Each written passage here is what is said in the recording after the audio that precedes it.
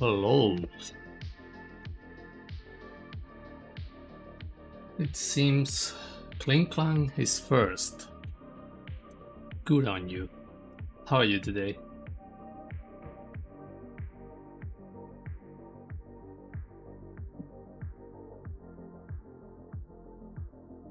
I'm gonna get used to this. Not even started the stream and there is already someone in the chat. Is this what it feels to be a real streamer?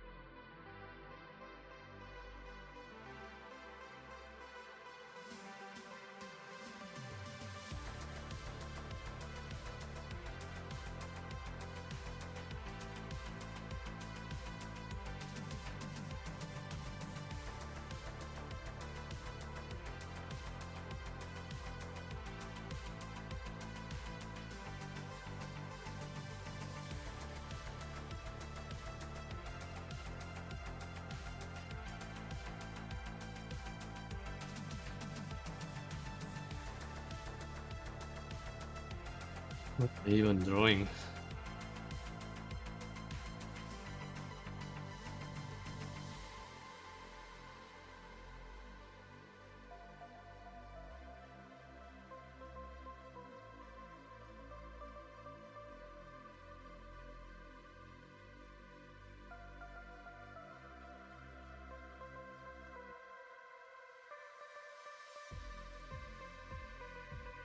Hello, Klinklang.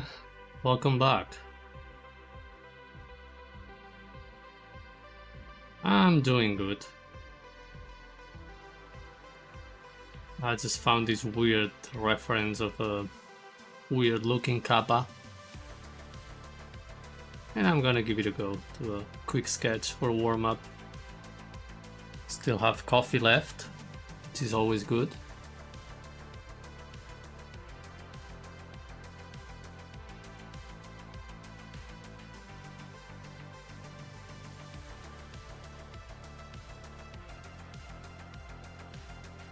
Is the music too loud compared to my voice? Never know how to adjust that.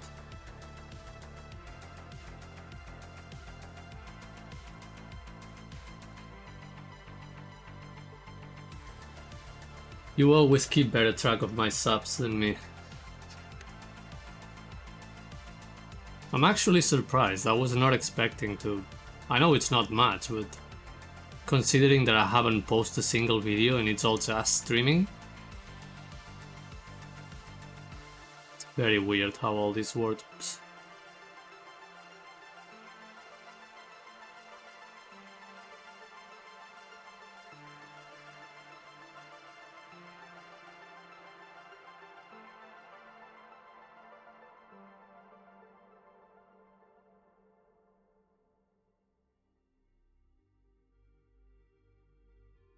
How's your streaming endeavor going? Are you still thinking of doing it?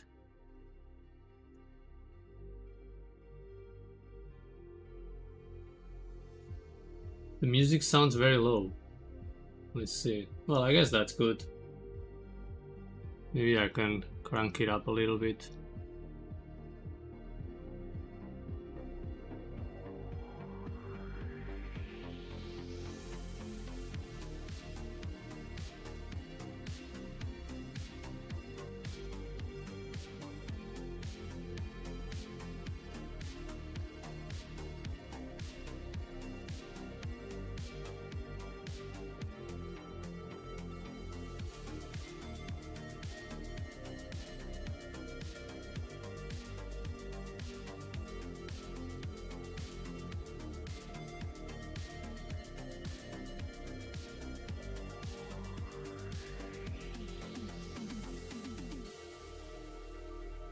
Not thinking to go live? Okay. Oh, you're in your cousin's house right now. Well, I didn't mean right now, I was thinking more like in general.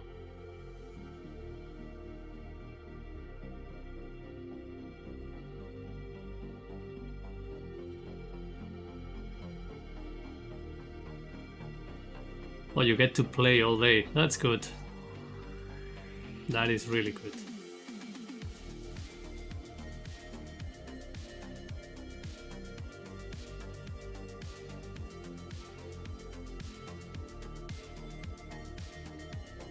Give me a second.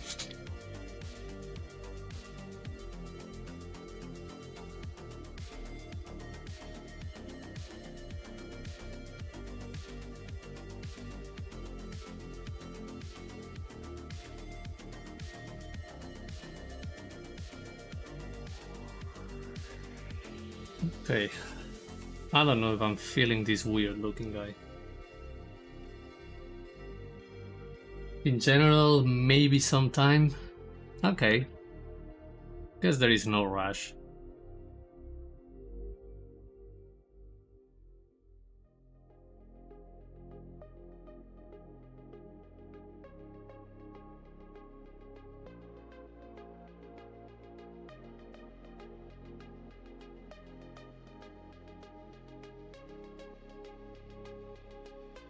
This is your favorite? Well, nice.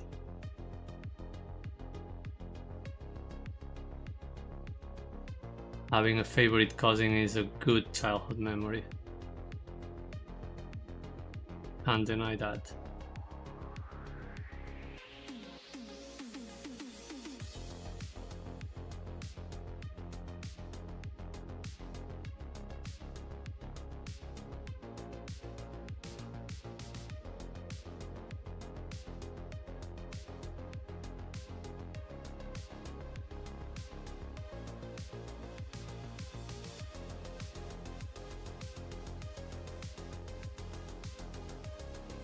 Stream's lagging.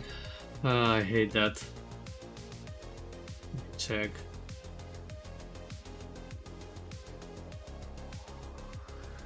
Let me check.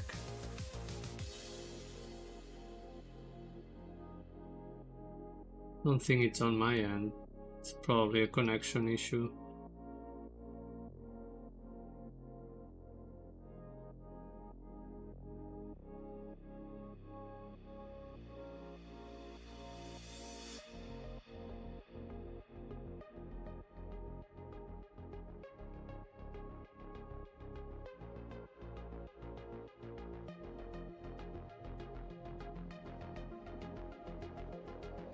You have to go? Alright. Thanks for coming by and saying hello.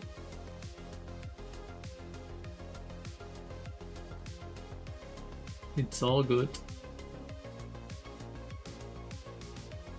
It's all good. Go have fun. Hanging out with real people is always better than spending time on a stream or in the computer.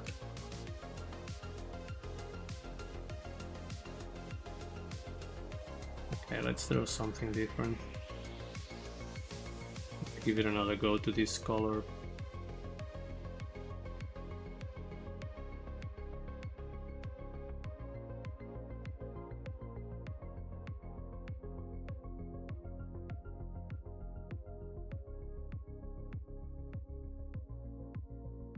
Not gonna do this.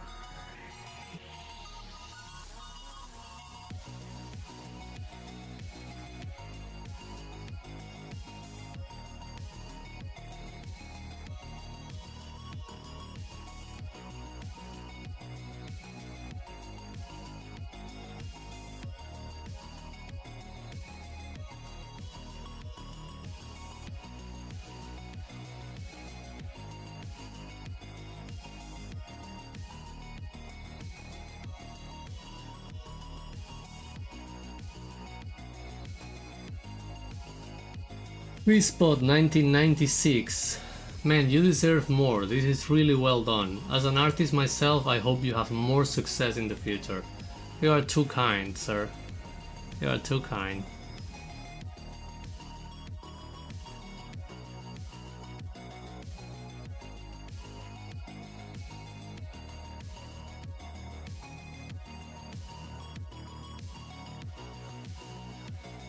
To be fair, I haven't put that much work in making sure that my work is out there or that it's seen.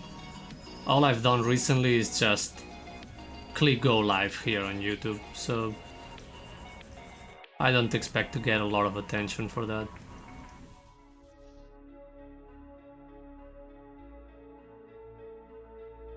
But I always appreciate the encouragement.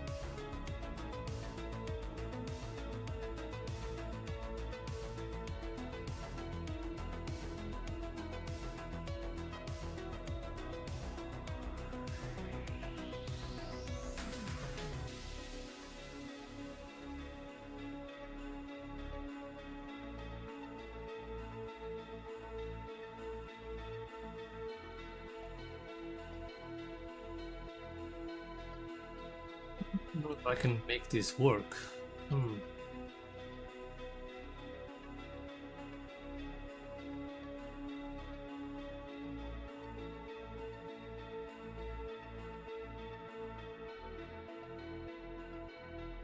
Well, it's only the second attempt, so let's see what happens.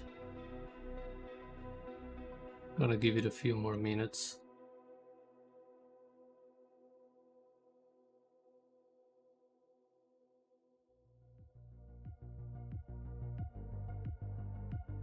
Maybe I should do a few regular monochrome sketches before attempting this.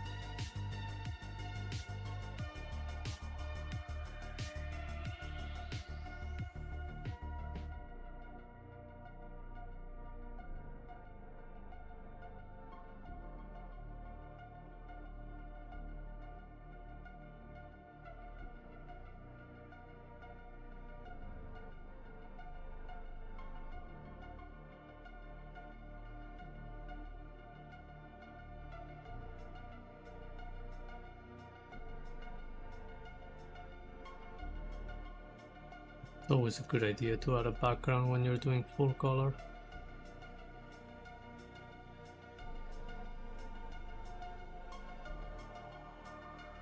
Makes shiny colors pop a lot more.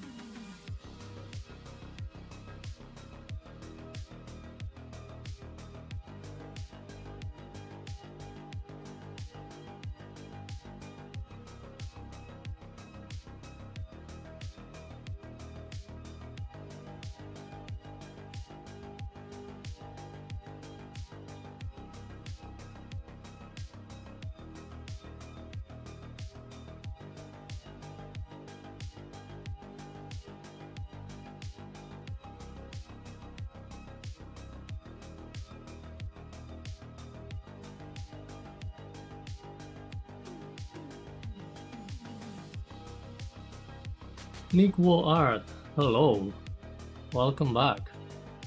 How's it going today?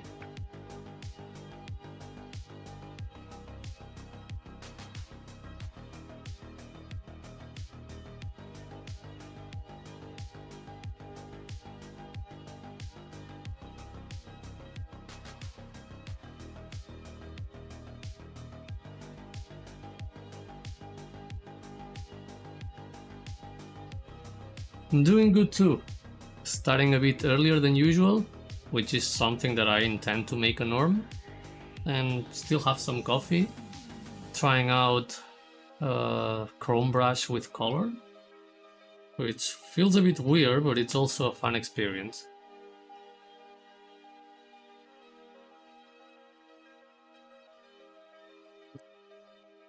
Definitely not as fast as just sketching, so that's something I have to get over and accept that it's gonna be slower than just black and white or monochrome.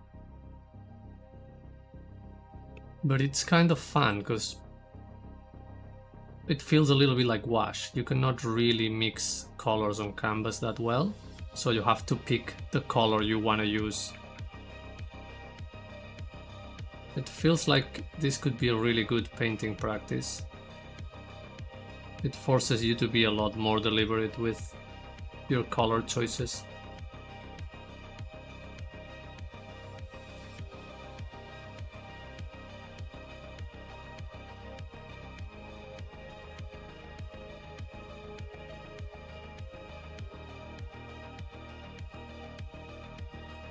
You haven't?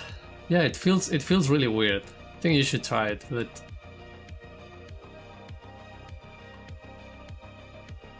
I don't think it's what it was designed for. It's more like a sketching, inking brush.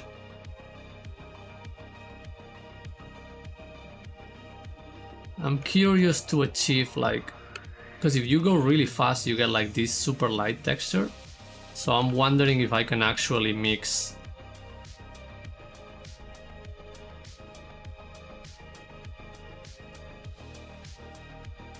so far I've been doing manga style with Chrome brush. Yeah, I think that's what it was designed for. It's more like a inking outlines or even like texture and volumes, but mostly monochrome, mostly like, I think it could be really good for comic books and manga and all that. But since it has like this mix, like this texture, I wonder if I can actually get to mix colors by just quick brushing.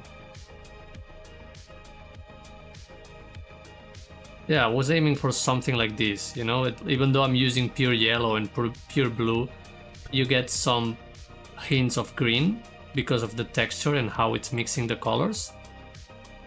But if you zoom in, it's mostly like yellow lines and blue lines, but from afar it looks kind of greenish. So I was wondering if I can achieve something like that on the painting, but so far it feels so opaque. But it's definitely fun for experimentation. Don't know if I'm gonna have the patience to finish a piece like this though. One day maybe.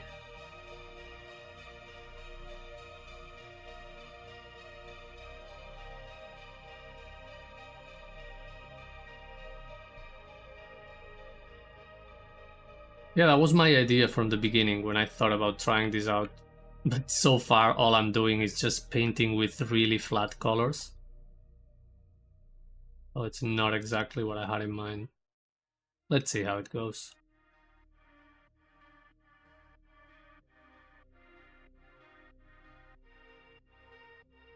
Easy Gleam, hello.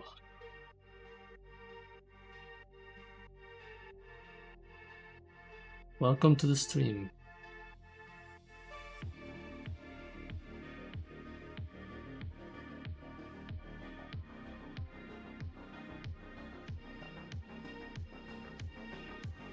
Yeah, definitely. You should try using Chrome Brush, really. I feel like that's where it shines. You know, if you try to do like control precise lines, it doesn't really have much to offer compared to other brushes, but the moment you go super free and sketchy and loose, it's when you start to get all these weird artifacts and textures, and it feels almost like chalk or charcoal on a big canvas. But you have to keep it loose in order to get like all this weird texture. I think that's where it really shines.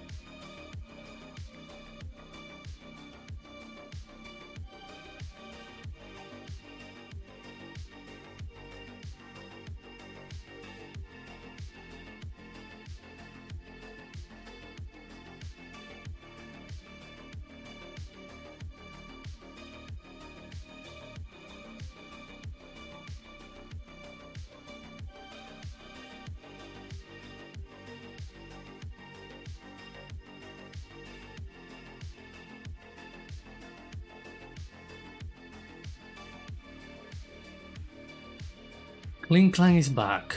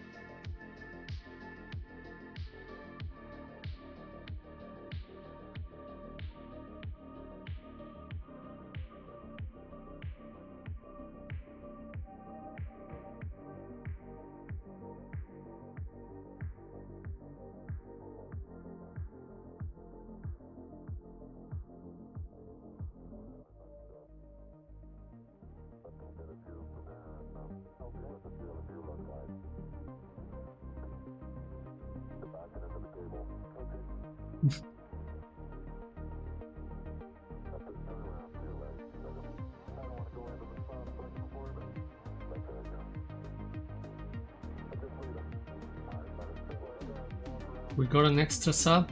I see.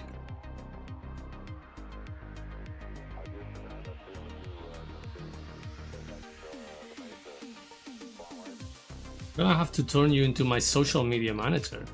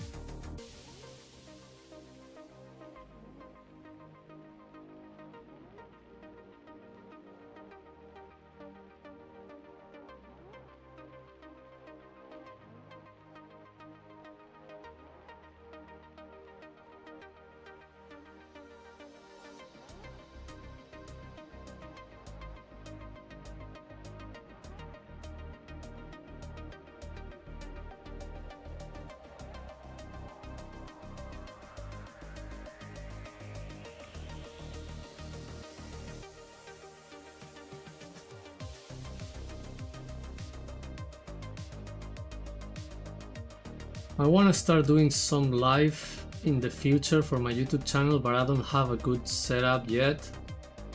What would you recommend me buying if I want to do lives? Well, like realistically, you don't need a lot of things. Probably the first thing you want to do if you want to like if you want to have a mic, which I recommend because it's a lot better if you can actually talk to people and keep using your hands for drawing. So probably getting like a decent microphone, that would be a good start. You don't have to get one of those shotgun type of podcast microphones unless you have like a really good room, because the problem with those microphones is that they pick up all the noises and then the stream gets kind of not super clean. So maybe you could get like a more like a regular microphone that you can get relatively close to your mouth to get like a clean voice and setup. And if you want to share your face, a lot of people, well, my webcam is not really good, but and my light conditions in this room are also not super good because I have a window behind me, but usually it's better to invest in having a good light setup rather than a good camera, because if you have like a super good camera but shit lights, it's gonna be awful. So it's better to have those two things kind of level. Prioritizing having like a good light conditions, it's better because it makes the best out of the webcam. And other than that, you don't need much. Like probably I recommend you having like a second screen. It doesn't have to be good, it doesn't have to have accurate colors or super resolution, just to have an extra screen to have OBS and the chat and all those things. I think that's really helpful.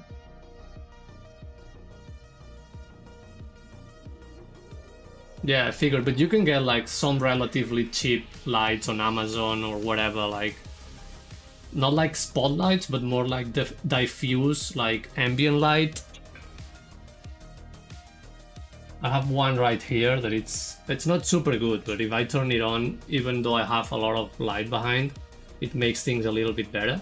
Because usually a relatively bad webcam with good lighting conditions is gonna give you a decent image quality.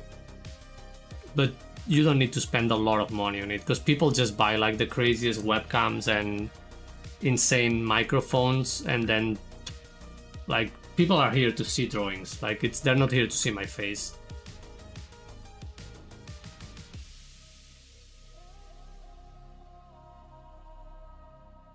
And also nowadays, like with the new Nvidia graphic cards, you can get noise cancelling and noise treatment for the microphone, and you can also set up that in OBS, and that also helps with the quality of the microphone, just to clean up sounds. I have like I think like it's one of those Nvidia noise cleaning, and I can just literally hit my keyboard, but you only get to hear my voice, you don't get to hear the keys.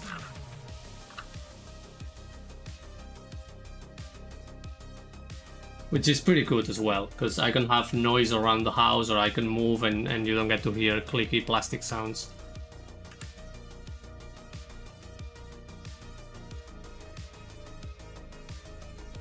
But realistically, the initial investment is pretty low.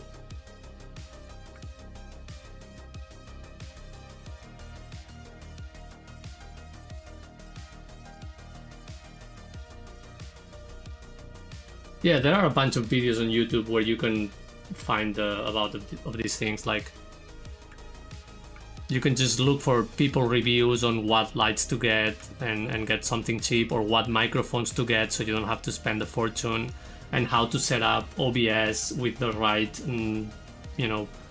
equalization settings and noise cancelling settings. And I'm still figuring all that out. Like, it's not like my quality is any good. I'm just trying to keep it decent, so it's not a pain to watch.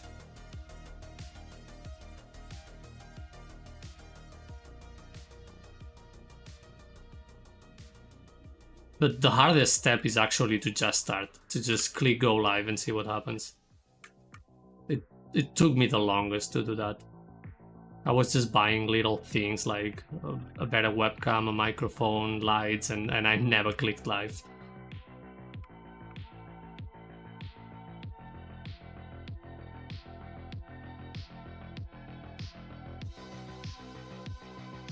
Although realistically the risk is pretty low.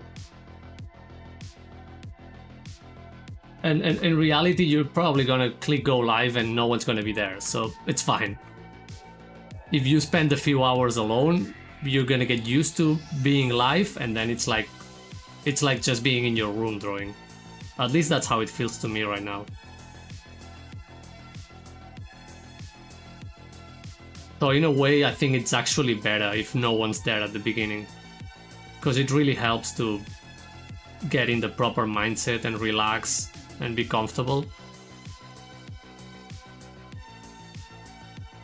And one of the advantages is that it helps me keep a better posture, because I know there is a webcam, so I'm sitting straight instead of just leaning in front of the monitor. Yeah, you're welcome. We need more art on YouTube.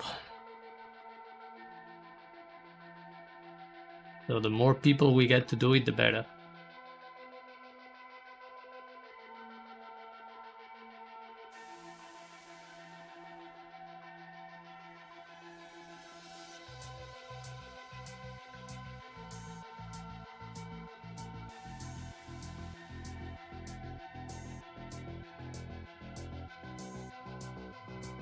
More art, yeah.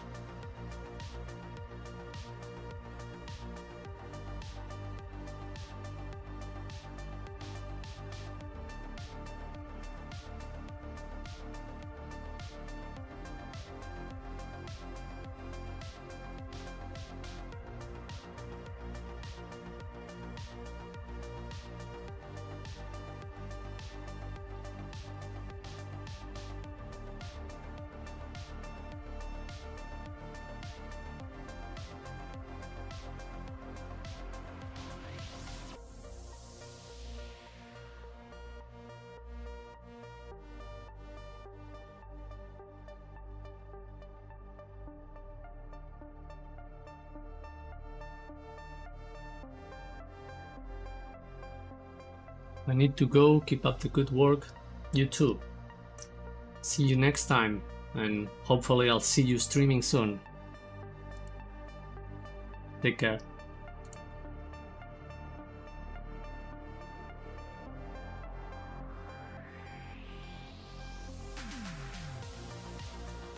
I'll stay tuned.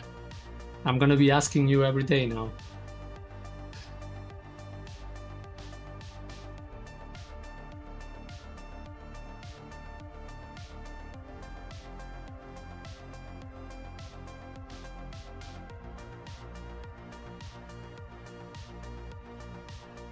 Nobody knows. Hello there. How's it going?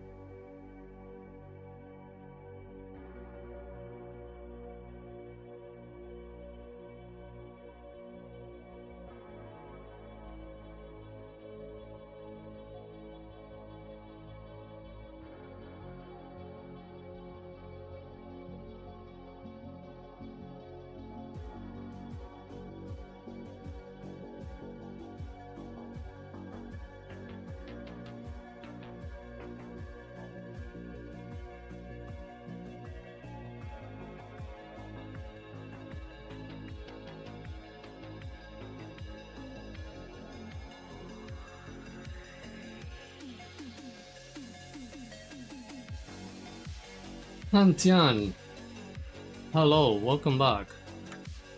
How is it going? I'm doing good. I keep experimenting with chrome brush and color and see what happens.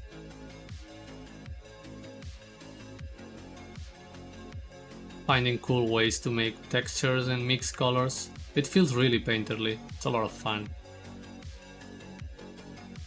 I don't know if it's the most practical way to achieve results, but it's definitely fun as a practice. So I'm fully going with it.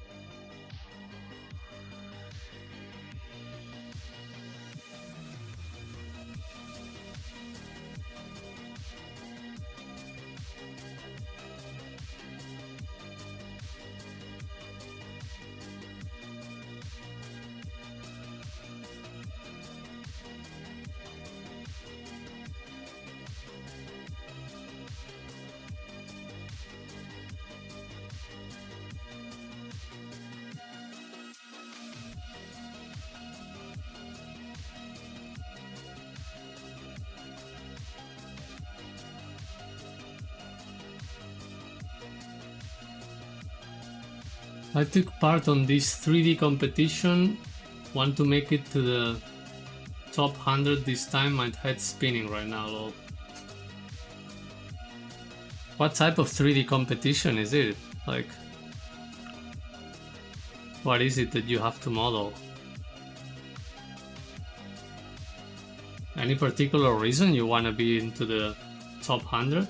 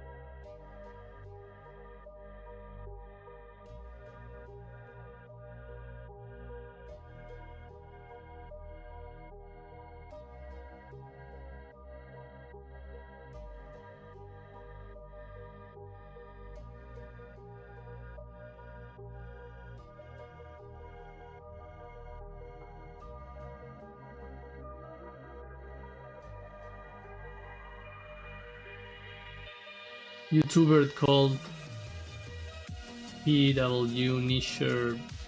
He does a 3D challenge every 6 months. I see. I'll check it out. Could be fun. Just to see what's going on. Do you have any idea already of what you're gonna model for the competition?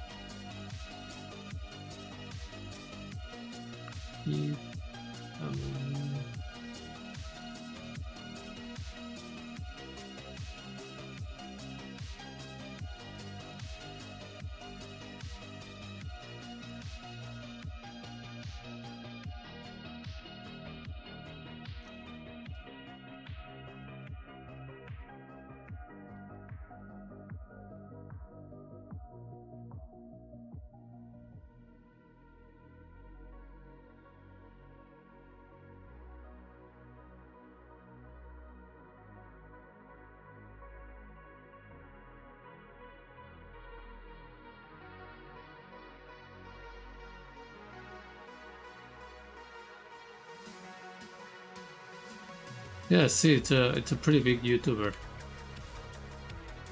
I was just quickly checking the channel.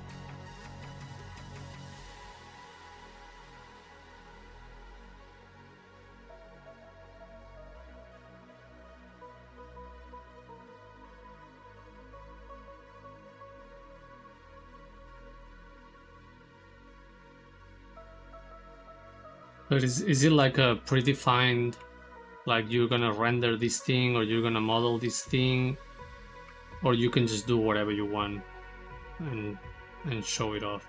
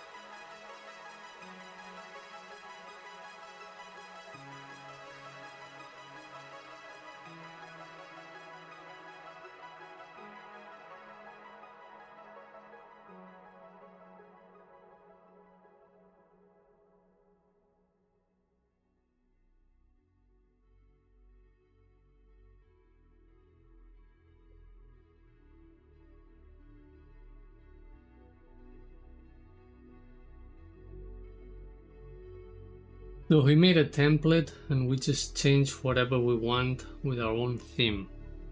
Oh, interesting. So you have a base to start off and then you can go wild. That's fine, it can go anywhere.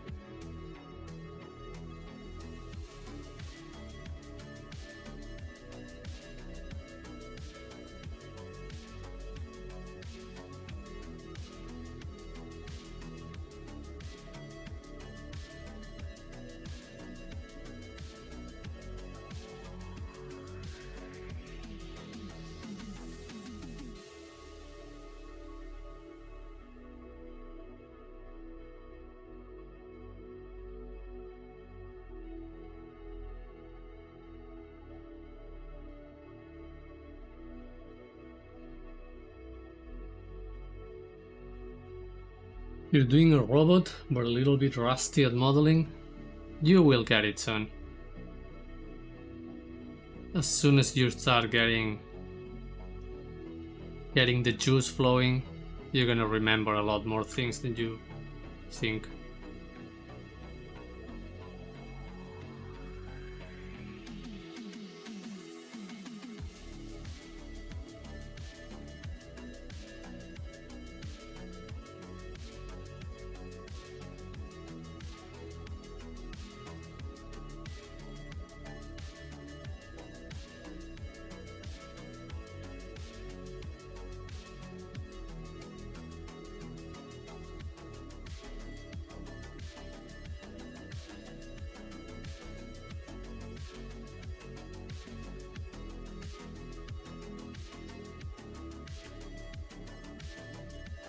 You have a month deadline.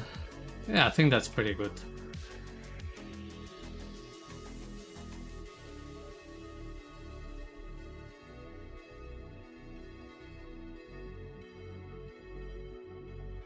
Especially if it's just for fun and you can just do a little bit of whatever you want. It'll be time enough to relearn all the things you may have forgotten and still learn something new.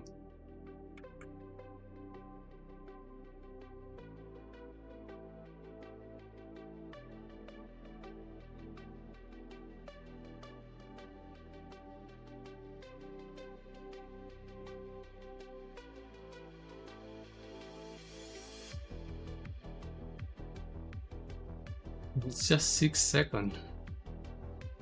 What do you mean with 6 seconds? Is it like a video render that you have to do?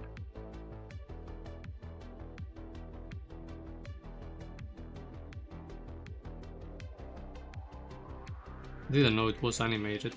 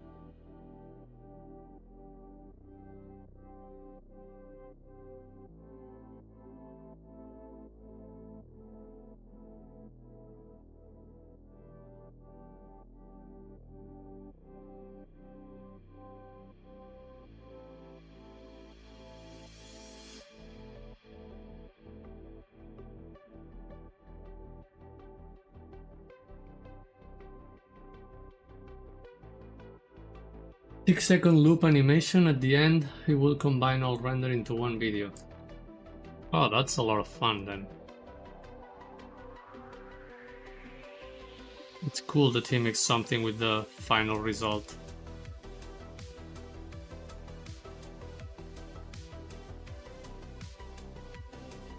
I've never done a video on 3D. Have some experience with modeling and sculpting, but video rendering? I have no idea. Wouldn't even know where to start.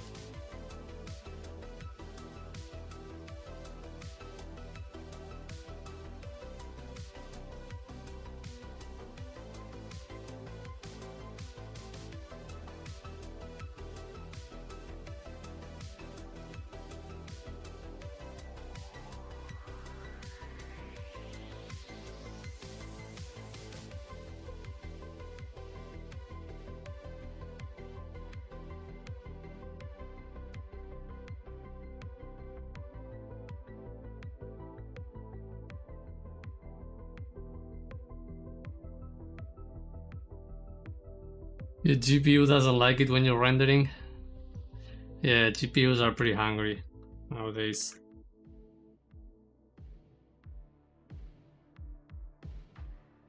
They just want all of your power and they heat up a lot. You can probably cook with them nowadays.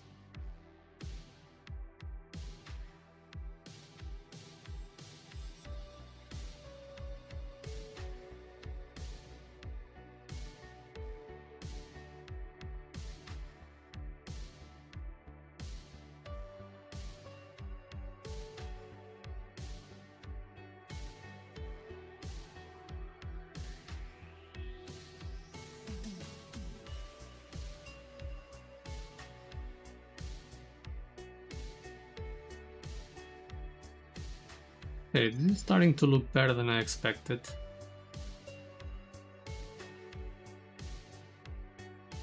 It's definitely a bit on the long side, like time consuming for a quick study, but that was a nice experiment.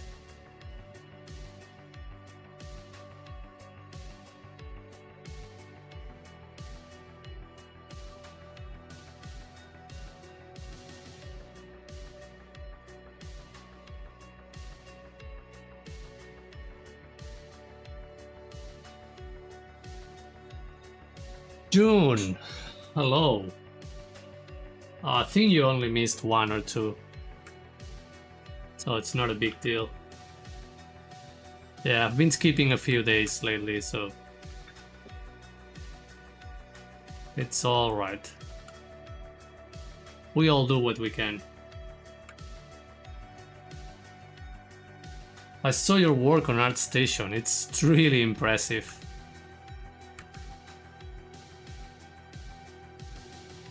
You have such cool designs and your skills are just top level.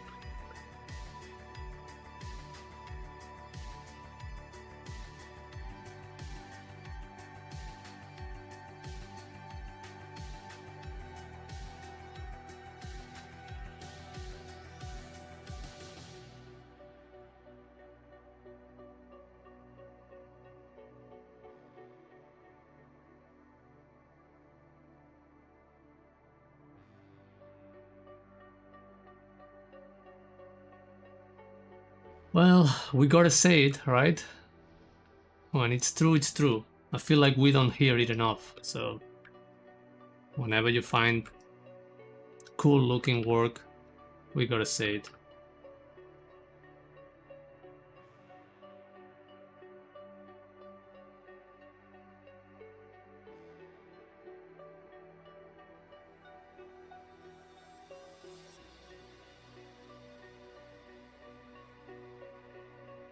I gotta say, back in the day when I was using ZBrush a lot, I felt really tempted to go into Marvelous Designer and learn how to do clothes and clothing.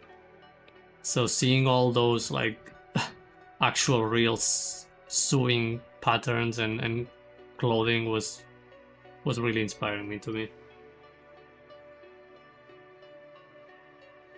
Oh really, you use Krita for the textures? That is so cool. Well, it makes a lot of sense. If it's not even your main software, it's a bummer to have to own Photoshop or something like that just for textures.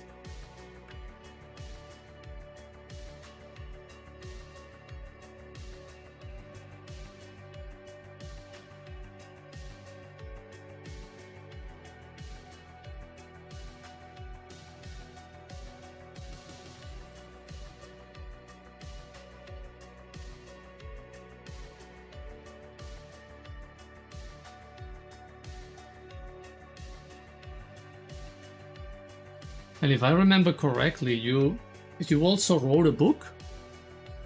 I wanted to check that out, like, because it's not usual to have 3D artists and writers doing, you know, like someone doing both things, like 3D art and writing.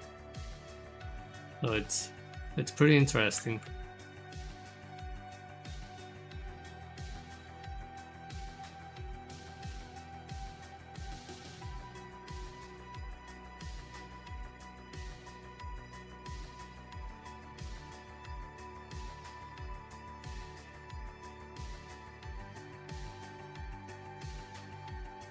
Oh, I see the embroidered work on a 2D software. That makes a lot of sense. Yeah, because you have like all these vintage looking clothes or medieval looking clothes or whatever you call it, with all these details and things. Dark fantasy novels. Cool. That is so cool. Are the characters in your portfolio part of your novel? Is that something you do, or it's just unrelated?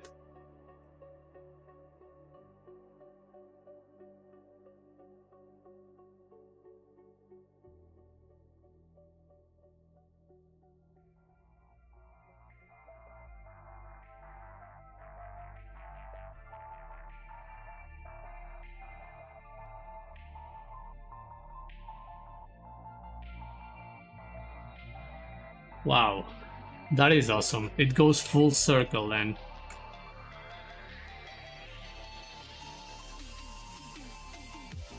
Fair enough.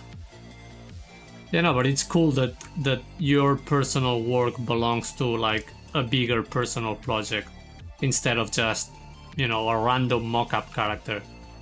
I feel like that's why your characters feel so real. Because you can tell that it's an actual character, it's not just a 3D render of a random character. There is a little bit of a story and intention behind them, which always helps.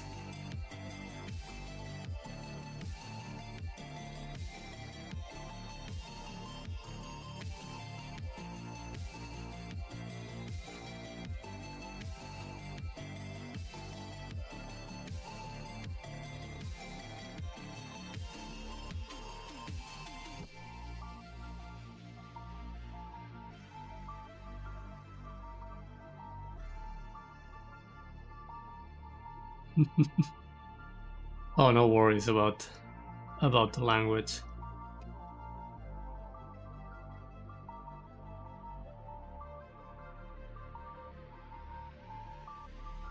It's nice when you find a fellow citizen.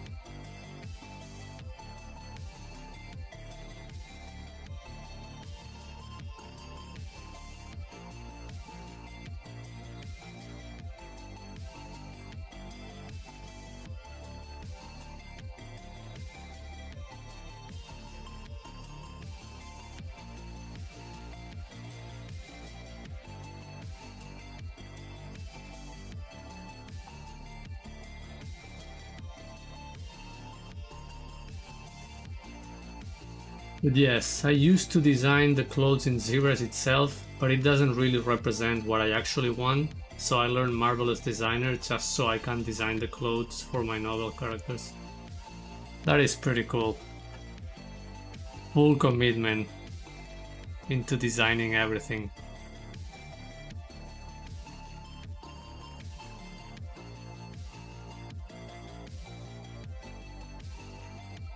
Yeah, I feel like designing clothes on ZBrush, it can get a bit weird.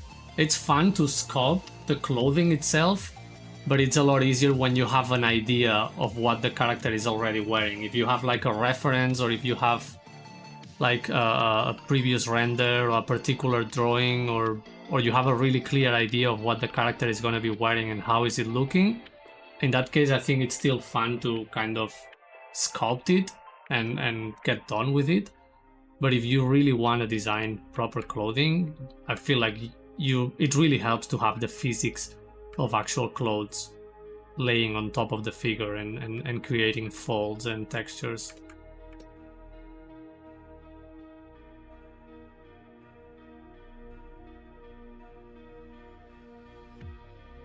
It just feels like an endless rabbit hole.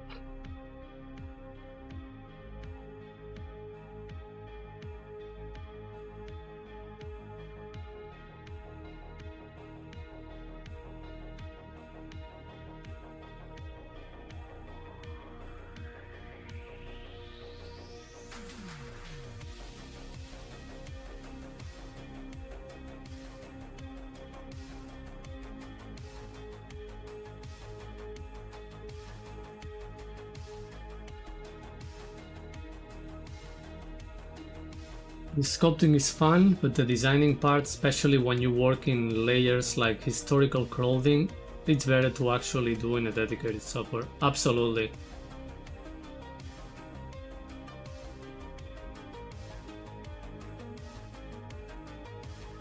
Absolutely. And also you get a real understanding of what's going on, because sometimes, like, when we're just drawing or sculpting, you just see a few layers and you don't really know what's on top of what. And once you start to realize the amount of layers sometimes people were wearing, it's just insane.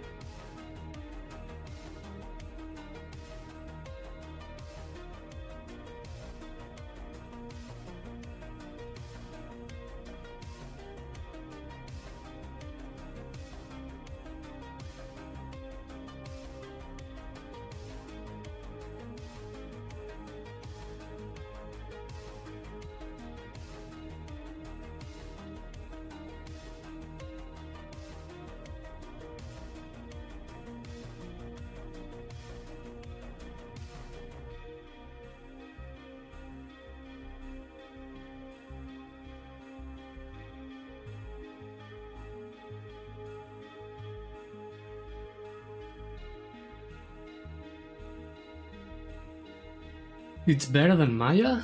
What is Houdini used for nowadays? Is it actually replacing Maya, or people use it instead of Maya?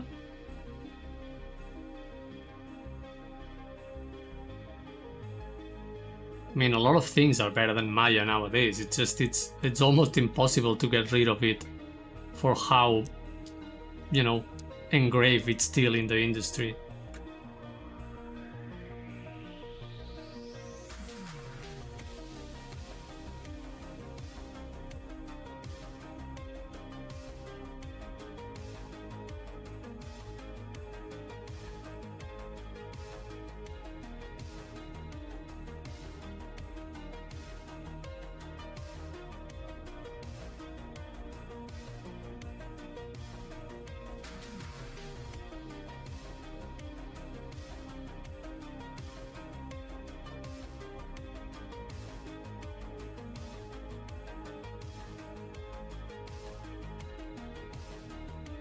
What am I making today? I keep going with my studies of samurai and like Japanese, Asian themes, because I have a project that I have to work on that it's inspired by these themes, so I'm trying to learn a little bit while having a little bit of fun with Krita. So today I'm just trying to use the chrome brush that it's usually used for sketching and black and white colors, where I'm trying to use it with color. And it feels a bit weird, but I feel like I'm starting to get somewhere. It looks really painterly, which is a lot of fun, and it's something that I'm not used to. So I'm definitely pushing my limits with this.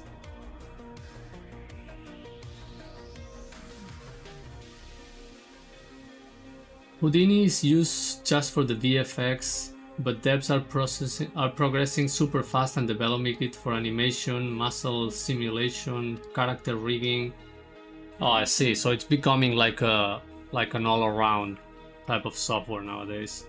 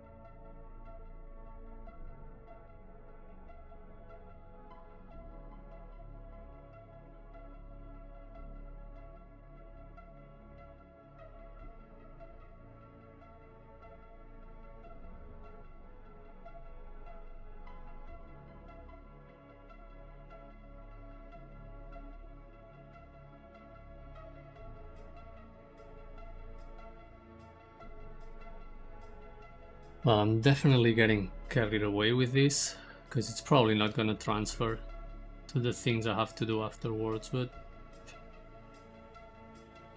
I'm just having fun, so who cares?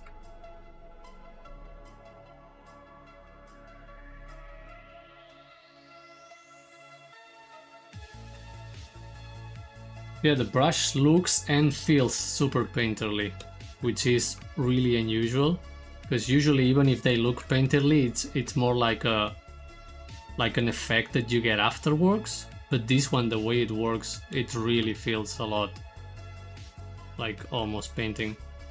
Have I tried Rebel? No, I have not. I think I've heard the name, but I have not. Is it like a 2D painting software too, like with textures and that, I suppose?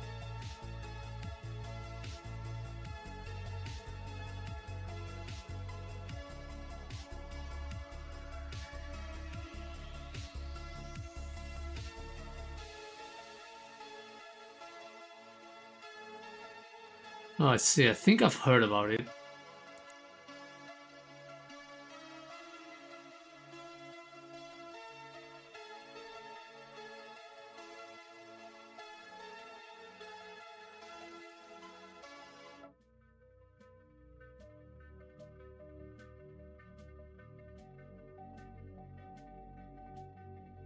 Made for traditional artists who transition into digital? I think. I see. That's cool.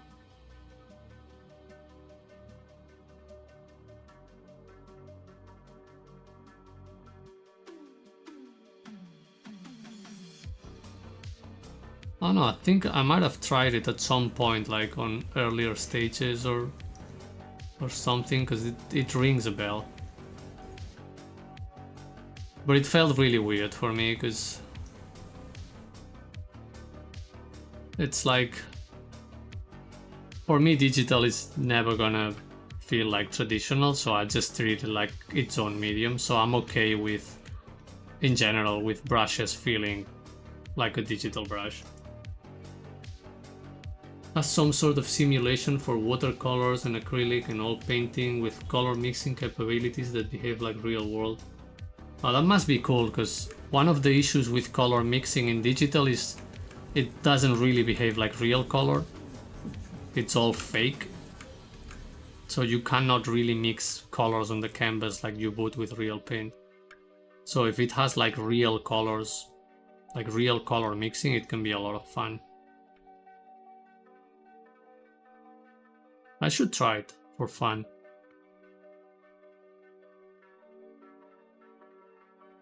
And that also gives me something, another excuse to stream, just experimenting. I think it's a good opportunity. Get other people to see how I mess around.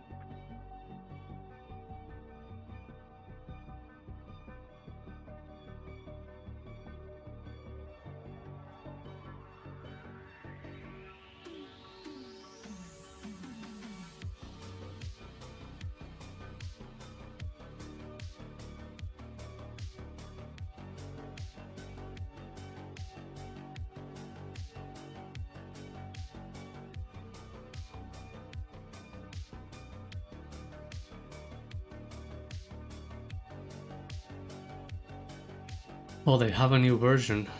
Well, that is cool. And they also have a free trial, right? So it should be fine if I just get it and try it.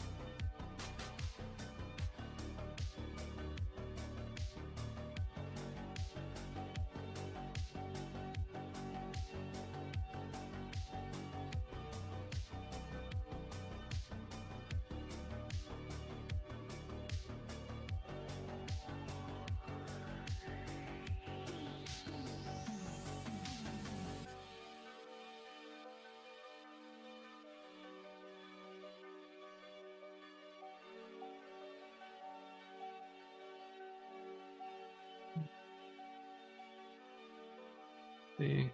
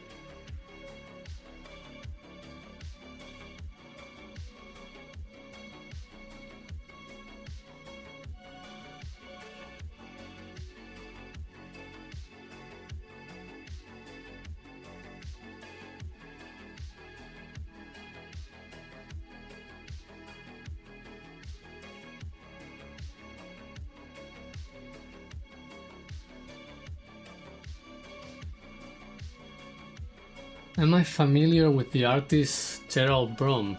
Oh yeah, his work is insane. I love the content and I love the color palettes he uses and the textures. It's really, really cool.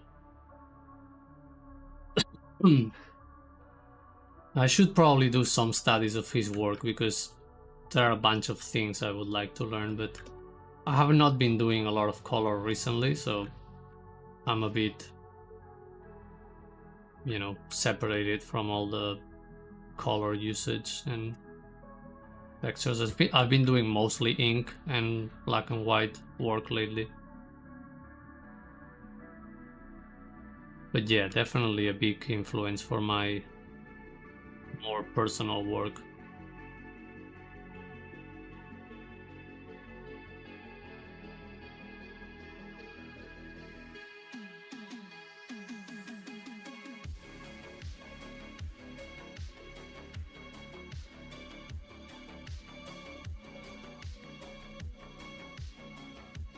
I think anyone who is into fantasy has probably at least seen some of his work without even knowing it's his.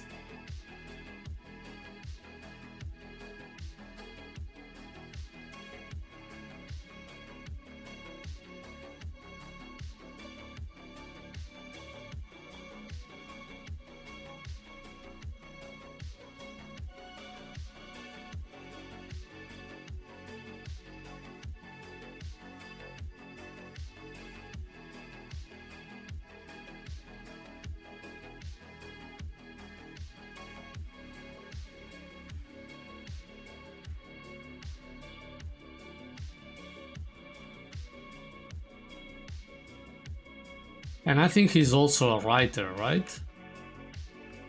If I'm not wrong. I think he writes and illustrates.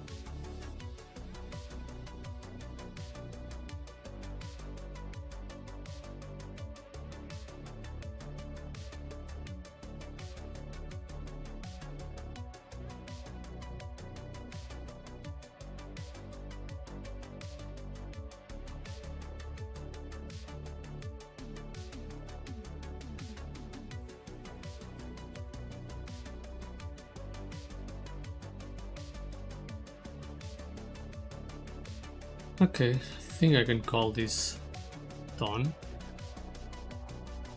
Could definitely push it a lot further, but I think as a study for now it's good enough.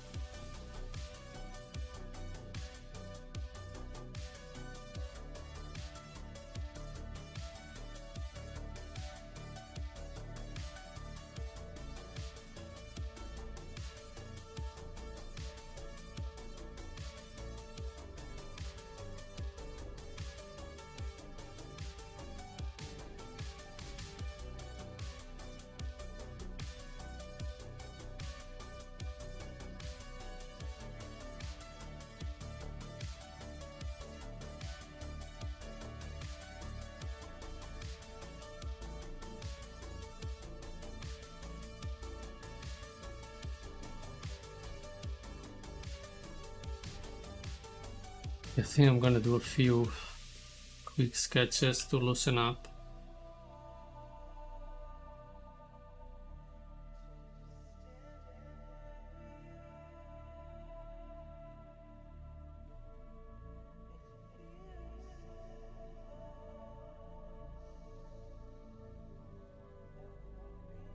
This here.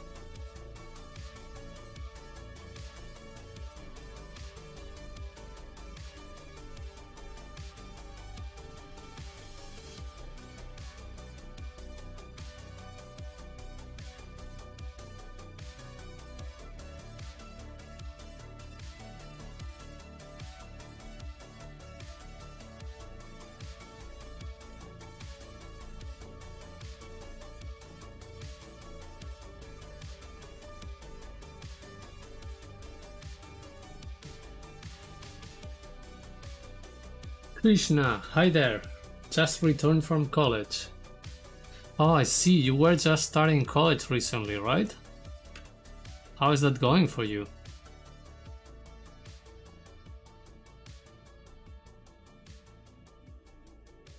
You like my quantum physics proof, lol? Right, give me a minute. Gotta answer the phone.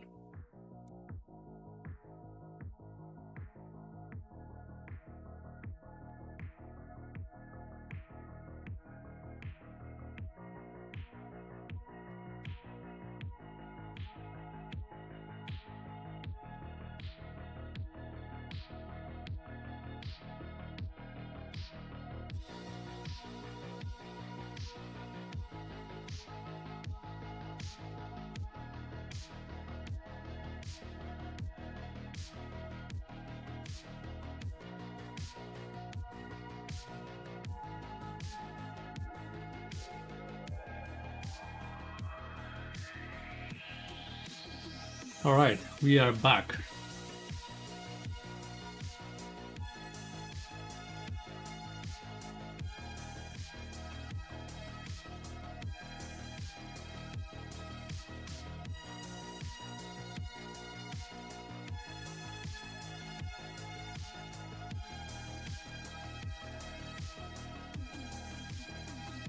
So your quantum physics professor looks like me, I see.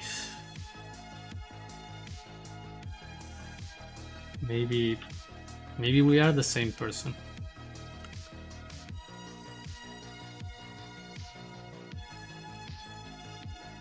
College is exhausting, but you just started.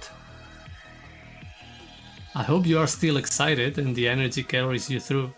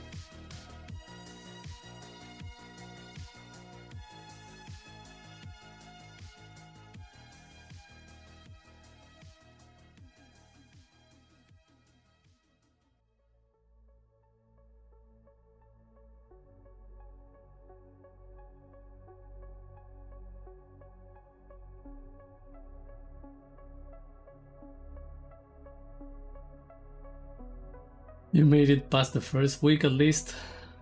Well, that's a good start.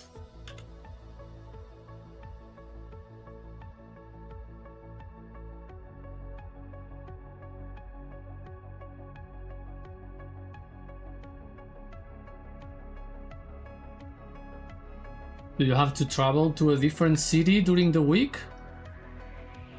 And on the weekends you go back home? Or is it all in the same city?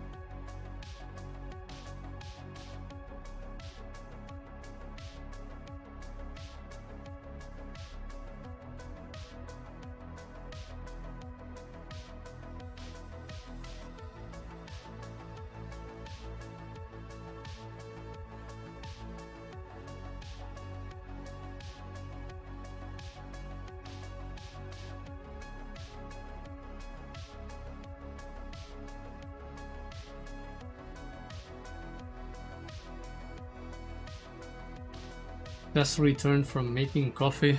Coffee is good. Still have some leftover cold coffee from this morning, but it's good enough.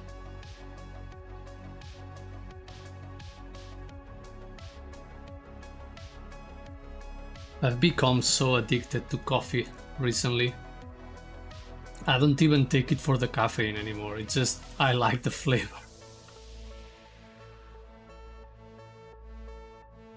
I just do up and down the subway daily. Ah, I see. So you don't have to travel.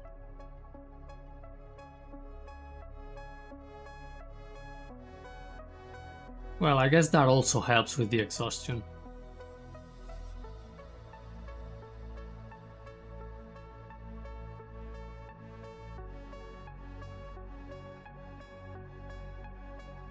An hour something from home to college. And that sucks. Because it's almost like 3 hours a day to go there and back.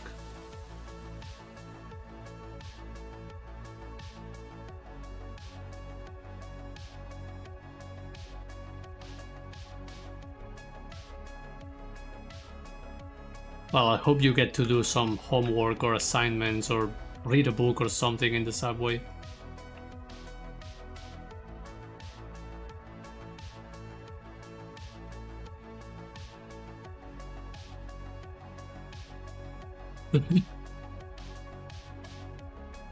Take it slowly.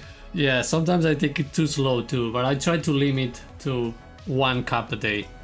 Because if not, it's too much. Because I just like my coffee black, so if I have more than 1 cup a day, I go crazy. Clean Clack is back again for the 3rd time. What do you mean sorry? Never say sorry for going away to play. That's what you're supposed to be doing. It's a lot better than you're playing with real people instead of being here.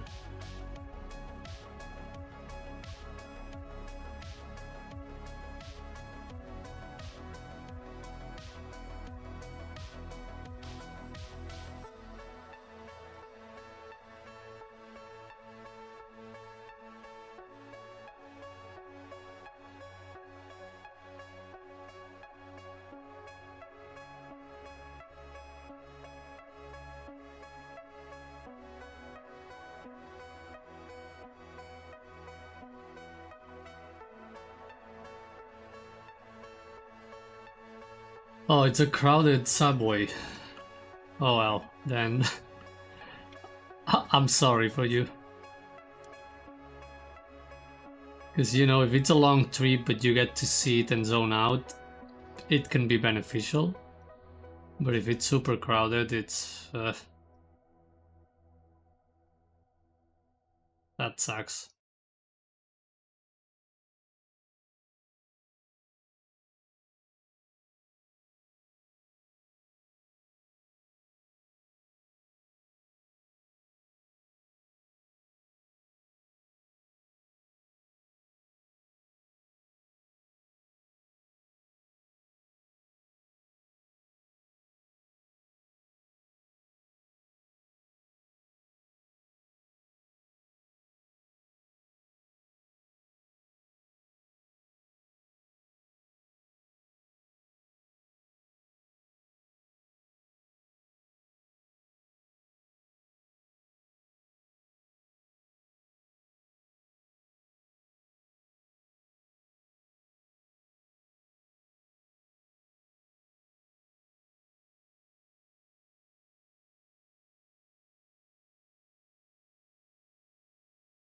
I think my playlist just ran out of music.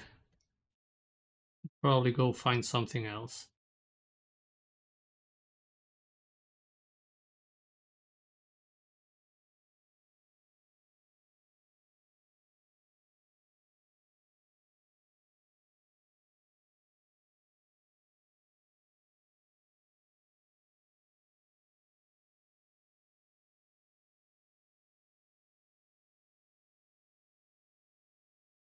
You just have to manage it somehow.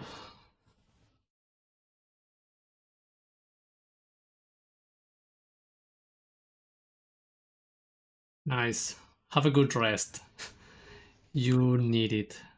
At least now you have the weekend coming, so you can probably do something fun and recover for your next week. So thanks for saying hi.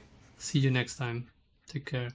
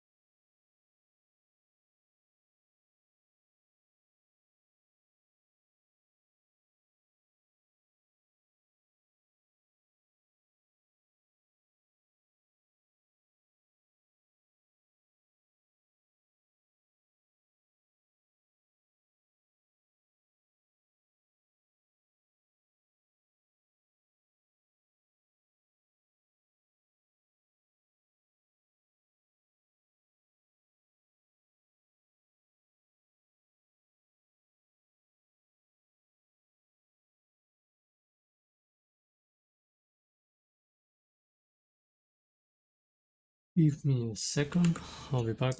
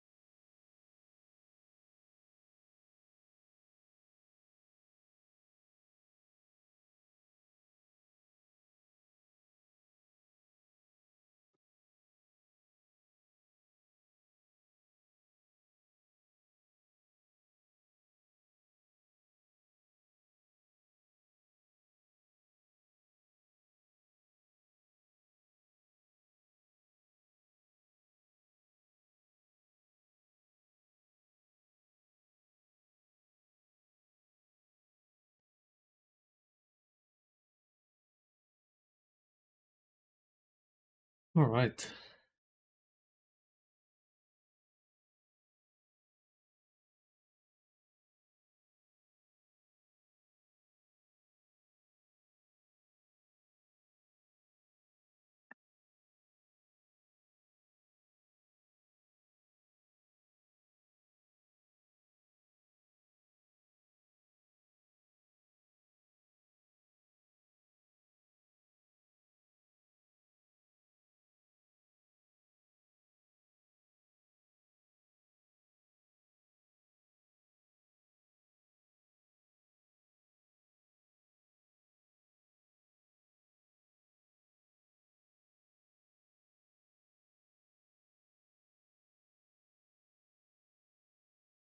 Do you have a reference for this study?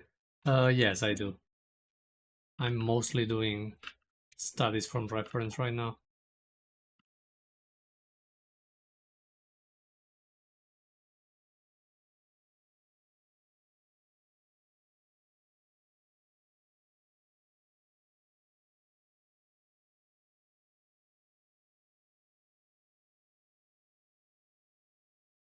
Probably something this loose I can do out of my head, but it wouldn't be this fast and it would have a lot more, you know, exploration lines and overlaps.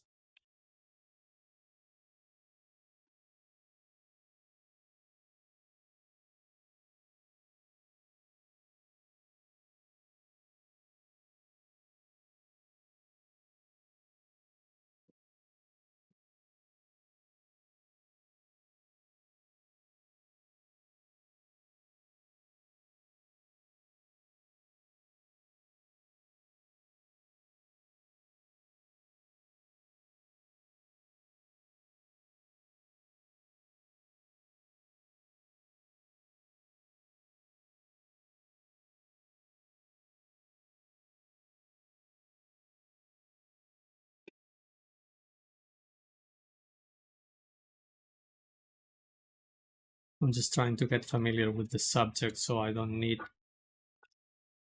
as much reference to do my creative work.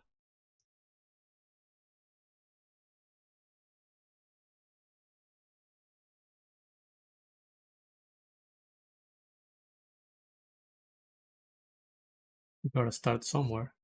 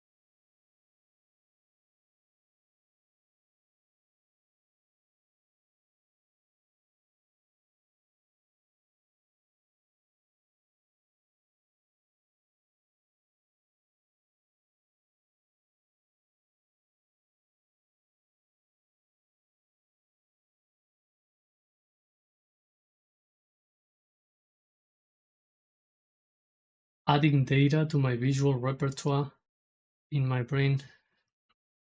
Yeah, pretty much. Pretty much. Trying to.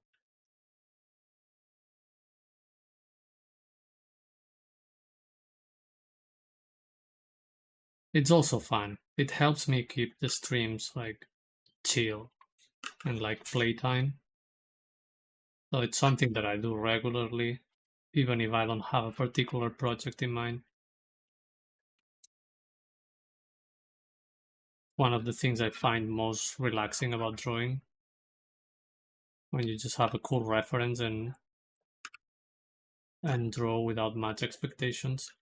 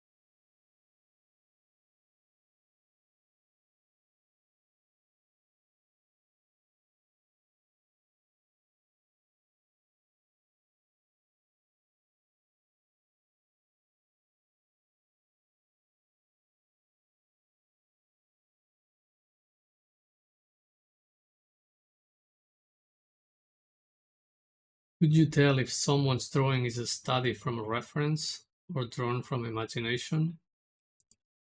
I mean, would be really hard.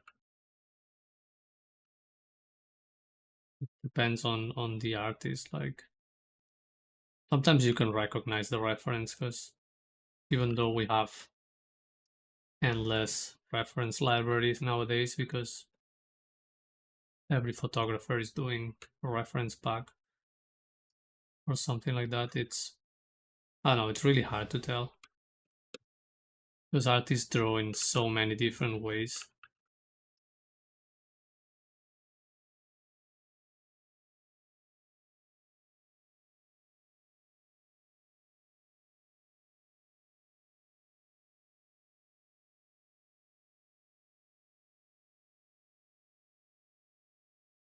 Like it's a bit more unusual if an artist is drawing from imagination. It's more unusual if they draw shape to shape, like every single part of the drawing is almost finished the moment they draw it and they just keep moving. That's usually more common in studies from reference rather than something from imagination. But a lot of artists can also do that. So like there is really no, at least not for me. I don't think there is a realistic way to know unless you can actually see a big volume of work from the artist, and then there is mismatches between the style they usually draw and whatever they're supposedly drawing from imagination. I guess in that case it's the only case where you could potentially tell.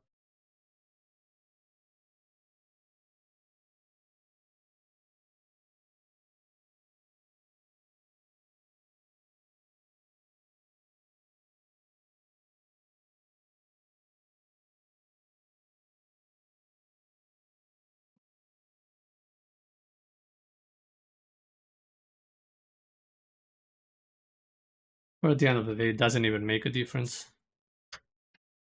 If someone wants to lie about drawing from imagination they can. It's like you don't gain any points for drawing from imagination. You just do it because it's fun or because it makes you feel free, because you don't have to be hunting for the right image, but it's like it doesn't make you a better or worse artist.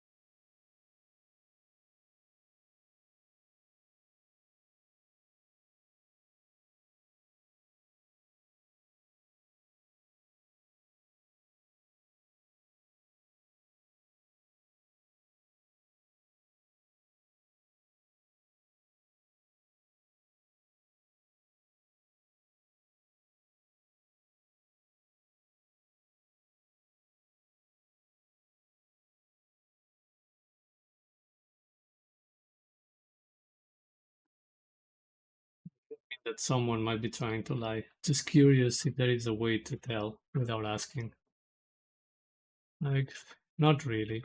Feel like the only way you can know is like that by recognizing an artist style.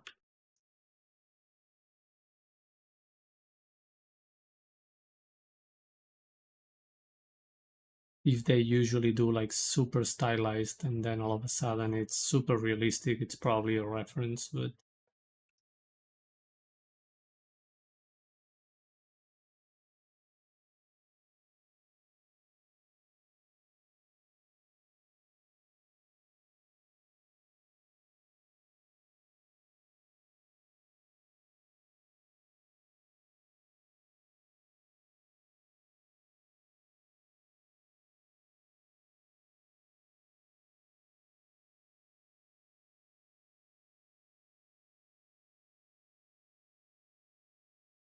not even a way to rotate canvas on Krita.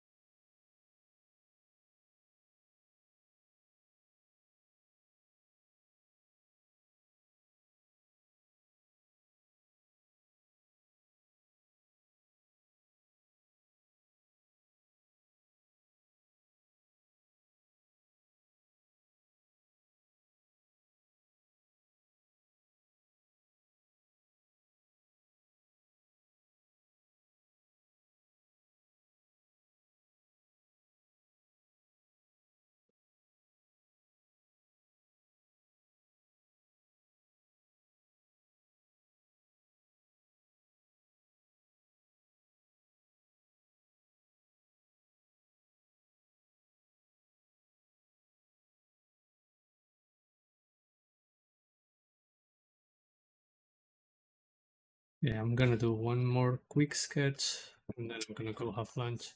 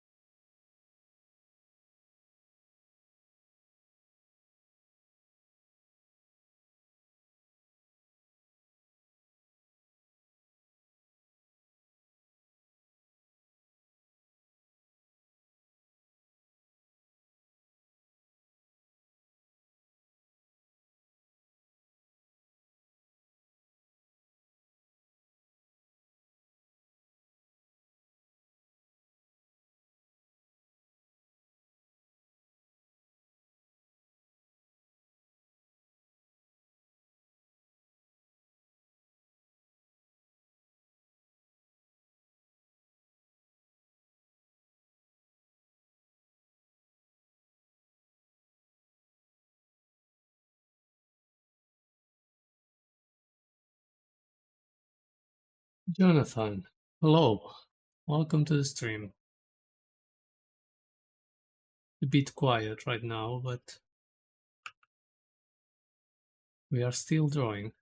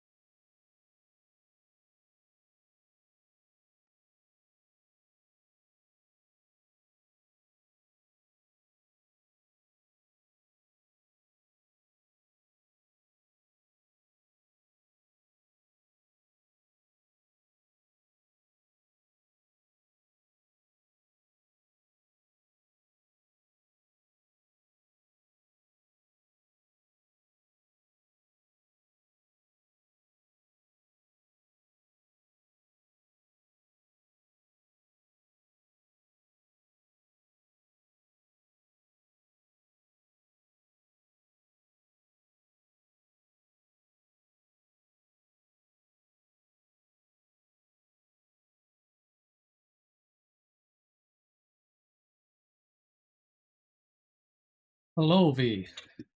You're always so happy to be here. Welcome back. Jonathan, may I ask where did you get this brush? This brush is default on Krita. So Krita is just basically another free software, like open source drawing software, painting, artist in general software. And one of the brushes it has under the ink category, it's called Chrome Brush Thin. And I could only find this brush on Krita. So that's the main reason I'm using this software right now, because it's a lot of fun for sketching.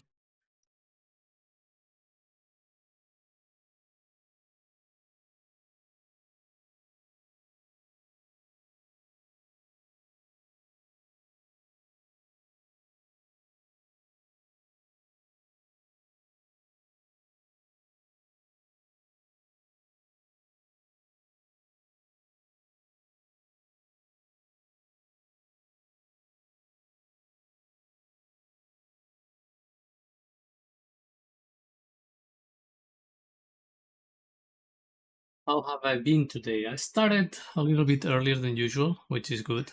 I've been trying to do that for the last few streams, but couldn't seem to manage to get it done.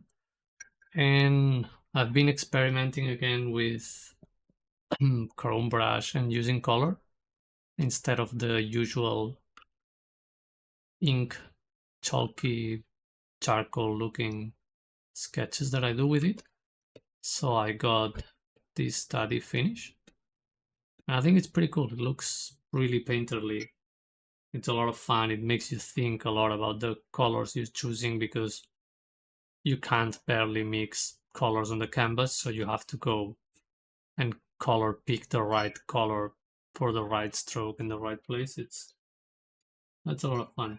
It took me longer than I expected, but I think it's worth it. And I'm just doing a bunch of quick, more regular studies just to loosen up. They're doing a longer study. And I'm gonna probably soon wrap this up and go have lunch, because I'm getting quite hungry. But yeah, it's been a good, productive morning. How are you doing today?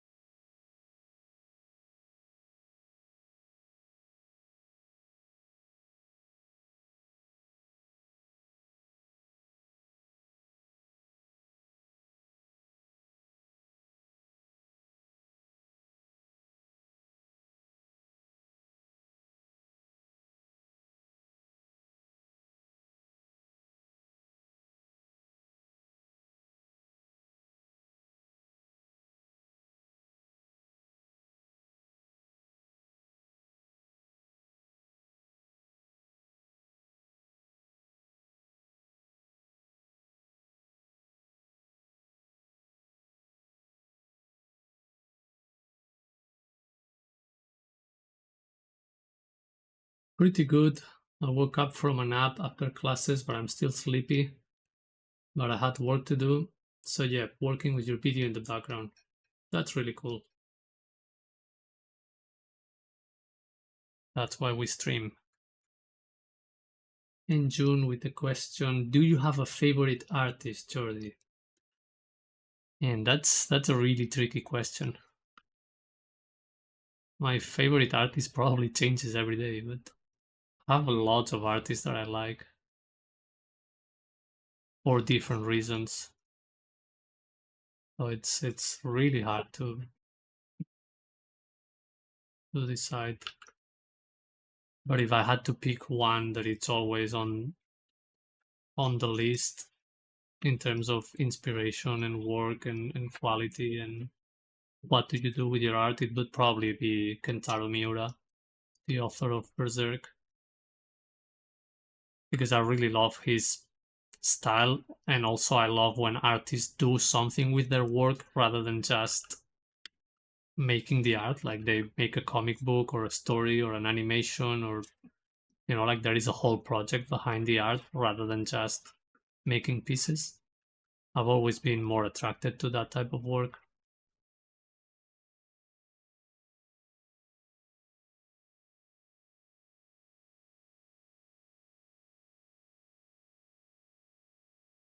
I don't know, I like a bunch of classic and modern artists, a lot of manga artists. It's just really hard to remember all the names, or even if I had to make a list of top 10, I would probably not be able to do it because I would keep adding just more and more artists. I like a lot the engravings from Doré and Franklin Booth, all those classic ink artists.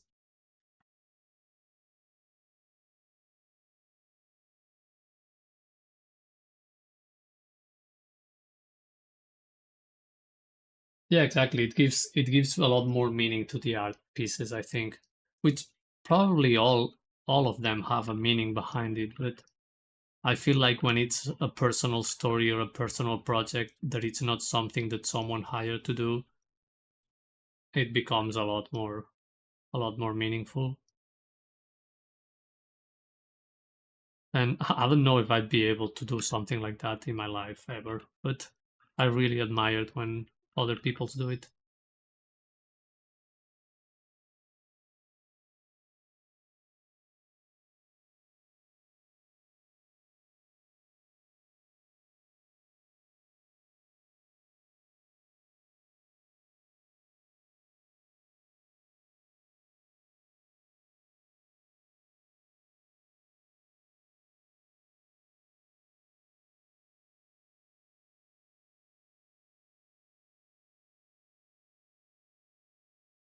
What else? I like a lot of Japanese artists.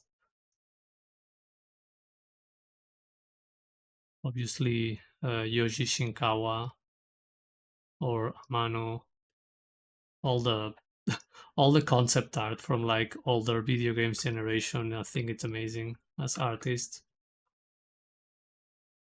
And I try to focus more on like recent artists, like people that are still alive or people that just passed away recently. I find it more inspirational than just going for the proven old masters that we all know, which I really love as well, and it's cool work, but I don't quite connect with that because I feel like the culture and the times have changed so much that we don't get the same meaning behind that.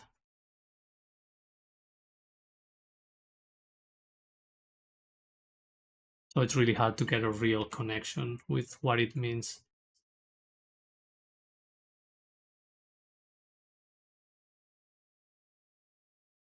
I should really try using other brushes too. I'm too much in my comfort zone.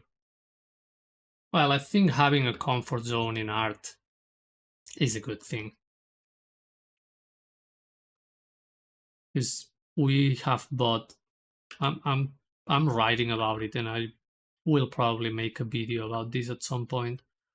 But I feel like we are too much into this mindset, into this growth mindset of getting out of the comfort zone.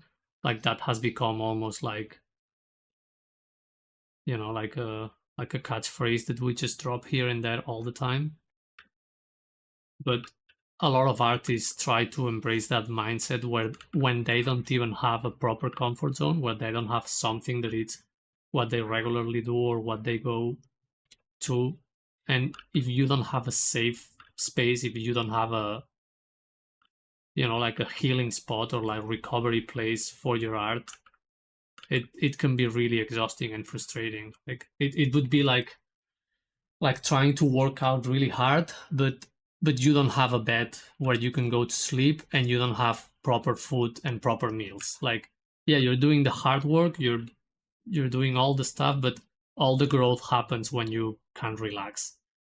And if you never have a place where you can relax for your art, like how are you gonna how are you gonna grow and improve and relax and assimilate all the knowledge if you're just challenging yourself constantly but you never you never can go and relax.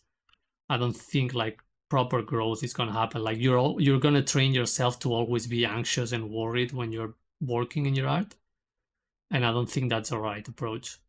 I mean, it gives results, but I feel like it's more like a natural selection type of thing rather than a proven method for improving.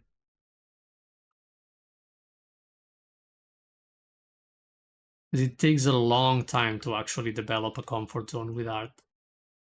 It always feels kind of strange and uncomfortable. So I think we should give ourselves permission and time to grow that safe space. It would be like playing Dark Souls with a fireplace where you can go level up and recover.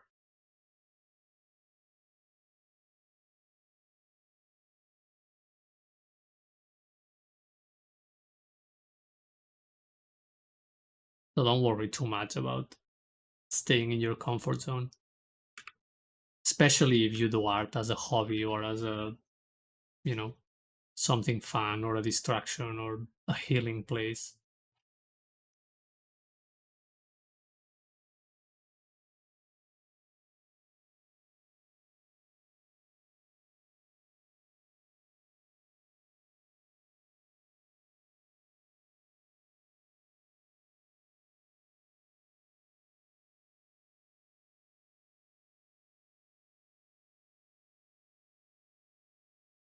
But also trying new things and doing cool things from the mindset of this is just a playground. It's a sandbox where I'm just messing around with things and trying. I think that's totally fine. Just let go of the expectations and go see what happens. I feel like that's pretty healthy. And I don't think that has much to do with the comfort zone. It's more like, yeah, like let's see what happened. And hopefully you can integrate that into your comfort zone. But it's a little bit like what I'm doing right now. I'm trying to learn about a subject I'm not familiar with, and I'm using a brush that it's kind of relatively new for my practice. So I'm messing around and trying to do things, but I'm also doing something that it's comfortable and easy for me, which is like getting some reference and sketching it. It's something that I can do almost without thinking. So it's always trying to balance those things, trying to not make it too hard on yourself that you quit, or that just thinking about doing it stresses you. Be surprised the amount of people that just go into the drawing board or the tablet or sketchbook with a lot of stress and anxiety in their minds. Actually, like these days, it's only like we draw pieces to show online rather than the actual, playground with your brushes or concepts. Yeah, exactly. It almost feels like if you cannot share it on Instagram, it's not worth doing. And if I look at most of the drawings I did when I was a teenager, it's like I would have never shown that to anyone, but I still had a lot of fun and I learned a lot from making them. So it's almost a shame that people are skipping all that process.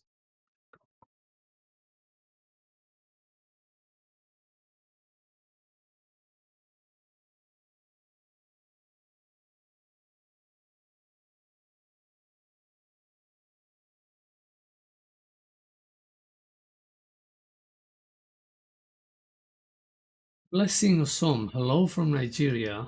Oh, I think you're the first one from there. Do you make your own brushes? Oh no, this is just a default brush on Krita. I've tried making my own brushes in other software like Photoshop, and sometimes I still use them, but most of the time I just use default brushes. It kind of gives me anxiety to think that I have to save my brushes and transfer them to a new software and make sure they're compatible with updates and nothing breaks. I kind of like to just using almost default stuff so I can use it in any computer or any place I go to work. I feel like most default brushes actually do a pretty decent job. Unless you're looking for something hyper specific, like, I don't know, like you want to get like skin pores, textures, or something like that with a brush. But I don't usually do that type of work anyway, so default is pretty good for me.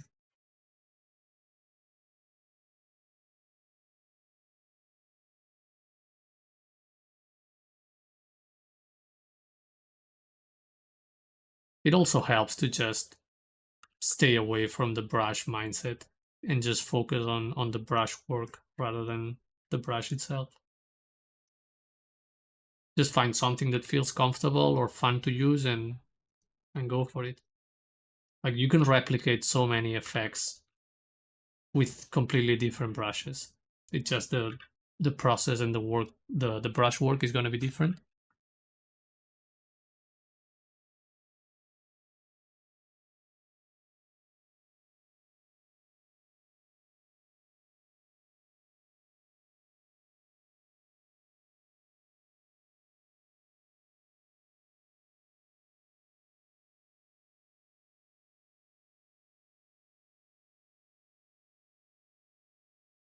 How often do I practice? Uh, Pretty much every day, and I try to keep it at least 4 hours a day or something like that. Sometimes it's more, but then it gets really exhausting, and I don't consider it practice anymore. Usually, if I spend any longer, it's because I'm hooked on a project or I have some work to finish. But I also don't stress too much about it. Some days I just sketch for like 10 minutes and that's it. I used to be really obsessed with the idea of practice and almost treating it like a sport. Nowadays, I'm a bit more forgiving with myself.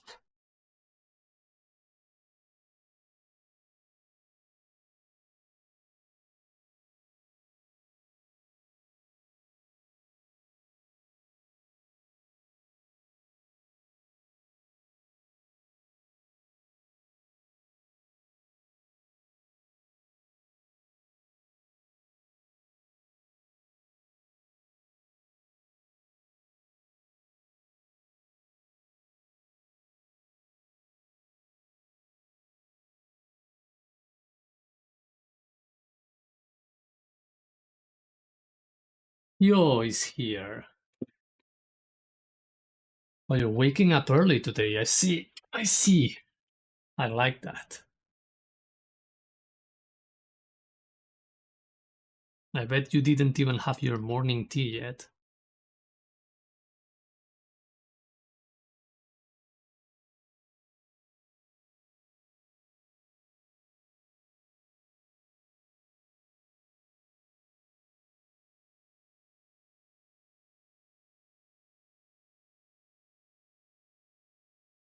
Hell is on right now. I see. It's almost like I have a webcam to your apartment.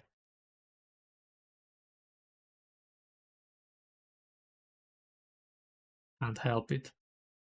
My brain keeping track of different time zones. It's almost annoying for myself.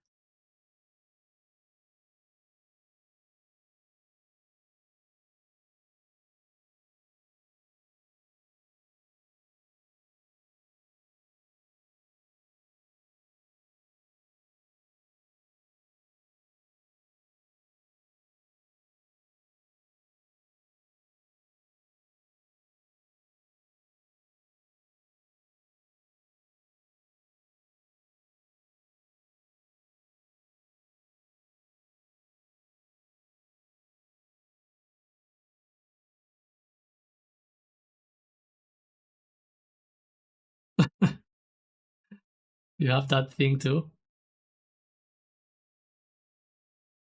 It feels like wasted RAM in your brain. It's like, why do I keep track of these things? Why do I remember these? Like, I don't need it for anything. It's not essential to my survival.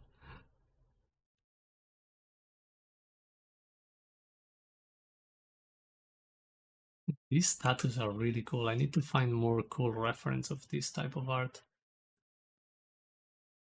Feel like I could get into it.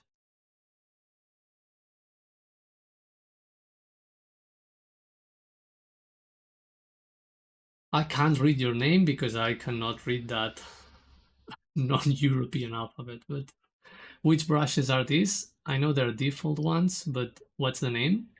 This is the Chrome brush on Krita. It's only on Krita. I couldn't find it in any other software. So if you go under ink and then you find it here, like about the middle, it's called Chrome Brush Thin. It looks like a blending stump, like a little bit like this, like the icon looks a little bit like one of these things.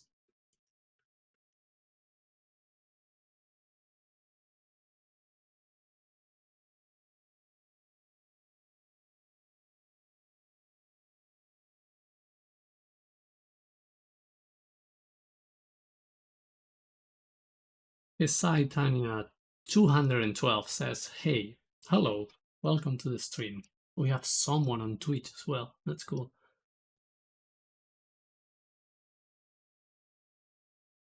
Thanks, you're welcome. Kyo says, "It was bad when I talked to people online a lot more. I was juggling at least 6 time zones at once. That is crazy."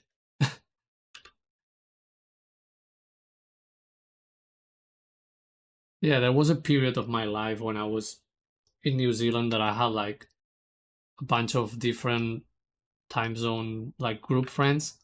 So I had a group friends on Discord that were from New Zealand, so we shared the same time zone. Then I had a bunch of Australians, so we had a different time zone, and then I had my old friends from Europe and some people I knew from the States. So I was always like keeping track of multiple time zones, and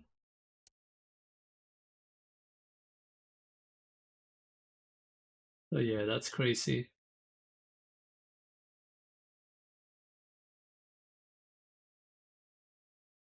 I see. Two core. Now you would be able to read my name. Oh, nice. I'm glad to see something that I can read. Well, welcome back. And Ox is here. Hi, Tanya. Are you having fun with this art? Yeah, it is a lot of fun. It is a lot of fun to draw like this.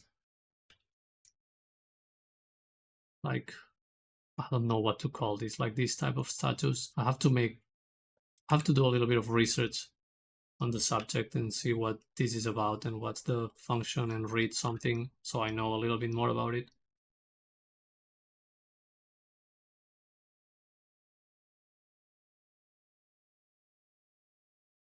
And this feels like a trap to me. Everyone starts showing up when I'm about to go have lunch. I should just go with it and have lunch before starting the stream.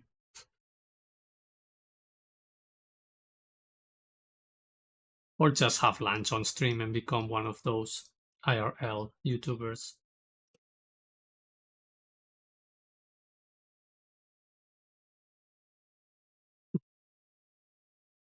I also internalize Celsius so I can talk about the weather with non-Americans.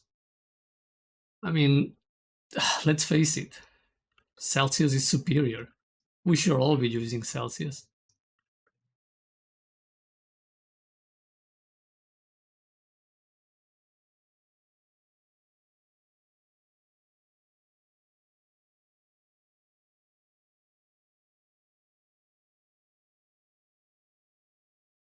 Hi, Tanya, what's your favorite art?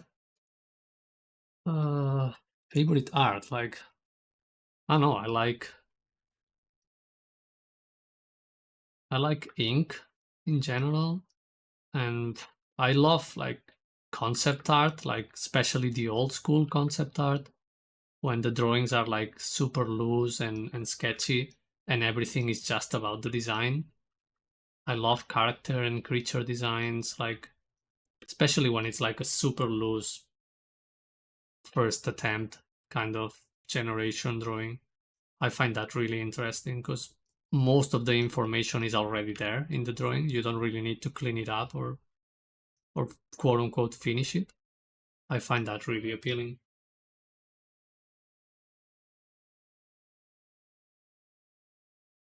Now it's your default. Yes, we have someone else.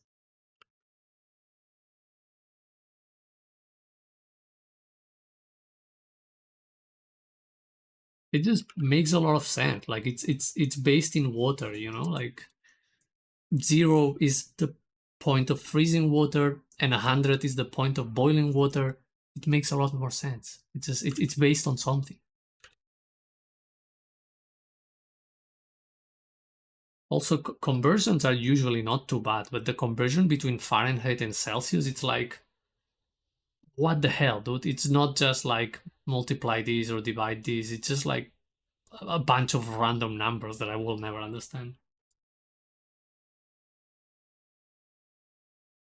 Ox is asking, do you prefer making friends online or real life? I'm not good at making friends anywhere. Like, it's usually people become my friends whether I want it or not. Like, that's pretty much all the friends I have is someone approached me at some point and I'm able to tolerate them and that's it.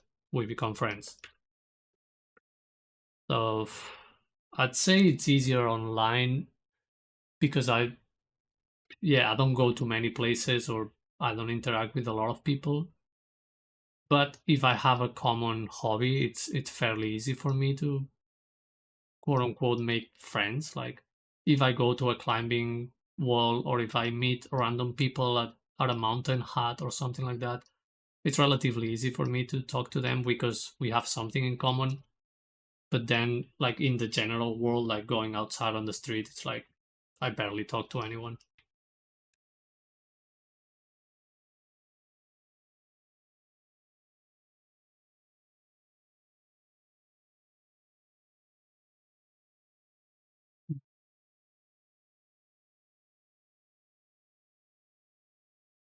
Have I ever played Dead by Light? I think I might have played once or twice at someone's place, but I'm not a regular player. Like, I don't know, I'm not super familiar with that game. You are from the USA? Cool. I'm from Spain. And also, am I doing a job or a full-time streamer? Yeah, I'm definitely not a full-time streamer. I don't think any artist can afford to be a full-time streamer. Some artists may be like full-time YouTubers, but streaming art, it's no way. This is not like gaming. Like there is not enough people willing to watch this, and especially not enough people willing to give you money just for streaming. So you have to juggle this with many other things if you want to make it.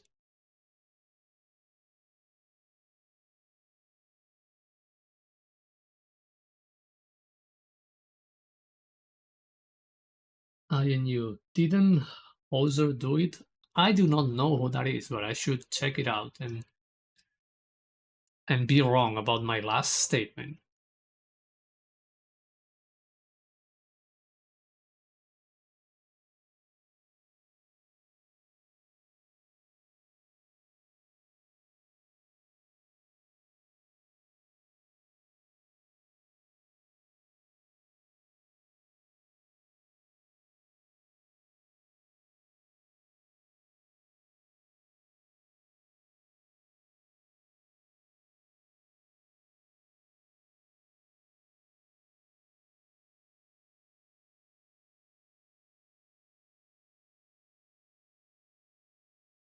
I don't remember if he made his living off of it, but the guy basically 8 hour days streamed his way into Riot Games illustration department.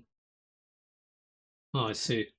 But yeah, like that's kind of the thing. If you have a project, if you are grinding or working on something like really hard and you spend a bunch of hours in front of the canvas and you want to stream that and you manage to monetize that, I think that's a pretty clever and good support system. But still, in his case, the end goal was to work for Riot Games, or I don't know, for other artists would be to work for a particular studio or company, or they're working on a project or prints, or they're going to do tutorials, or like they're usually doing something else.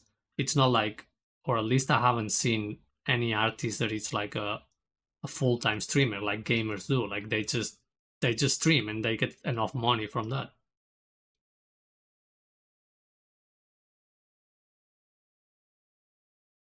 Am I trying to affiliate? Probably not. Like I don't get much traffic on Twitch. I'm just multi-streaming because since I'm already doing it, I might as well try to reach as much as I can, but most of my interactions are happening on YouTube. So yeah, like I'm not too worried about the requirements for affiliate on Twitch. It's easy, 50 followers and 3 permanent viewers.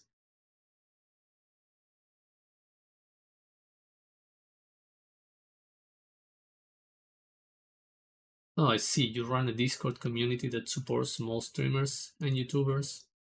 Yeah, that sounds cool. It's nice to have Discord servers to discuss about things. And Evie says there are downsides to living 100% off of what you do, what you love to do, though. Not saying people shouldn't try, but it's important not to romanticize the idea either. Oh, yeah, absolutely. I feel like it would be really stressful to make a living as a streamer full time, because streaming is such a volatile thing. It just goes away so quickly. Like you stop streaming for a week and people almost forget about you. Miggy Pal. Hi Jordi, long time no see. I know, I skipped a few days of streaming, and I also did unusual times, but we are back.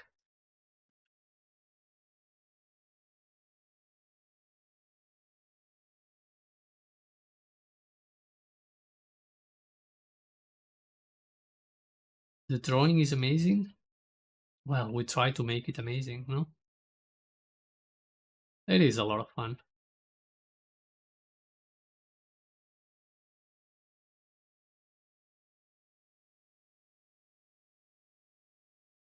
You were sick, that's why you know what you were not able to turn in the stream. Oh, I see. Well, you didn't miss much. I've been just drawing off camera.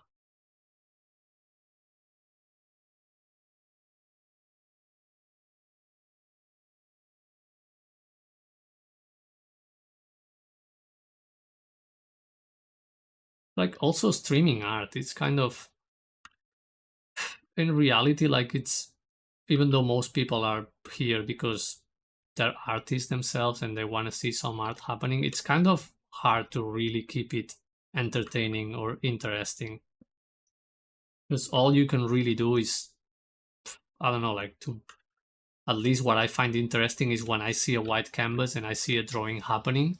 So if I keep it like relatively quick sketches, I think it's interesting to watch because you see something happening. But if you are working on like a longer piece, you just get to see the same painting for hours, and you're just talking to people, but not much is happening in the screen. So I get it why it's not as engaging as a lot of different content. And most people just try to keep it interesting by the way they interact with people, by just yapping or ranting about things or philosophizing or criticizing the world or whatever you want to do.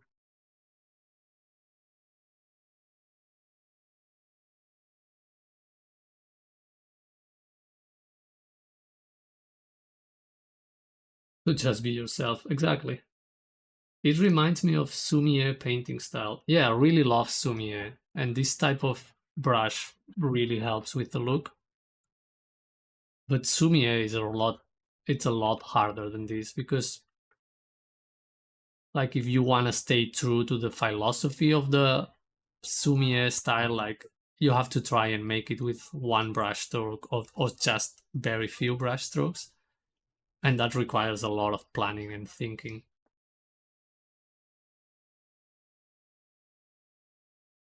You don't need to entertain. I keep coming here because you and your art is amazing. Oh, thanks, Miggy. That is so cool.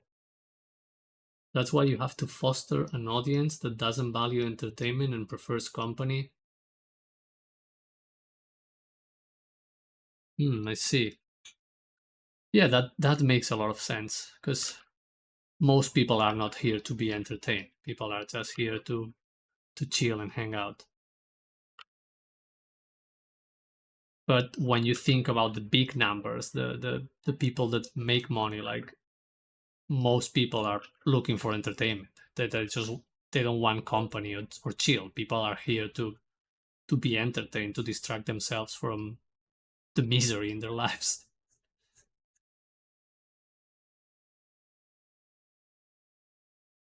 But it's okay. I'm happy so far to how well this is going, given the amount of non-effort I've put into this. Like I always thought that you kind of needed to have a little bit of an audience before you could start streaming, especially on YouTube. But so far, like I'm getting a bunch of people show up here organically, so that's actually really inspiring.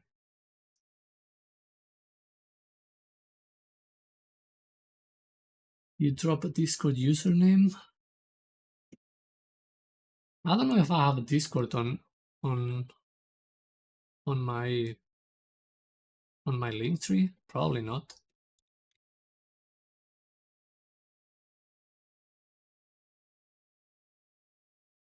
Shots fired at Steven. Oh, what's going on with Steven now?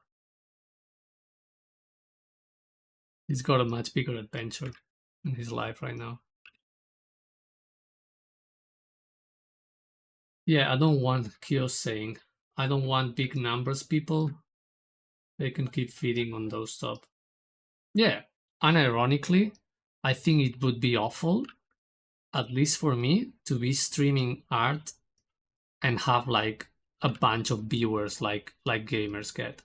Imagine having 1,000 people here. Like, yeah, maybe economically it would be great because you would have a lot of subscribers and they give you money, but in terms of interacting with the chat and talking to people, it's like, dude, just having 5 to 10 people is already kind of stressful and time consuming because you want to read the questions, you want to take your time with the replies, you want to interact with people, you don't want to miss things.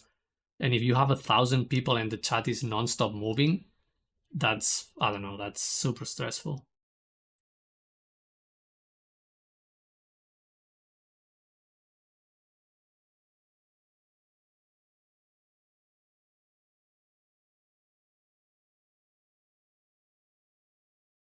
All right, thanks, Kesai Tanya. I'll send you a friend request on Discord, and then you can share that server with me.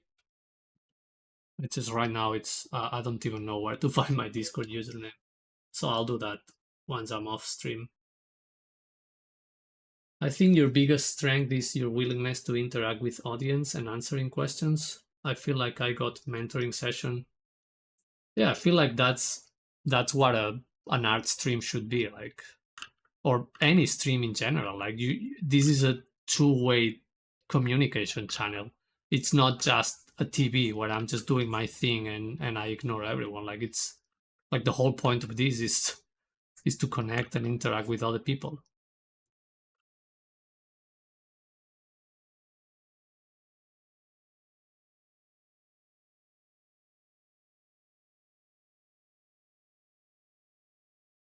I had a dream this morning of listening to a Steven Zapata video that doesn't exist while walking home from work. I think Steven's getting to your brain. He just planted a seed, and now a tiny Steven is growing inside your brain and it's just talking to you inside your head. It's like a power the guy seems to have.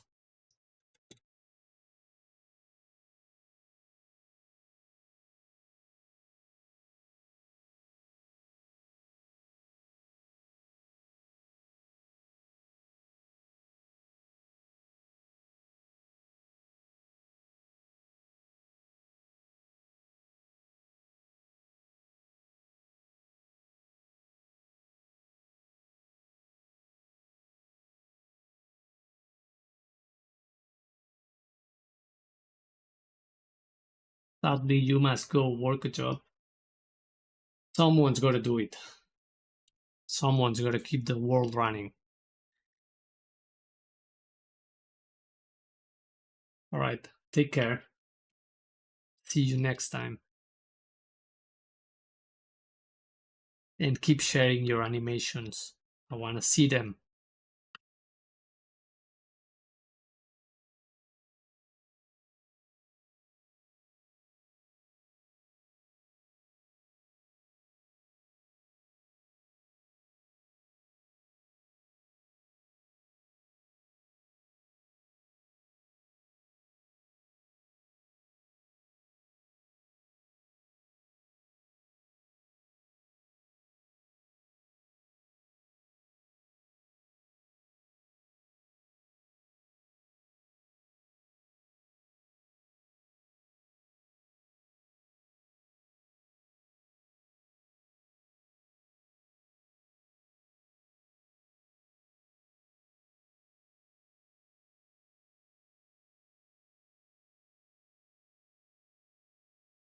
To be honest, at first I came to this channel and I thought this guy will be awkward and boring.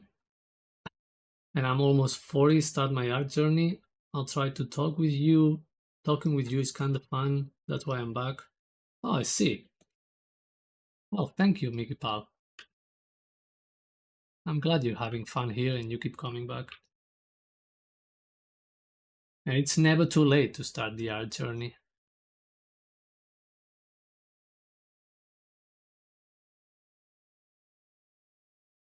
Actually, one of the things a lot of artists are missing, even though they may have been doing art for a while and they have good skills, is that they miss out in the live experience part. Like, they don't really have anything to tell because they have not been fully living.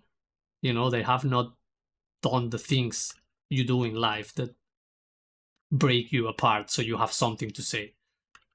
Like, they don't travel, they don't have relationship with people, they don't break up, they don't get hurt. Like, they just sit down and work on skills. And I think that's a mistake, because what's going to set you apart as an artist, other than your skills, is your personal view and your life experiences. So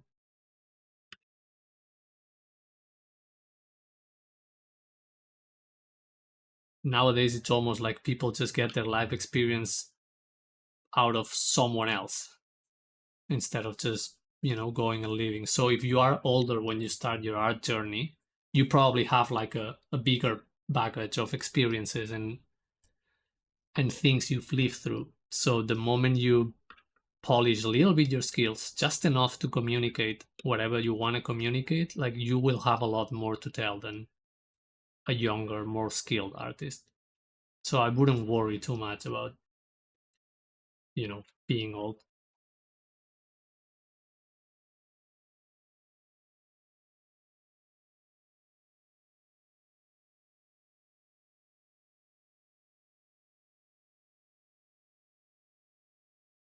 When you explain everything, talk back to me while you focus on drawing, but you really put attention with anyone's question. For me, that's something else.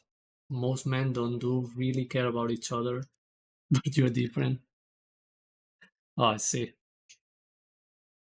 Yeah, it's almost like I feel like you gotta keep it real in this type of interaction. I feel like the tendency nowadays with social media and not streaming so much. Well, I don't have much experience with watching other streamers, but it's like people just care about the numbers and growing and getting viewers and getting attention, and it's just like that's just a number. Like, you're really interacting with other people. Every single number is someone that has their own story and their own life going on. So, like, you just got to keep it real and try to interact with real people. That's all you can really do. It's just like, if not, what's the fucking point of doing this? And especially if you're doing something like art, like, it doesn't get any more personal than this.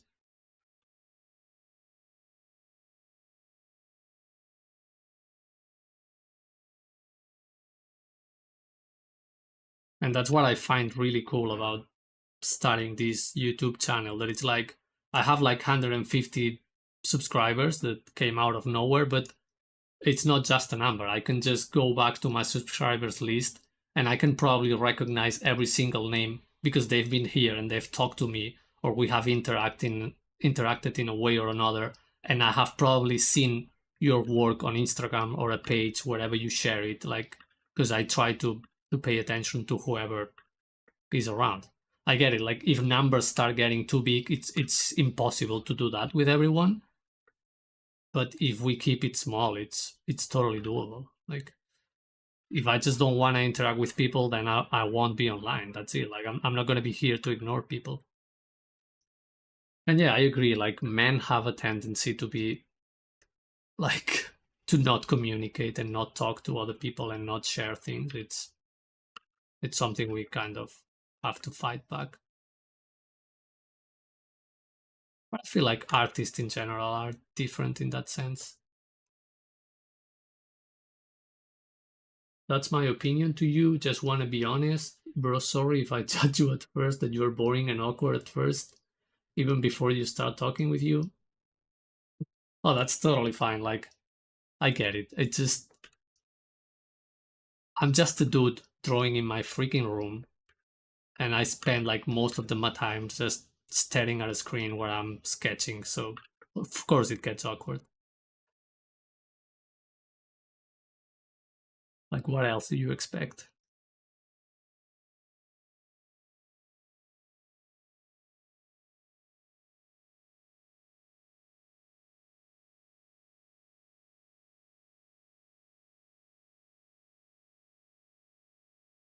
But that is okay.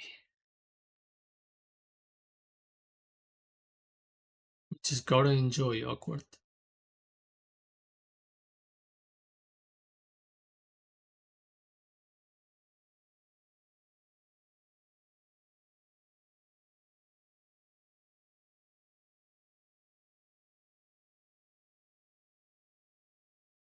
Yo is joining on this digital computer drawing stuff. Yes. Yes, more drawing happening.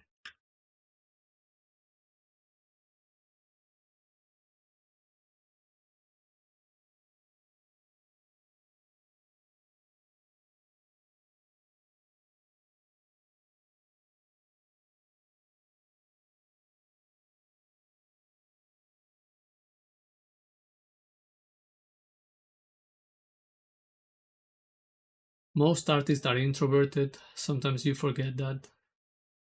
Yeah, of course, like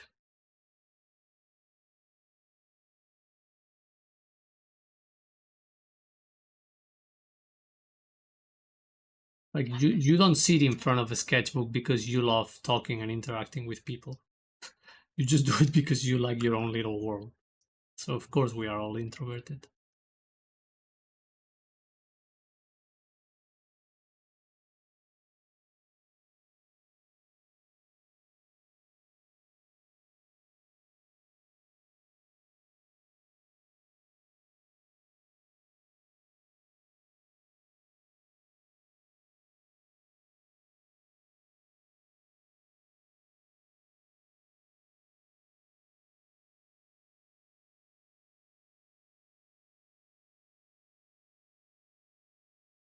B, it was fun. Unfortunately, I'll have to leave now. All the best.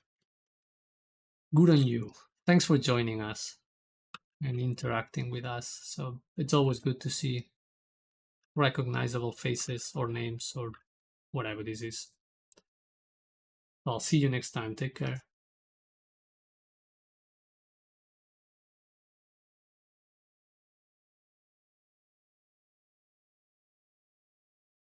Maybe next week you're posting a video, so that means you don't have to stream. Oh, is that how it works for Kyo? Like it's either a stream or a video. But that's your motivation to keep posting videos, so you don't have to stream.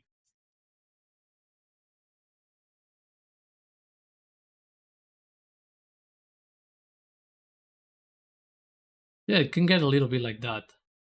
guilt starts tripping you into streaming or making videos or something.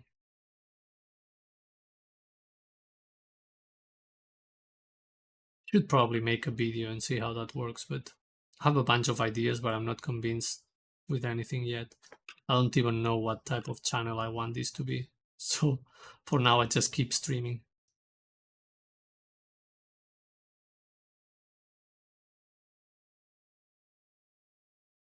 Get free passes on streams. Let's see. In Migipal, do you guys like to be alone or surrounded by many people? I think that's pretty much self-explanatory. I do like some company, but yeah, either usually more like one-on-one interactions or not too crowded. But in general, I prefer to be alone. Lucor from Twitch also says alone. Yeah, I'm not surprised. I'm not surprised. People, ugh.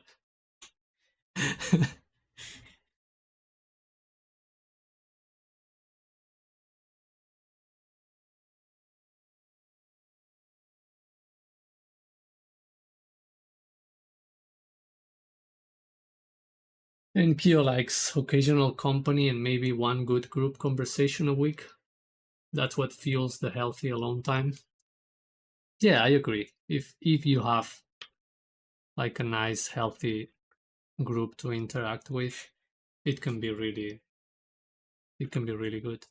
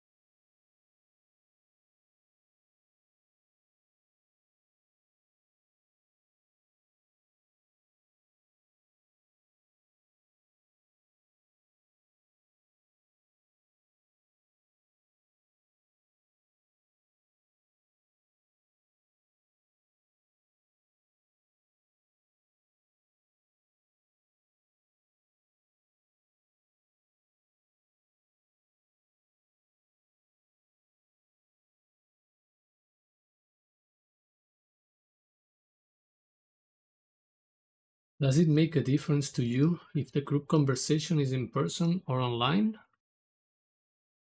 I don't usually have group conversations in person. I don't think I can put together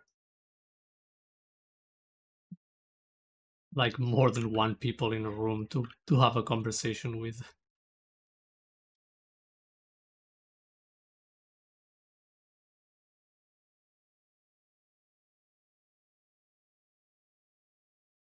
No, but it has to be verbal.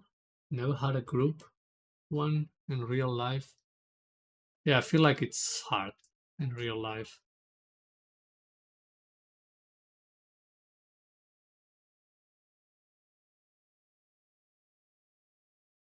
If I'm joining a group in real life, it's usually friends of friends or people you find along the way, so it's more like a regular social event rather than a group conversation.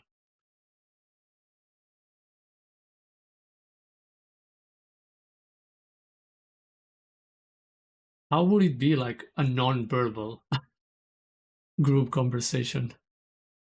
Now that's making me curious. And Miggy Pal says, I like it alone, but sometimes I got out to draw outside alone in a crowd. And if a stranger talks to me, I will gladly talk to them. Oh, that's interesting. I've I think I've never had like the occasion of being outside drawing and have a stranger talk to me. Usually, if I'm drawing outside, people leave me alone, unless it's like a kid or something like that. But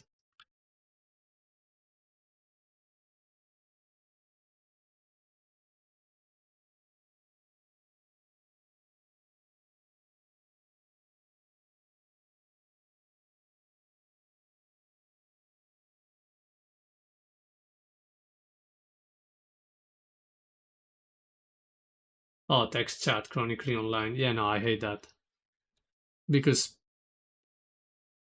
yeah, because either you are there or you're not. I just hate going back to a conversation and having to scroll back and be like, oh, someone sent like 20 messages. What is relevant from here?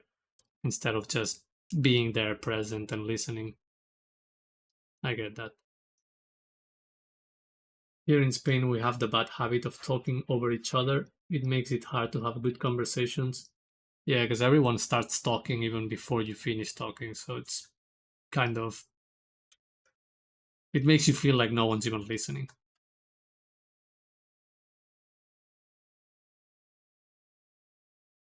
But I hate it nowadays compared to year 2000. People nowadays, whoa, whoa, whoa. Yeah, people nowadays outside focus on their phone. They tend to avoid interacting with strangers, while at 2000 people like talk to strangers. Yeah, like it's insane. Like it sounds like a meme, but you just go outside or to a public space and literally everyone is just looking down to a phone. It's so weird. Even group friends are just sitting next to each other looking at their phones. It's so weird. Walk says you are pretty good. Thank you. You are pretty kind.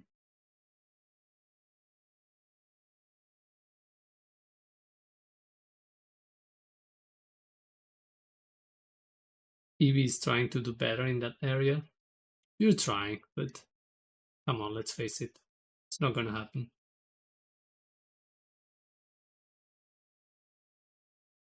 At that year, you got a lot of friends become, yeah, a lot of strangers becoming your friends because smartphones were not as bad as they are now.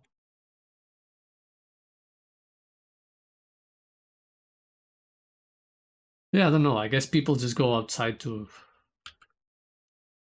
for the sake of being outside of the room and not go completely crazy. Hukor is asking, why are you wearing headphones if you don't listen to music or anything? Or it's just music behind the scenes? I was listening to music, but the soundtrack just finished and now I'm just wearing the headphones out of I don't know, out of habit. But it's actually better if I take them off. I don't really feel like listening to music anymore, so that's a good reminder. Thanks.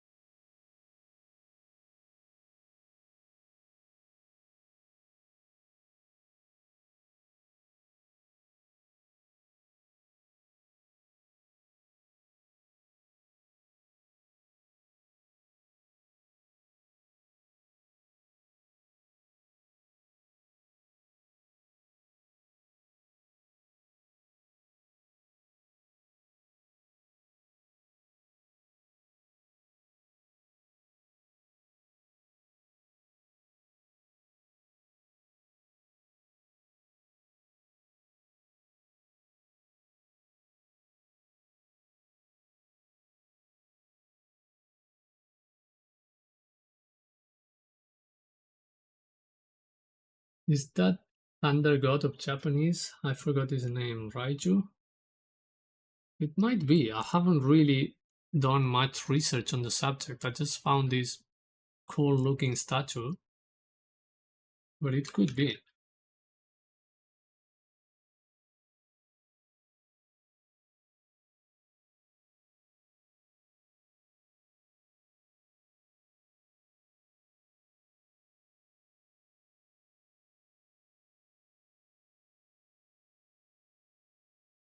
I have no idea. I have to read about that, figure things out.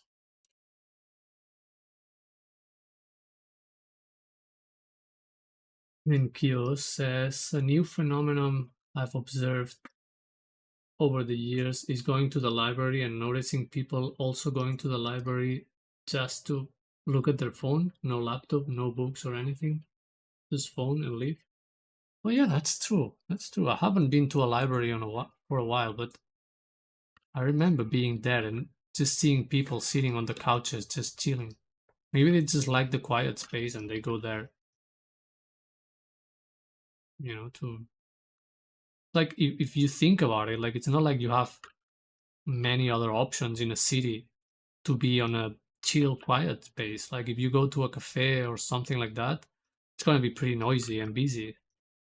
So if you just want a place where you can just sit down and chill and relax, I guess a library it's a good option. But yeah, the phone is the weird thing. Usually, if I go to a library, is to just find weird books and sketch a little bit.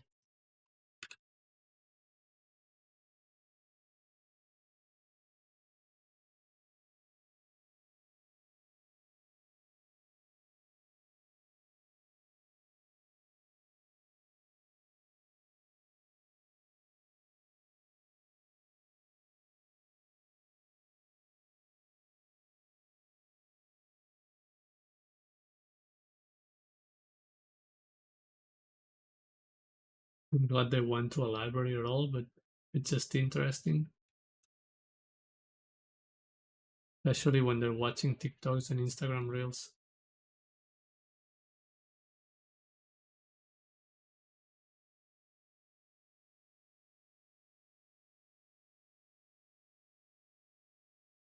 Teens doing homework on their phone.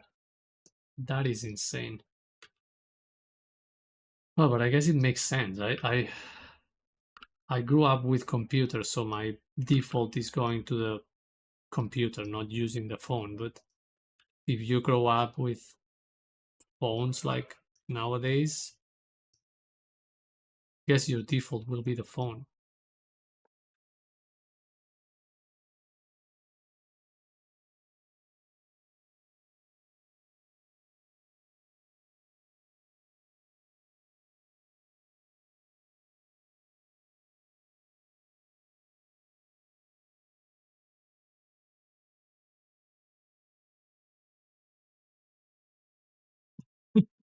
Those freaks who start learning how to draw on a freaking phone. Oh man, is that even a thing? I guess it is. Like, I mean, I've seen people drawing on phones and I think that's cool, but as a hey, I have a phone available, so I'm gonna draw something here just for the memes. But you've never drawn on paper and you learn to draw on a phone? Really?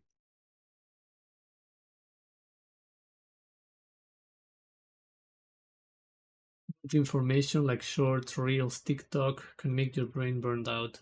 Unlike all day small information where people chill a lot.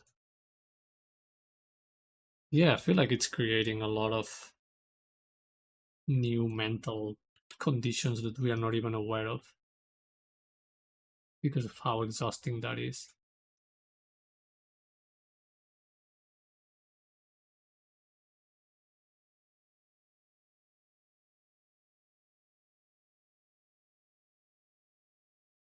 And it even affects like actual real social interactions, like the amount of conversations you can have nowadays with people where they're talking to you and all of a sudden they grab their phone and they're like, "Oh yeah, I gotta show you this. You gotta see this.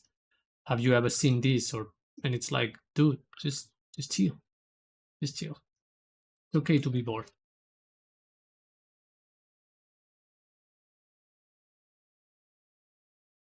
Okay to just grab a single image and stare at it for 3 hours.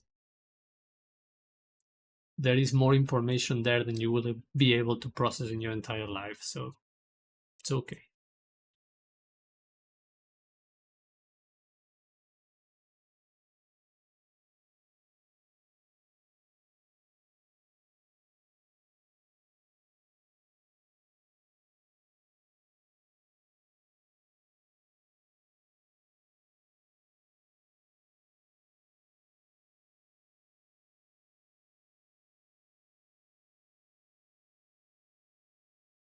Almost like pen and paper are disgusting, some sort of traditional discrimination.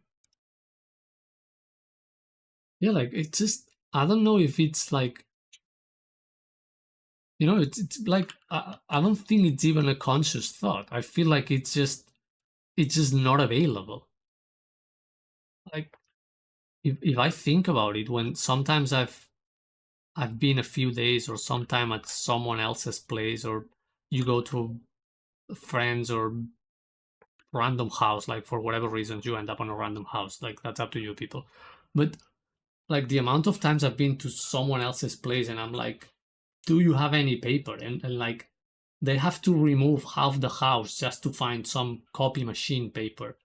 Or like they have to go to I don't know how many different rooms or to just find a pen or a pencil. And it's like I feel like nowadays for people it's not available.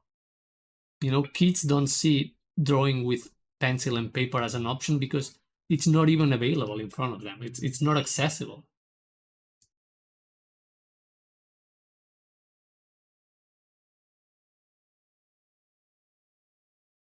Like a lot of people don't, unless they have like a home office and they have some paper laying around in the printer or something like that. People don't really like the average person doesn't really have pencil and paper available at home anymore. Like it's just like maybe all people like have a notebook and a pen next to the phone or something like that, but it's just like it's not really a thing.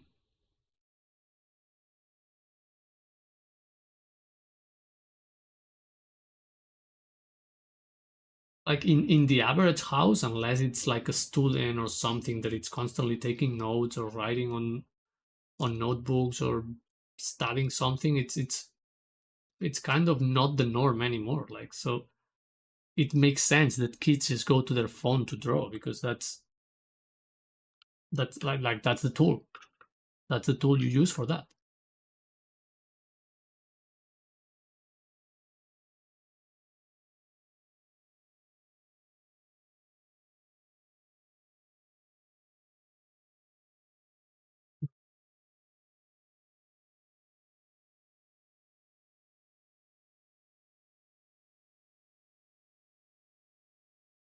Paper is great. Evie says, recently I was having trouble getting a friend to tell me how she's doing. I would text her, but she always gives a short, vague answer. So I wrote her an actual letter. That's crazy. She replied 3 full sentences telling me everything that was going on with her. It was great. Nice.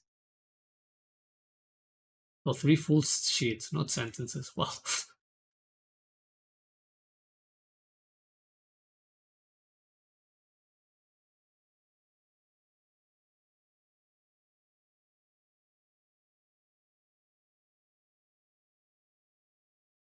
when I wanted to learn piano, I'd play with a web browser piano and click the notes since a real piano is hard to come by. That's crazy to learn to play piano with a web browser.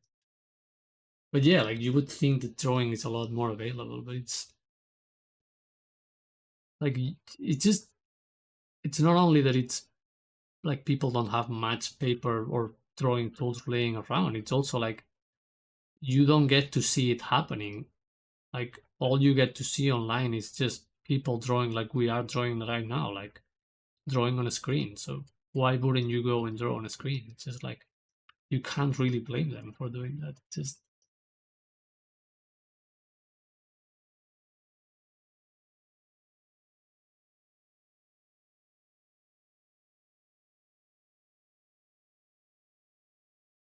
sending letter papers is romantic and great. Yeah, I feel like waiting for the answer. It's and also when you reply back, like you have to think about your words. You don't just drop whatever comes to mind.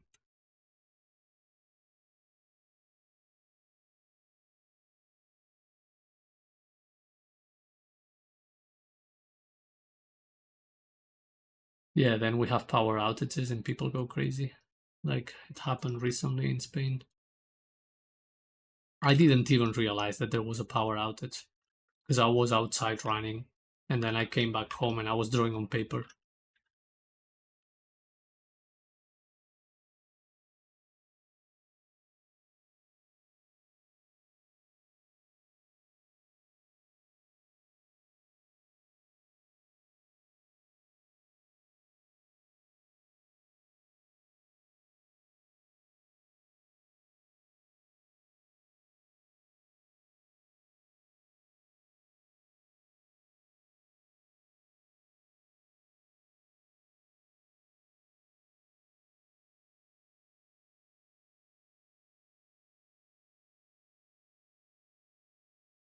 Do you guys use traditional dictionary?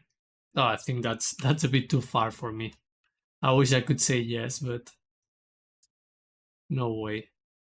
I've used it sometimes just for the fun of it, as in, hey, I'm gonna grab it and actually find random words and discover what they mean, but I do not. I do not use a traditional dictionary.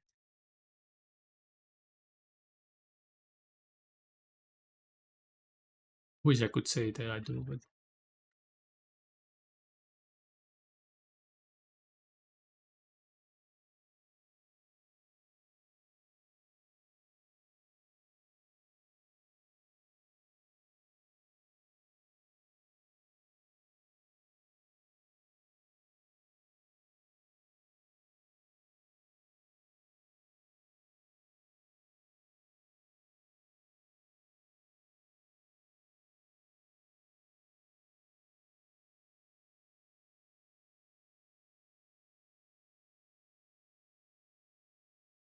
some part of my psyche is still fascinated by the fact that I can continue working on a pencil drawing and not turn my computer on and drawing still works.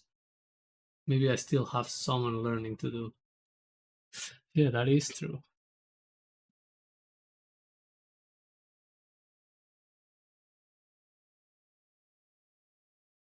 That is true.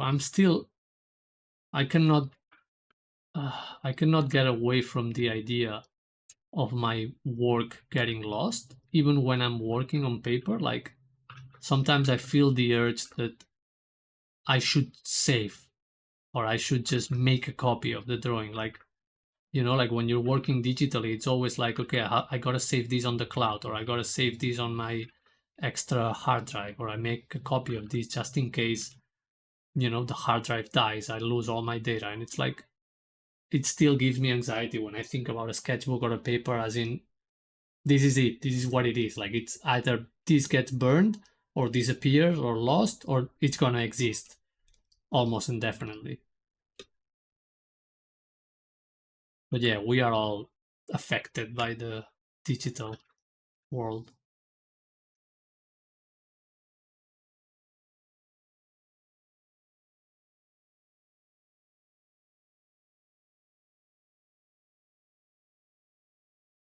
I tried to implement the use of a dictionary when teaching English to kids, but it didn't really take.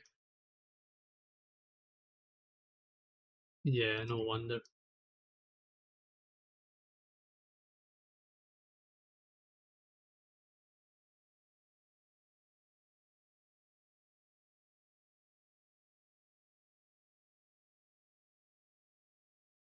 Yeah, we definitely should try and get rid of that thought. And not healthy.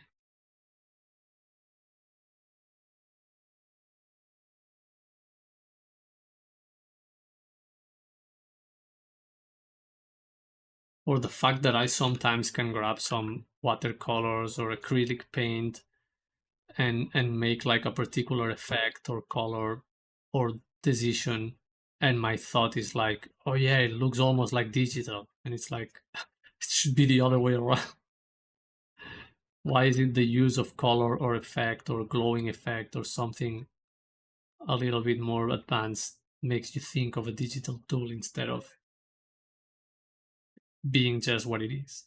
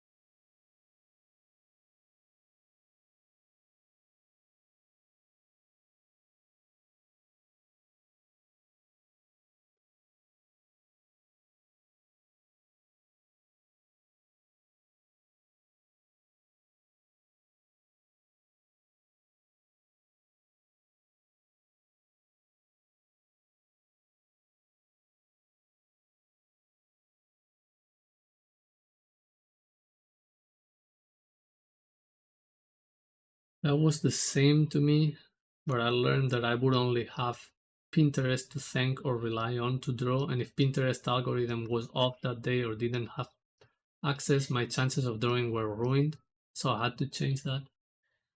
Yeah, it happens to a lot of people that nowadays.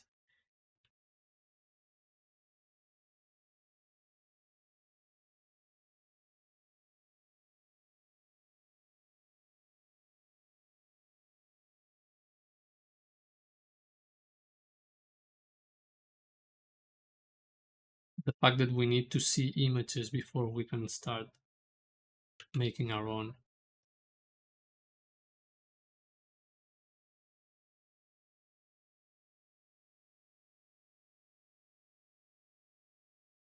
I'm still working on that.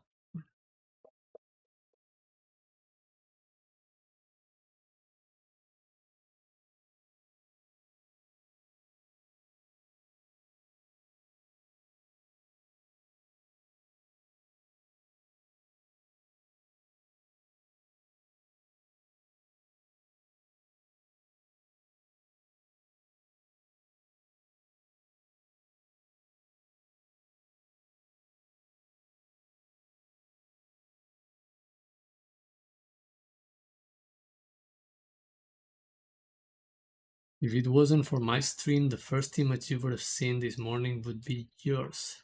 Oh, I have invaded your mind now. That's actually pretty badass. The fact that the first image you see on a day is your own and the one you're going to be working on. You know, have to make that a habit.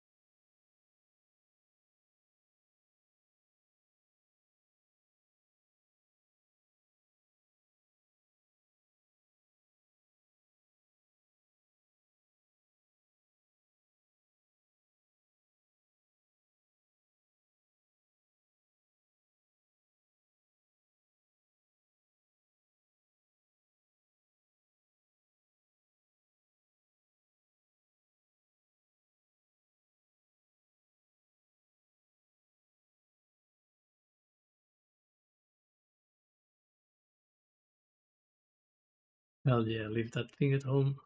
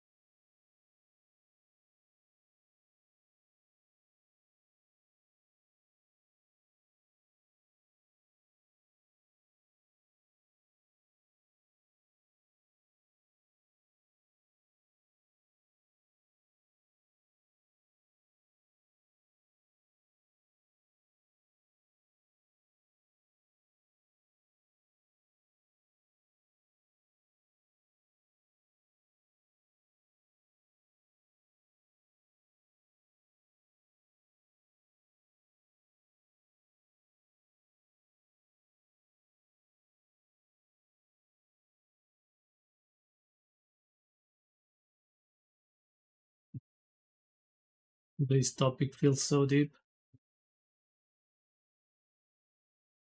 Goes how it goes.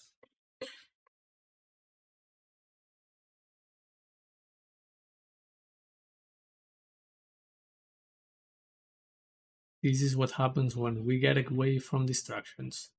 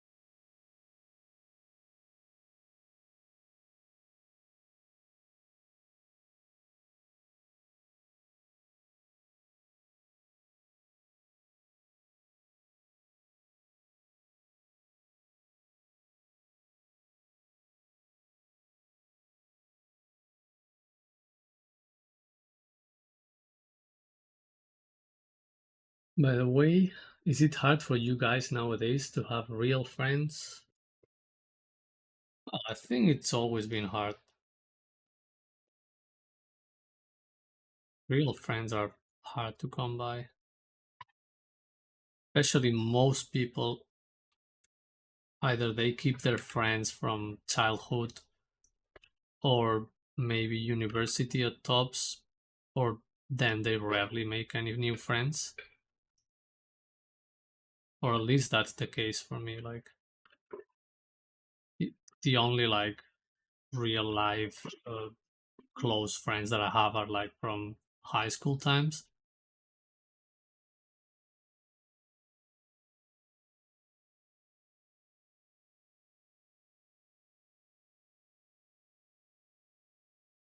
But yeah, it's kind of hard. Like it's It's relatively easy to get along with people, but having friends is a different topic.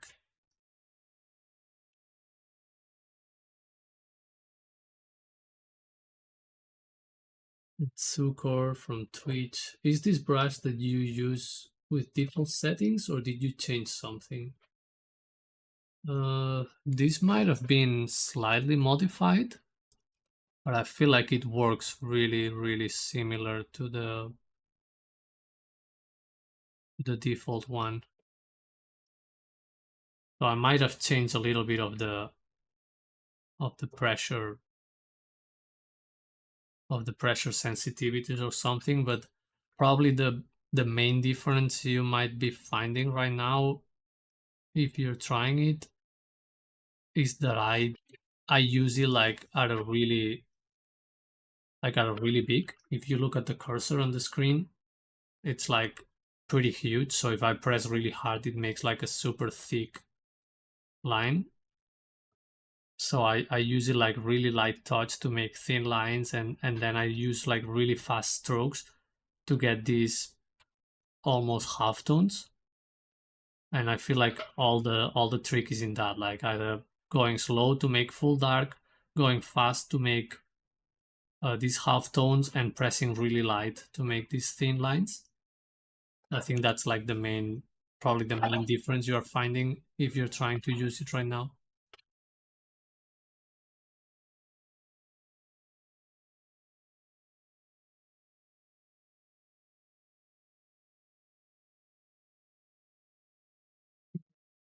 Okay, what did I miss? Cozy. I was not feeling up to drawing today, but then I saw the stream titles and I felt like the universe was telling me I'd better draw. Yeah, I'm glad it works. It's not a subliminal message. It doesn't get any more straightforward than that. So I'm glad you get to draw.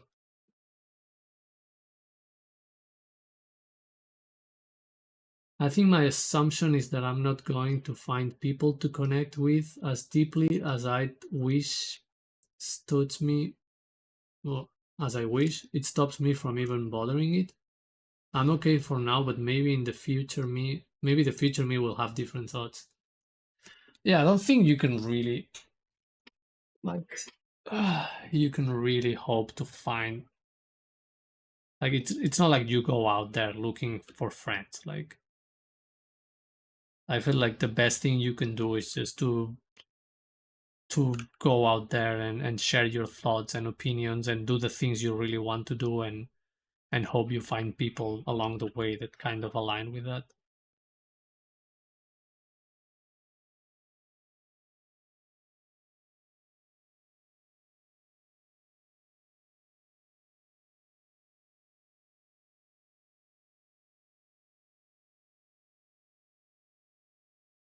Cozy is also struggling to find friends. If you are all lonely artists, why don't you start a community? Yeah, we already have a little bit of a community. Like I haven't done my own Discord server, but I have a few Discord servers that I'm part of where I have other artists I can talk to and I can share my work there, and it's more relevant than sharing work on Instagram or something like that.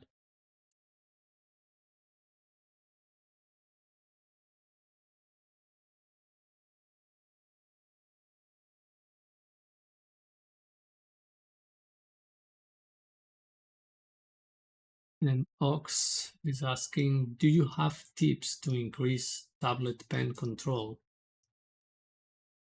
Well, it's just like doing what I'm doing, like doing a bunch of studies and sketching and getting comfortable. Even like even like just getting familiar with the movement of the tablet. Just like even if you're not drawing anything, I feel like it used to be really helpful for me at the beginning just to open the canvas and start to mess around with the brush, like just making random strokes and mix some colors and make bigger, smaller brush strokes and just create abstract shapes. If that aligns with you, I think it's a really fun way to just getting familiar with the pen and having control over it. Or something that can also work if you just want to focus purely on the using the tablet is handwriting. I think that's something that a lot of people miss out on, but handwriting requires more hand control than actually drawing. Like writing your name or writing down a sentence on with handwriting requires more skill than most of the strokes you're going to be using for making a drawing. So if you can just sit down and even journal or write down some sentences or transcribe something with the tablet in terms of skill, I think that really helps to get comfortable with the tablet. And then the rest is just like just draw. Like you don't even have to be comfortable with where the strokes are being drawn. Like something I'm doing right now with this type of sketches and this brush is that I use a huge brush. Like it's like look at the size of the cursor. I know it's hard to see, but you can see the little gray circle around the brush, and it's like it's huge. Like I don't even know where my stroke is going to happen because it's just gonna happen in the middle of the circle. So if I'm trying to be really precise with it and I like, oh, I want to draw a line here, I have to almost guess. But that guesswork is adding an extra layer of fun for my sketch because I'm letting go of a part of control and I'm gonna, okay, the line just appeared here. So I'm gonna do a line that it's relatively close to it. And it's all just like a guessing game. Like you don't really have to have that much control. It's more like you just make the stroke and then correct, erase, redo it, and you get an approximation. And I think it's a lot more fun than just having pure control. So unless you want to do like super technical drawing, like you don't need that much control. It's all a matter of keep going and correcting. We are already a community. Yeah, I think we kind of are.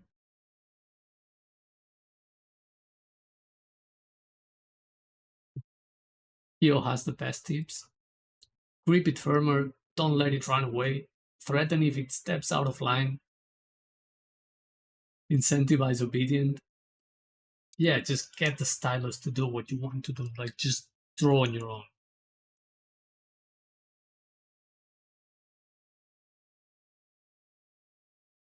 Change the brush tip to be more accurate to the shape of the brush.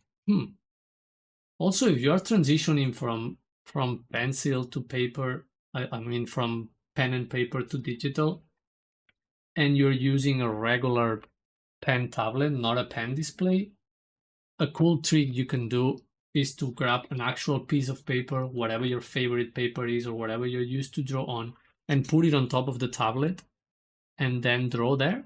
And you're gonna get the texture of the paper and it's gonna slow down your pen.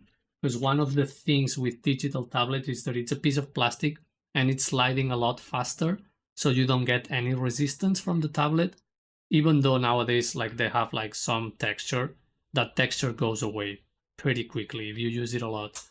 So putting a piece of paper on the tablet can help with the feeling of using pen and paper. And it can also, it's gonna slow down the strokes and it's gonna help you like have a better grip on the pen. Because one of the issues is that the plastic with plastic is just gliding super fast. So you have to kind of hold yourself back to not go super fast. And that's something that takes a while to get used to. I think all those things can help with the transition.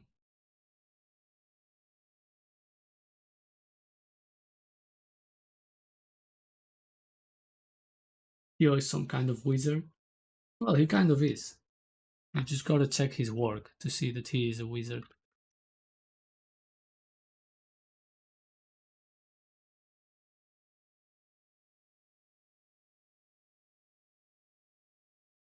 All a bunch of mind games. Yeah, actually. At the end of the day, if it works, it works, even if it's silly.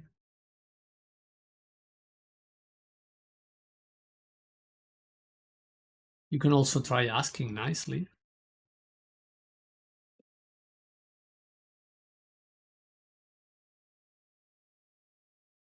during the drawing ever.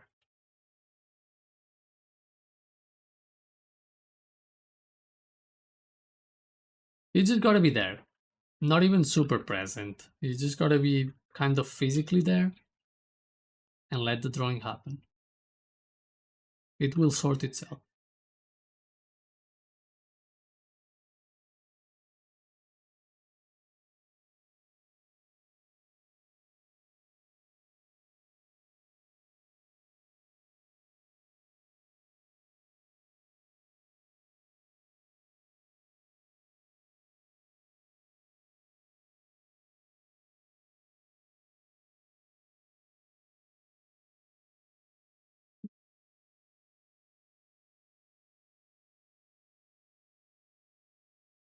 Also, making funny noises when you're drawing, it's really helpful for pen control. You know, if you gotta make like a long straight line, you make like a like you're shooting arrows. That totally helps. And if you're making twiddly loose lines, you gotta be more like and all those kinds of things.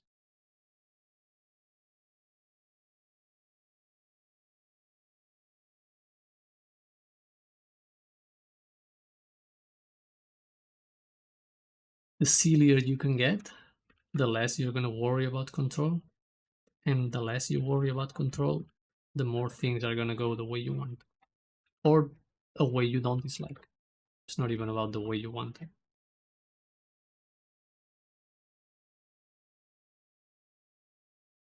Hydration. Hydration is being forced upon me.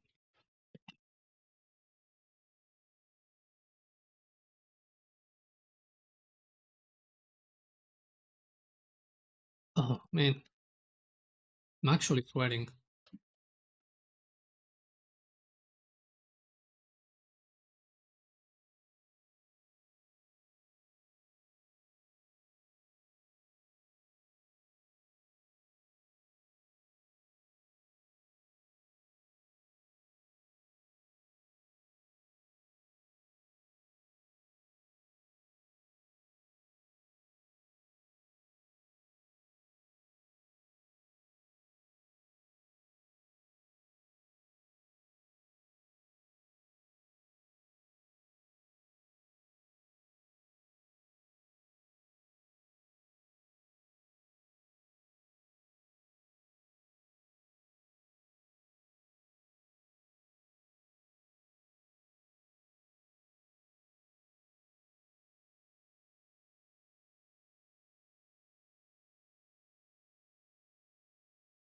Alright, I hope you know I'm listening to Jordi ASMR while I troubleshoot a framework nobody's heard of on an app server older than I am.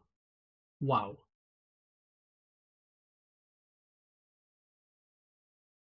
Can a server be that old, actually, and still function? That is insane. Ox needs to go now. See you next time. Alright, Ox. Thanks for joining. See you next time.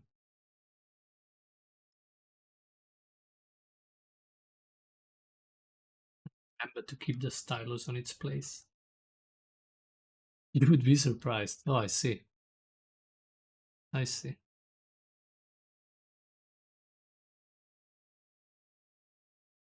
Bloody servers.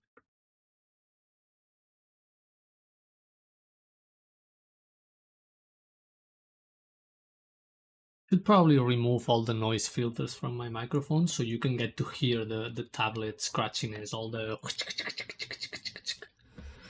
Or maybe I can make it be more verbal about it and be like.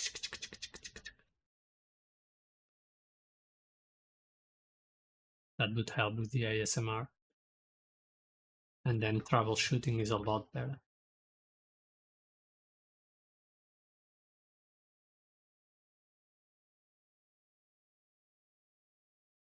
I'm glad you can listen to YouTube while you are working.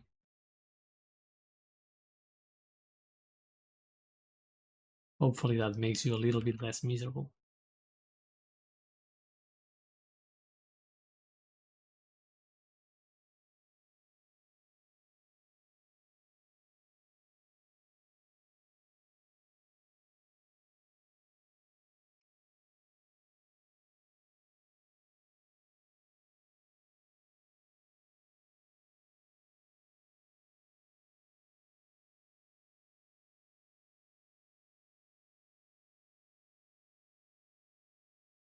I think my tablet surface is edge glass and not plastic, so it never bothers me like it does for others.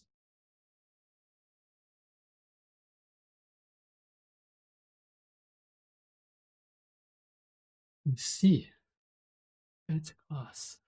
That is cool, actually. You re-listen to the workshop audio sometimes. Wow, so you're fully brainwashing yourself with the workshop. I like that.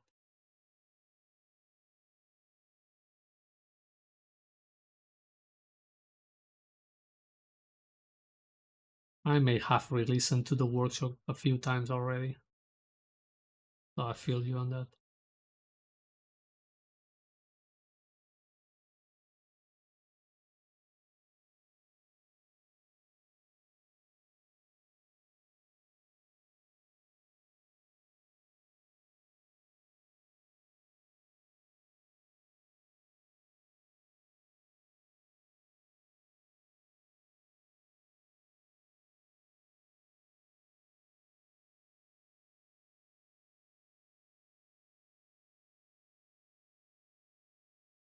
Really liking these tattoos. Really need to read about these and learn about what they are.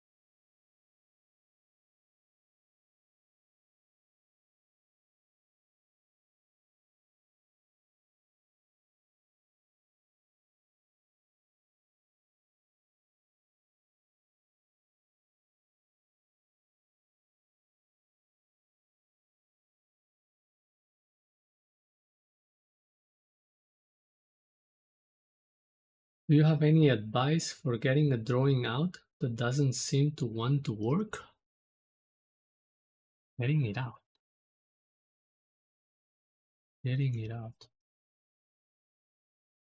Oh no, usually if a drawing doesn't want to sort itself, for me, I just let it go. Either let it sit for a while and maybe go back to it, or abandon it forever. Because usually the way I draw, I just do a bunch of drawings.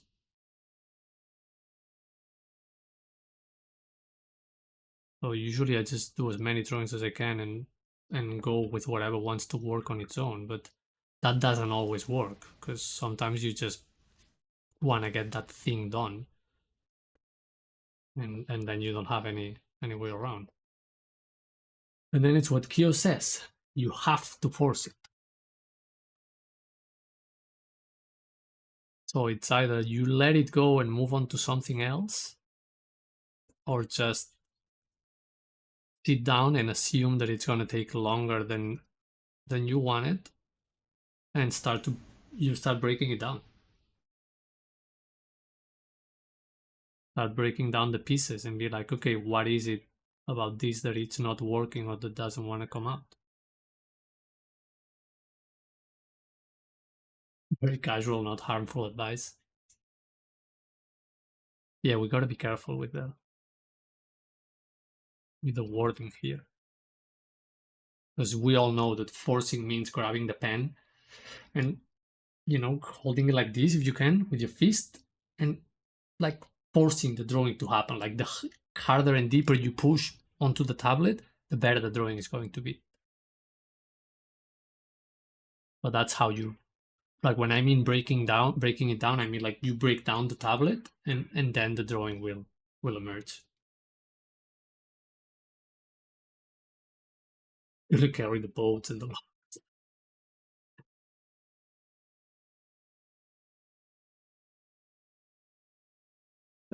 exactly. Gotta man up and carry everything. Forehead veins like bulging, like that's how drawings are made.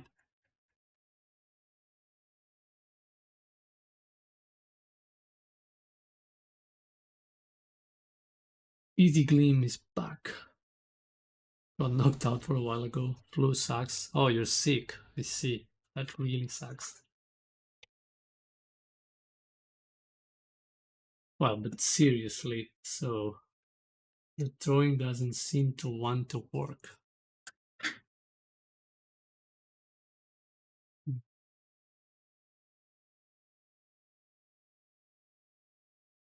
Like, definitely taking a break helps. That's like no joke. Like stepping out from the drawing, it can be a short break or a long break depending on the time you have available and the patience you have with it. But like, yeah, like jokes aside, like sitting down and figuring things out, like breaking it down into pieces and being like, okay, what about the lines? What about, all the deal, the drill with the principles of art and all that. Being like, okay, what about the lines? What about the shapes? What about the relationships?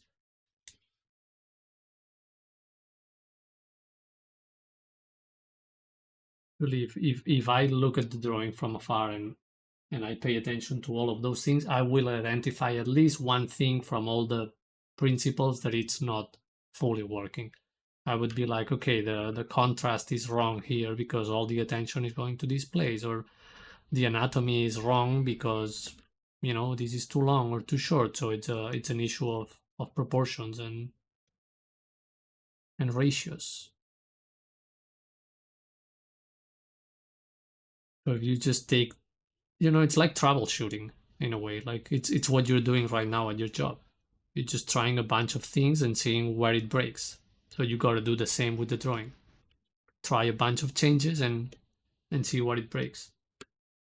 And usually it even works if you just make, like, the advantage of digital is that you can make a bunch of copies of the drawing, put them all next to each other, and try a bunch of different things. Like, I'm gonna change the contrast here, or I'm gonna make this line longer or shorter here, or I'm gonna erase all these lines, or I'm gonna add all these different lines. It's just like it helps a lot if it's particular, because right now I'm just talking from a generic point of view, but like making a bunch of copies of the drawing and quickly trying a few different ideas that you may have without fully committing to any can be something. And if you're doing it traditionally, just like grabbing the parts you don't like and completely erasing them.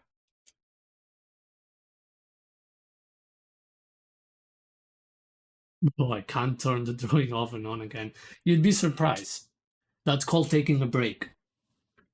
Cause the drawing, like here is the mind blowing thing. Like you think the drawing is on the page, or on the tablet, or on the screen, or whatever freaking medium you're using, but the drawing is here. It's happening in your brain. Your brain is recreating the drawing every single time.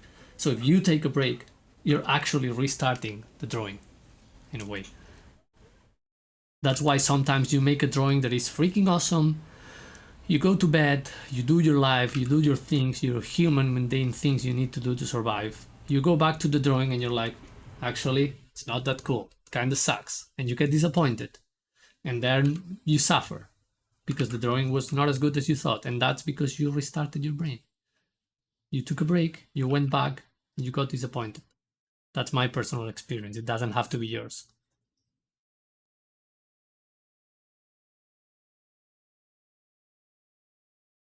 Does anyone else see three hooded figures in the black square? Hmm. Hmm. Oh yeah. Oh yeah. I could see them. Like, okay. Okay. I see one here. And I'm gonna draw like scary eyes. I think there is one here. And then there is another one here, like getting really close. And I can see one here if I look at it, or maybe one here like sideways. There is one here like looking down, like really judgmental, kind of scared. This one is like really mean because he's going for the backstab. This guy is saying stop, but he's going for the backstab. Or then, and then I see another one here on the left, but this one's kind of sideways for me. Well, there could be another one here, depends on like covering the eye of this one, but I kind of like the idea of having a, you know, a side looking one here that it's kind of sad and not involved with the team effort that is going on here. And you know what else I see here? I see like a cloud tripping out. Like these are the eyes and the mouth. And it's like, whoa.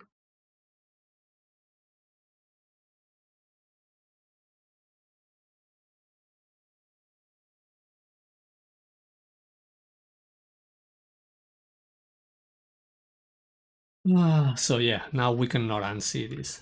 Anyway. And you just keep going.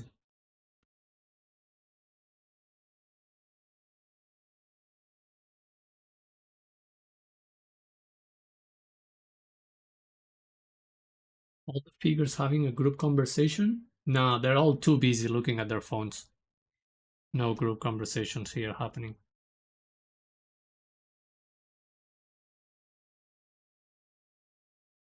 This guy was going for the backstab and no backstab because it grabbed the phone instead of the knife. This guy is just being judgmental because the body image of the figure, the main figure, doesn't look like the standards he's seeing on TikTok or Instagram. So it's kind of disappointed. And this guy is just sad because life is miserable regardless of having or not having a phone. But the phone is really, really, really close to the face. So that's how life goes.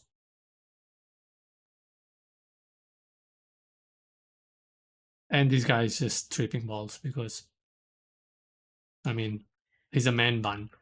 Like, Gotta be tripping balls.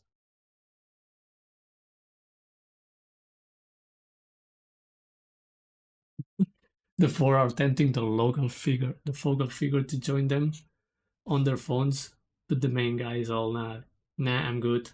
Yeah, like the main figure is just it's just too busy working out. It's like, have you seen these muscles? Like, I need to work out. Like, no phones here. Like, no phones.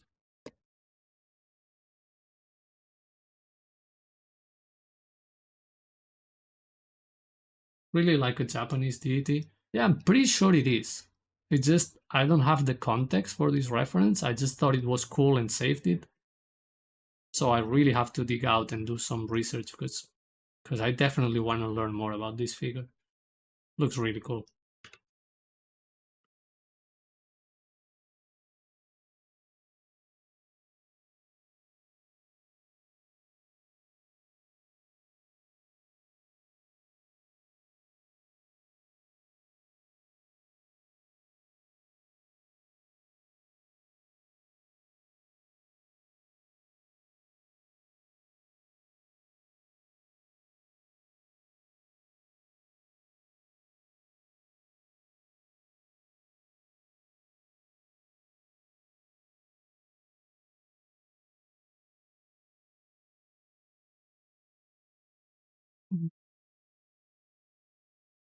I love how I was giving advice on stylus control with handwriting, and actually my handwriting with the tablet is ass. Probably the worst handwriting ever. But that goes well with my point. Like, you don't really need that much hand control to make good drawings.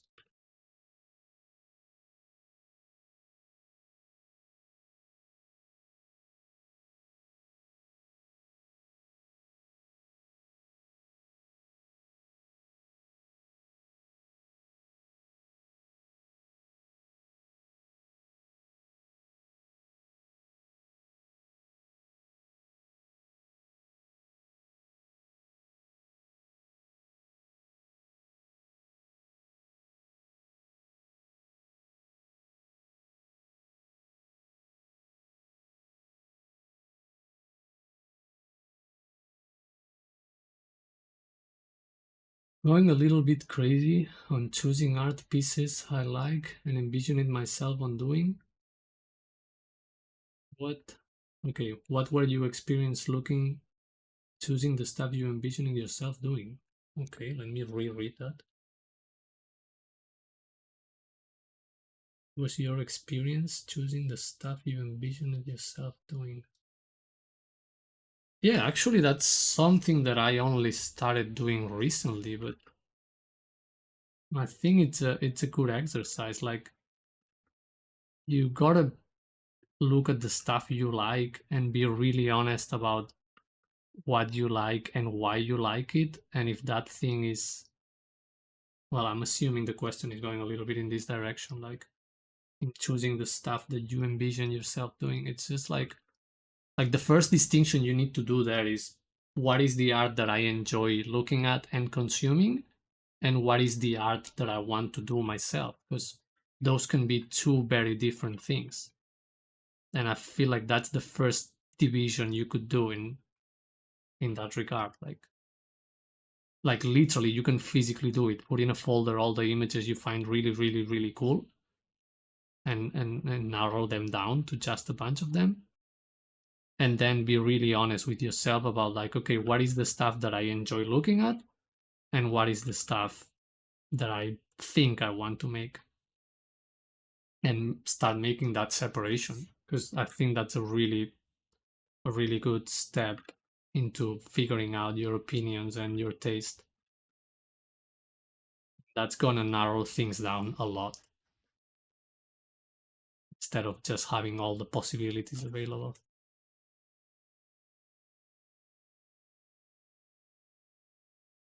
Theo has a video on this topic coming tomorrow, so there you go. You can just go check out Theo's YouTube channel. He has a bunch of cool videos and streams. And tomorrow you will have the answer. And I will have a new stream title. That is true. I'm gonna make that a habit. Every time Kyo posts a video, I'm gonna just reply to the title with my stream. We gotta keep the theme going. But yeah, it is a really interesting topic. Figuring those things out. And being really honest with your opinions and your taste to be like, do I really like this, or do I think this is cool because other people like it, or do I really like this, or am I just saving this image because there is a hot girl in it and I like hot girls? It's just like all those little things. It's like, are you being impulsive, or are you being genuine about the taste in the art? It's a long process. It's not something you do in an afternoon.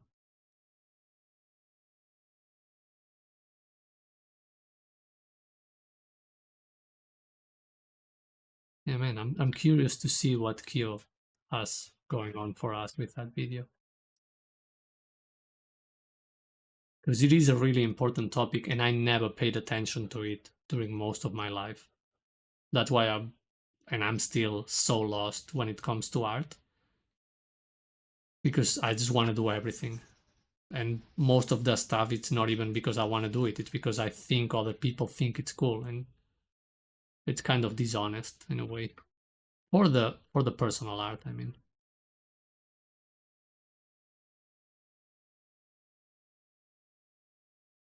Nothing wrong with doing cool stuff just for the job of an artist.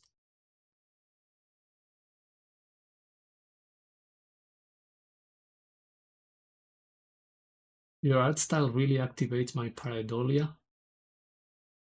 These are whole scenes hidden within your lines. Oh, I see. That is so cool. I think you are my new favorite artist. Oh, that's too much of an honor for me, I think. Those are big words, but I do appreciate that.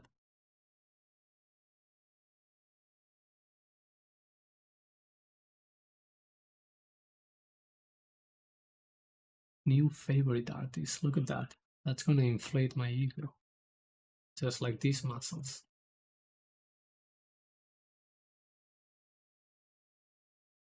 Yeah, I think that could be Pareidolias could be a cool, interesting experiment for streams. Even if people wants to play the game, I think it can be a lot of fun to just roll a bunch of random shapes and try to, dig out some characters or shapes or things. Easy gleam. Yeah, I often get that feeling when seeing art on mainstream media. Yeah, absolutely. Like most of the, unfortunately, most of the art that we consume nowadays, it's not genuine, and I don't mean that as a critique or something wrong. It's not genuine in the sense that it's like it's a bunch of people doing things that they think it's cool because someone else thought it was cool, and it's like it's a big snowball happening, or like you think this art style is good because it's popular on Instagram, and then someone else is going to copy the art style, and it's going to keep going. And it's kind of been happening all over the history of art, but I feel like now it's happening more than ever because it's so easy to just share art that it's really easy to lose your own identity because you never get to find it. You just assume that an art style is cool, and if you get lucky or unlucky, that thing is going to get popular because it was popular before you made it, so of course it's going to be popular, and then you're going to keep doing that, and I don't know, it's a big snowball. This whole culture is weird and unnatural to me. I feel like it's natural for culture for that to happen, but the fact that we can share the art so quickly and it spreads so fast and almost virally, it makes that effect happen too fast and too unnatural. We've become allergic to the phrase art style. Let's see. Okay, what am I missing? If he wants to play that game, yeah, we could play that game one day. Probably not today because I'm already pretty tired, but I think it's a fun game to play.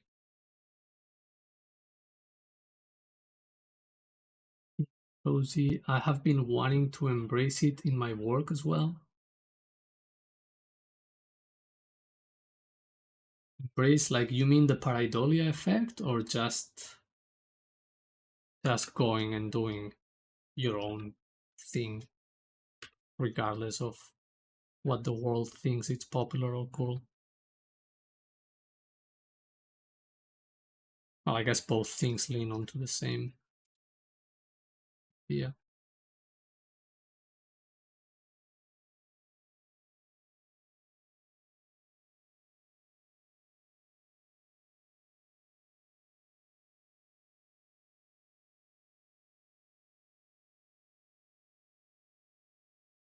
Oh, the pareidolia. Yeah, I think it's really freeing. Like, the main thing is that you have to be willing to let it not happen, because it may not happen. And I feel like the way we are used to treat art, it's almost like we are always expecting it to happen because you are supposed to be in control. But if you just go in with the mindset of, okay, today it might not happen, it's really freeing. I think I've never done it on streams, but I really love doing like abstract pieces that don't even have to look cool or interesting, just making marks for the sake of making them. And you get to see all that happening in the backgrounds or in the textures, because that's where I allow it to happen on a control drawing.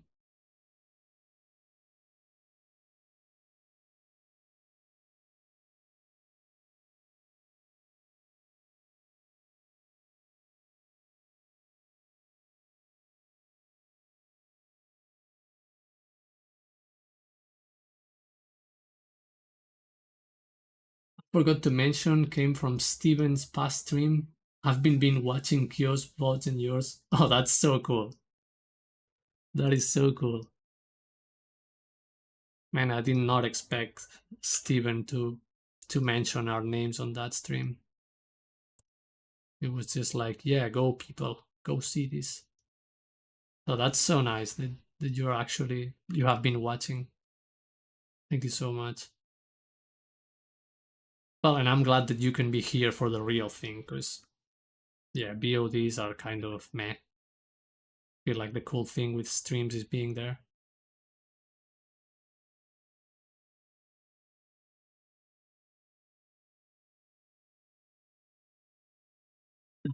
Tried while the iron is hot and usurp Steven.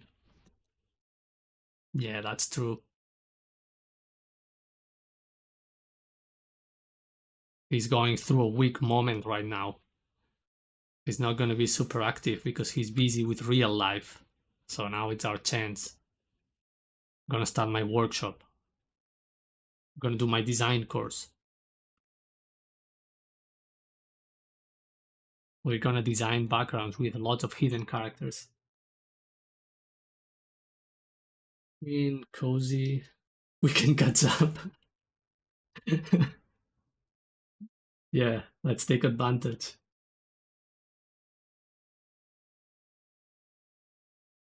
Okay, cozy. I've been trying to let go more and just allow my hand to move the way it wants. I started using infinity loops to construct figures, and it feels pretty cool. Oh yeah, I think that's a really cool exercise. Like, infinity loops are like when you just do like this kind of cylinder motion. And the cool thing of this is that your hand is in motion all the time, like you don't stop. So that doesn't give you much time to think, so you're just gonna go and draw things. Like, if you're trying to draw a figure like this, you're gonna be, like drawing the arms and the body and whatever you want to draw. So it's a really cool way to just get the hand in motion. And it's pretty similar to what I do when I'm drawing usually. Instead of just, I'm not doing the infinity loop, but I try to, it's a rule, like an unwritten rule that I have for myself, that when I'm on the sketching phase, I try to keep the pencil moving all the time and not stop too much for thinking. Try to just keep lines flowing, even if the line is going to be erased later, even if it's not going to add any relevant information. I just try to keep them flowing for the sake of drawing.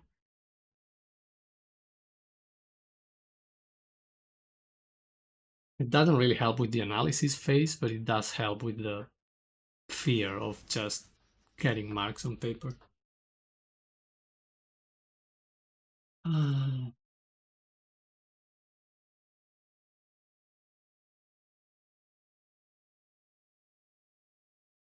100 doodles every day. Hell yeah. And Miggy Pal gotta go. So good to have you here. Thanks for being honest and open with us. That's really cool. Remember, you have a community here. So I'll see you next time.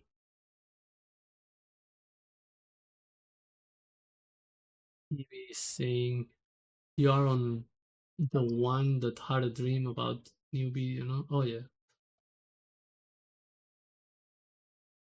You can make it before he can. Yeah, make Steven's video that doesn't exist. You can make it yourself.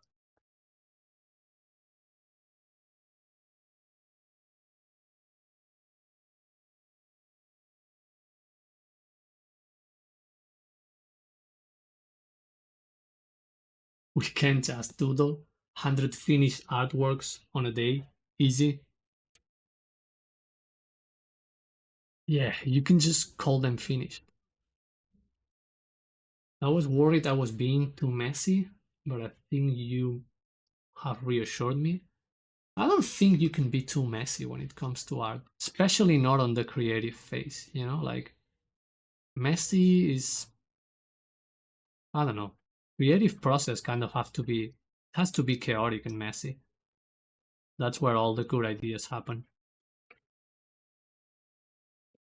I mean, messy is a word that you can use if you are trying to paint a piece of furniture and you want to, you know, paint that and not make a mess in the house, then yeah, you can be too messy because then there is paint everywhere and not where you want it. But when you're being creative, like, you just got to keep the lines flowing. There is always time to clean things up if you really want to. But in my experience, every time I try to clean up a drawing, it just gets worse. So why would you even bother?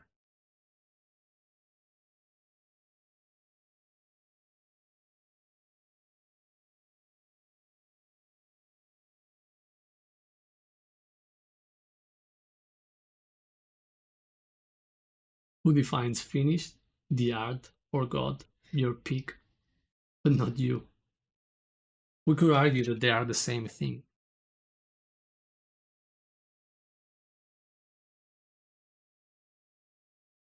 My problem at the moment is that I can't tell if a messy process is necessary to make the images I make, or if I'm just covering for a lack of fundamental skill.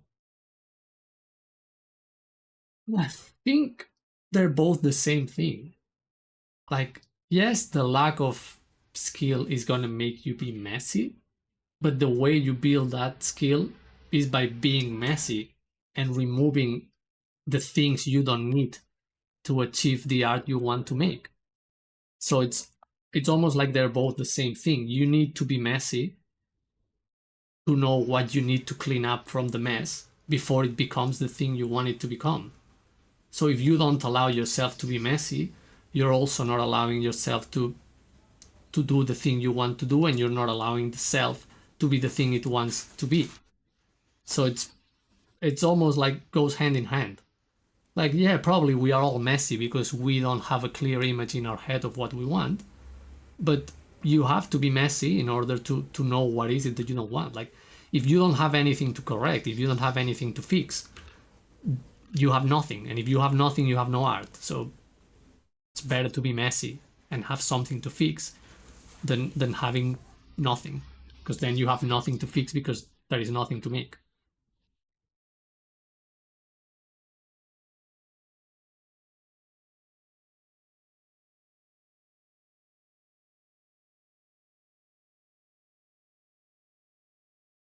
Not trying to get funky with it, but if you go to church and think of art as God, a boatload of teaching makes more sense actually. Yeah, I guess. Like it's just the words around it that make things more complicated, but art on its own doesn't have to be that complicated. It's just creative energy.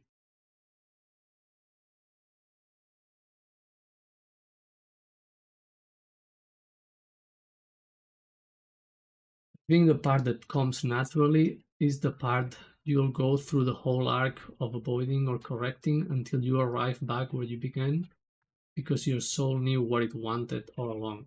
Whoa, yeah, I have to reread that for myself.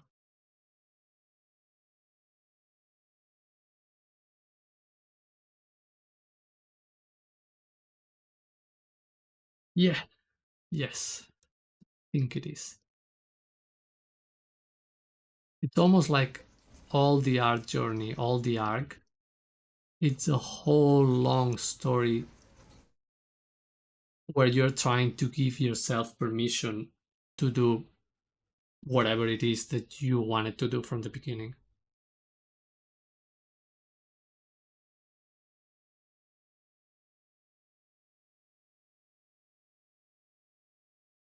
I think that's another way to put it.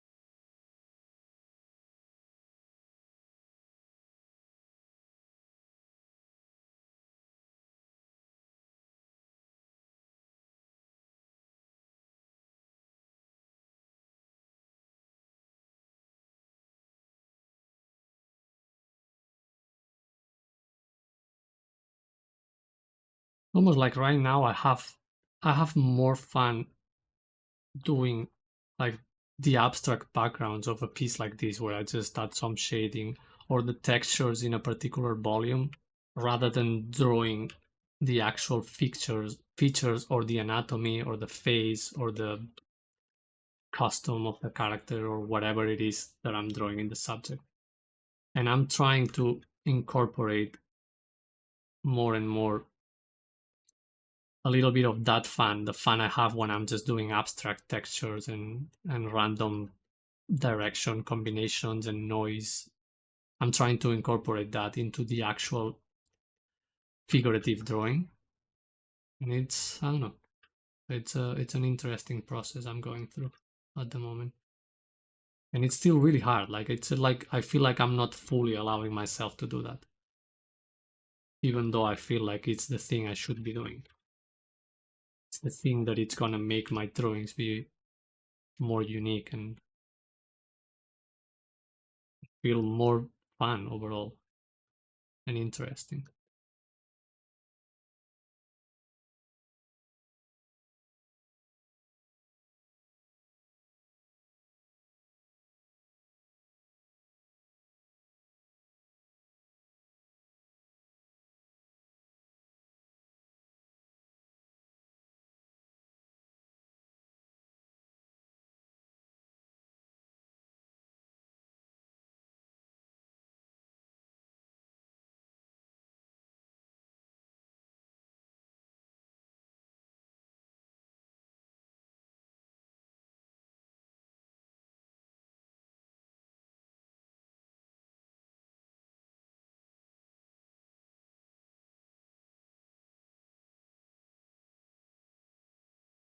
You need to make drawings that do well on Instagram. That's the whole point.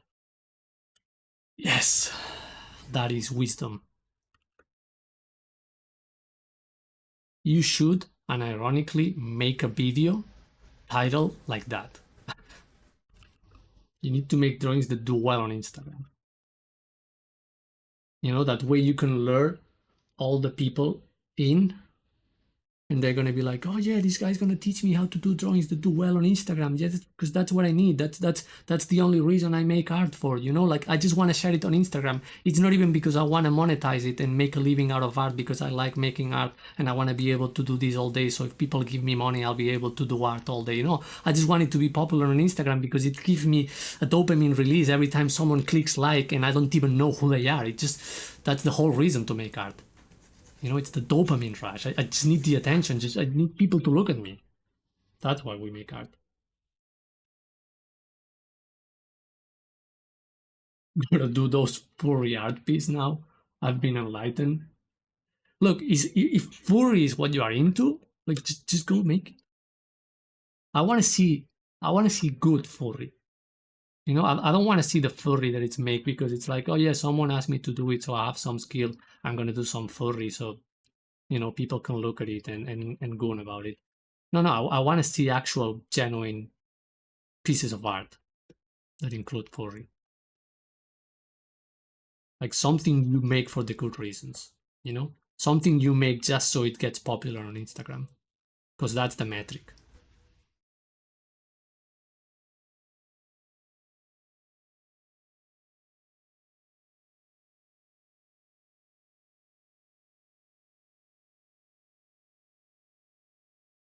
What are your thoughts on Eluna from Super Vibe? God knows Judy Hope's already corrupted Steven. What am I missing? I need research. I need context. What is this? I don't know names. I don't know people. I'm just a dude drawing like a muscle fucking, I don't know, Japanese deity, I hope.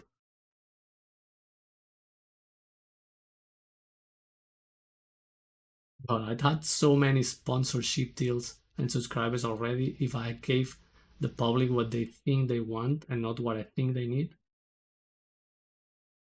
We were just talking about furries, that's the context. Oh, I see. Well, I guess I'm not in the spheres of furry. That's a shame on me. I don't have culture. I'm sorry, people.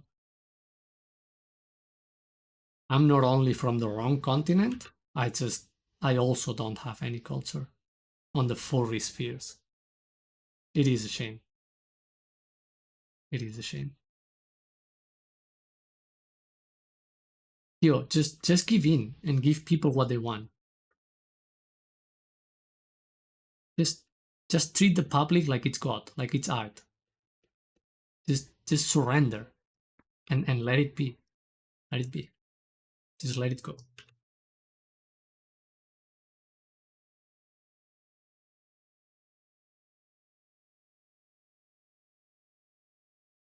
And sell my soul. Just just think that you don't even have a soul. It's not even yours.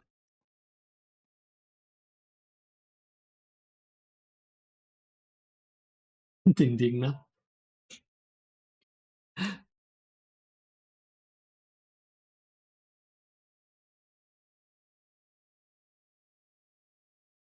Anna, gotta go. I didn't even know you were there. But thanks for joining. I know it's getting a bit too intense with all the furry talk and God and deities, but this is what we do here. Thanks for joining though. Take care.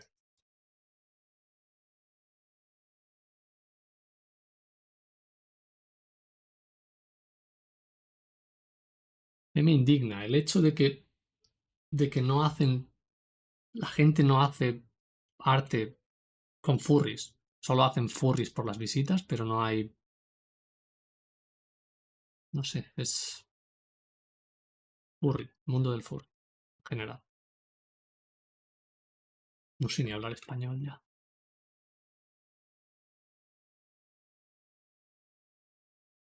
He's got a furry.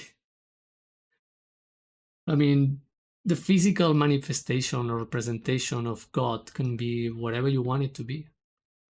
Like it doesn't have an embodiment. So if you want to envision it as a furry, I think you're totally allowed to. It is furry.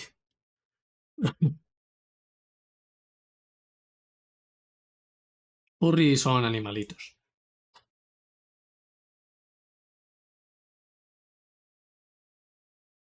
Animalitos jugando a médicos.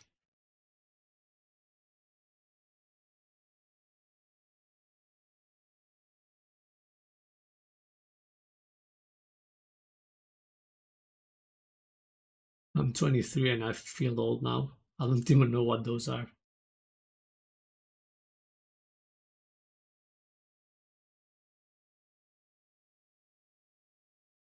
Pain will be totally fine with you, Kyo. Like you don't even need to speak like a little bit of Mexican Spanish. People will just talk really loud to you and really slow, like that's gonna help, and that's about it. But you'll be fine.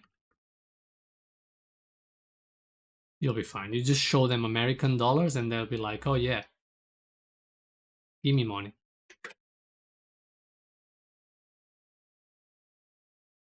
Pokémon montando. Sí, más o menos.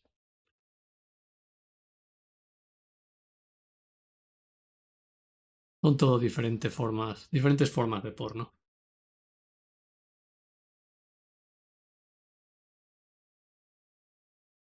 Dude, I'm getting really hungry.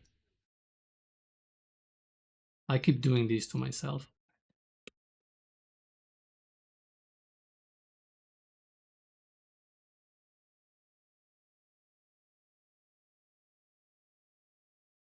Maybe, and this is not a promise, so don't quote me on that, but maybe if I reach 500 subscribers and I can monetize this YouTube channel, I can do some furry to celebrate. Not because people want to, but because I want to. You know, I just want to give myself the excuse to do some furry.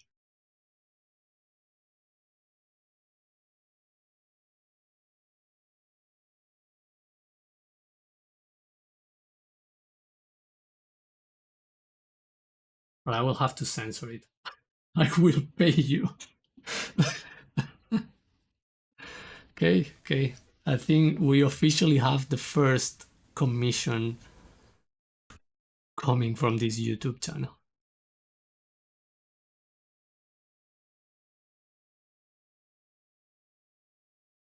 Like what I don't know if if you will pay me for the actual commission or you will pay me for just getting me to draw some furry, because there is a distinction. Like it's just like, do you want the actual art piece, like the art, like the furry itself, as an artifact, or you want to give me money because you want to see me drawing the furry, like because one thing is paying for the artifact and the other thing is paying for the humiliation or the time I have to put into it. It's just it's an interesting topic. Commission. I see. I'm 1,000% serious, by the way.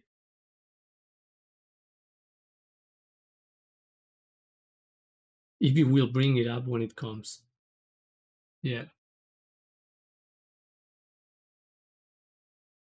Don't you mean the first? Oh, I didn't get that until I read it out loud. Oh, this is where things are going. I knew it. I knew it.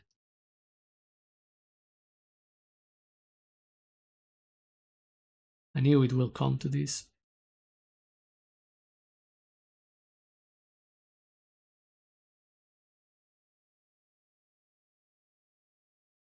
But everything is fine because I know it will be popular on Instagram.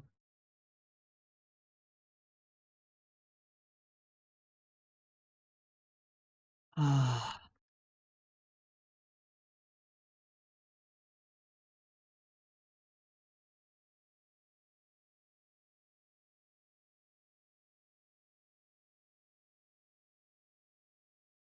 has to have a really deep spiritual reason for me to convert being a furry artist.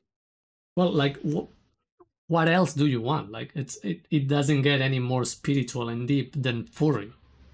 Like it doesn't get any better than that. What reason do you need to? Like it's just like why are you even making art? You know, can you call yourself an artist if you don't make any furry? Like I'm pretty sure like I don't even know if the French Academy still exists, but like you know back in the day they did it, they made it, like they had this academy and you had to go through it and you have to you know you had to do certain things to be able to call yourself an artist. There was an official title as an artist, and I'm pretty sure, don't quote me on that, but I'm almost like 120% sure that like the subject included, like there was at least a paper that was about fur, because you had to like it goes hand on hand. Like you study like the paintings on the caves, as in like that's the human beginning of art. That was already furry, by the way, because there were animals and spears and arrows. So that was already furry. Then you have Michelangelo and all the old masters, and then you have furry. Like it's just how it is. Like it goes hand in hand.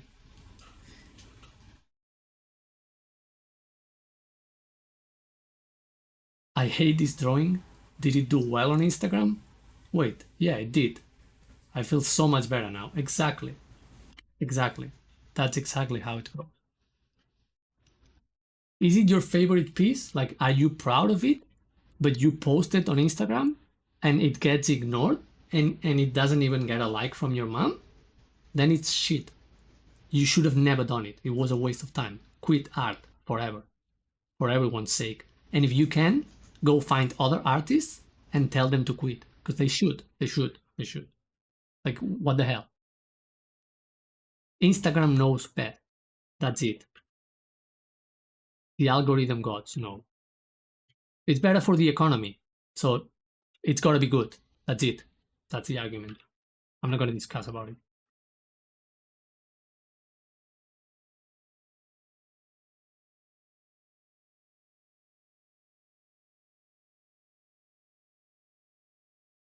It's all connected now. Exactly. Exactly. The art records, like the oldest pieces of art, was already 40. It's just like times change and you know, but it's all there. It has always been there and we cannot get away. I'm pretty sure Alexei Benestyanov had a fursona. I'm pretty sure too. Pretty sure too.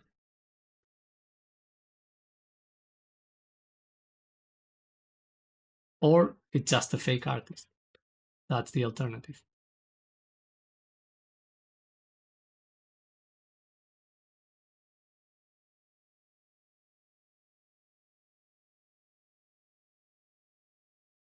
Well,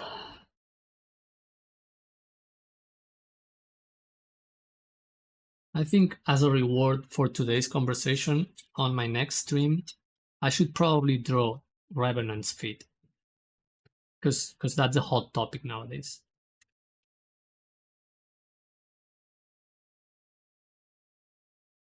And I will use the stream as an excuse, but it's something I just want to do for myself. So I'm gonna share it.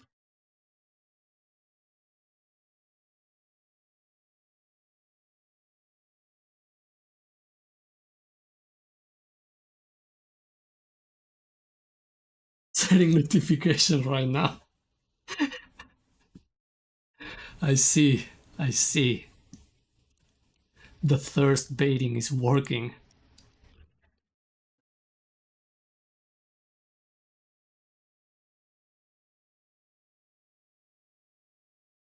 It is fully working.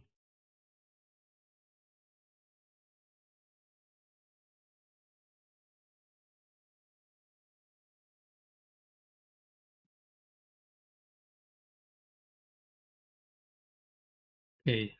I hope I feel like YouTube is fine. YouTube is kind of cool with these things, but Twitch is a bit sensitive, so I might get banned again because yeah, it happened in the past, and I don't want to talk about it, but it happened.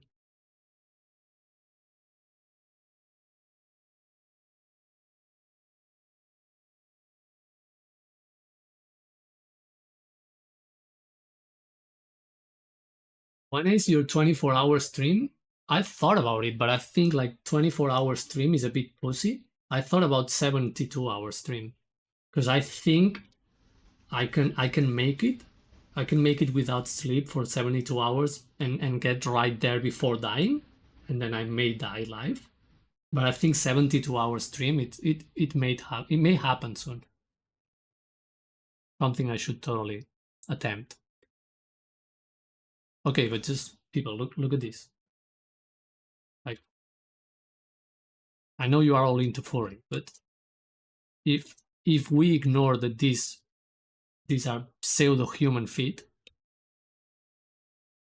like Miyazaki is a genius, and I'm talking about the Dark Souls Miyazaki, not the other one. The other one is a weird dude that it's always angry and miserable. But this Miyazaki, like, I know. Wait.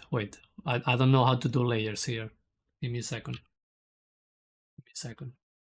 I know this is too much. At least the toes and maybe the ankles. The ankles are pretty hot too. So just okay. Now it's safe, and I don't even know shortcuts on this thing.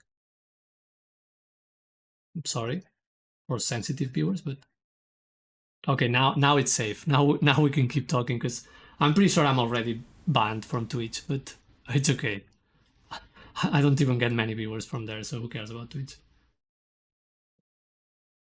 But like, it doesn't get any better than this. Like, Miyazaki knew this. Like, why do you think this character goes around barefoot? I know it's not an animal, and I know it's pseudo human. It's a doll, but it's pseudo human. But it doesn't get any better than this. Like, it just this like it's the close. No, it's not the closest thing. It's actually probably the first time we get to see actual porn inside a triple A video game. Like that's it. Like because you get to play this character. Like you can play this character, and there is no time limit. You just open the game, you stay in the hub, and you can stand at the feet for as long as you want. Like, and then you can go on and use that character to fight big monsters. Like it doesn't get any. It just that's it. Like it doesn't get any better than that. Like I'm done with gaming. Like I don't need any other video game in my life ever. I don't need Pornhub ever again. Like that's it. Like OnlyFans, bye. I'm never using that again. Unless it's for my own content, then it's fine. But oh no, it's not a confession. I think that's pretty obvious. It's just a statement that I want to share with the world.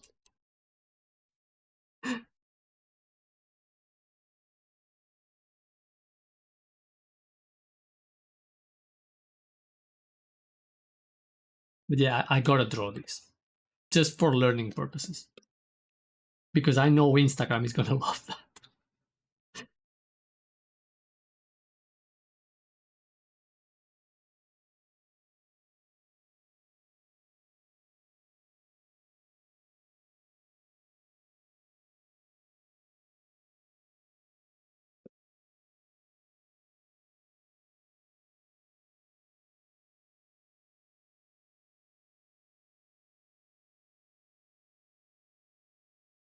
Join the stream for fine art, but and got fit. Let's see. Pretty good day so far. I mean, what's the difference? Like, pretty much every fine art piece worth looking at includes some fit.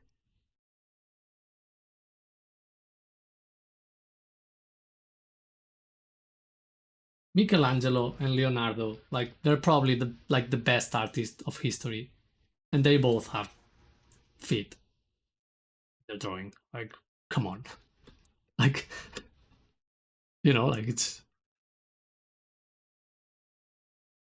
I'm not the one saying it. It's just their work. Like it speaks for itself.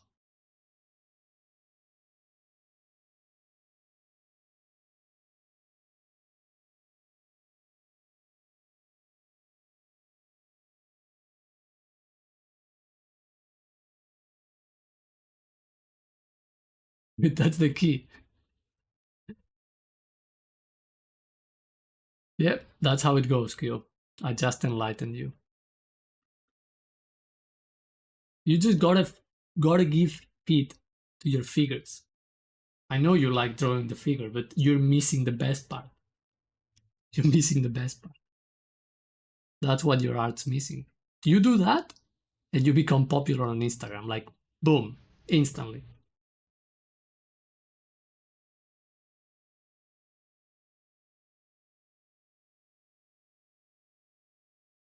There you go. And I don't even charge $1,000 for a month workshop. That's how confident I am.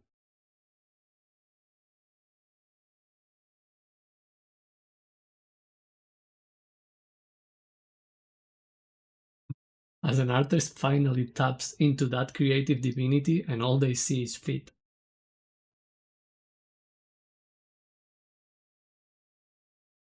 I mean, it's how it goes. If you think about it, like we always picture divinity as something above, like as something superior, higher. Like it's literally and physically over us. So if you embody that deity, what are you gonna see? Their feet. Like it's the first thing you're gonna see. Obviously, that's the image we have of God because that's the perspective we have. That's above so below. It makes sense.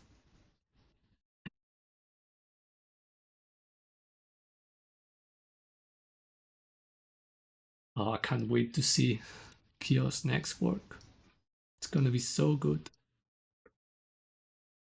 gonna be so good, and I'm gonna be quoted on it. He's gonna be thanking me. The same way that people thank other people when they get an Oscar. Of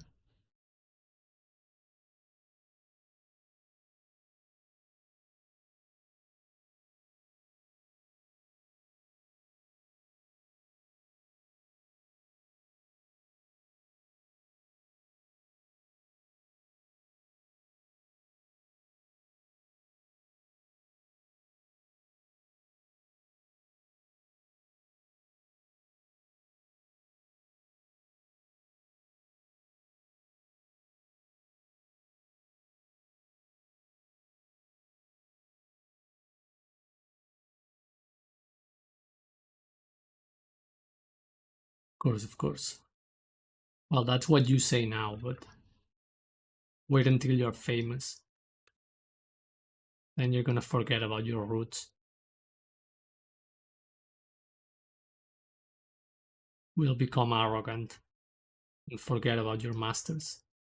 Ungrateful. I'm already foreseeing the future.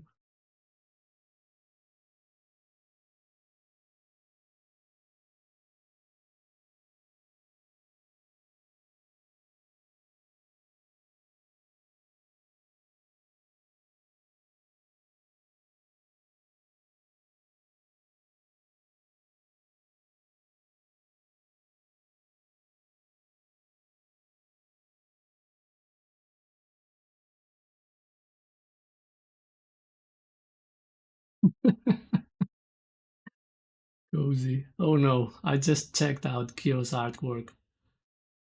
And I have been acting fool in front of another fine artist. Well, that's what you get here. I'm sorry about that.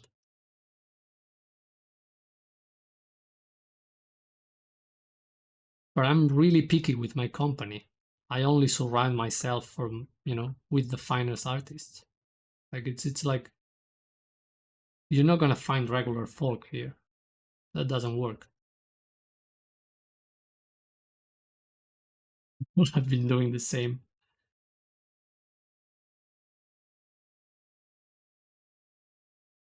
You mean, Q, you're not acting. You are just like that all the time.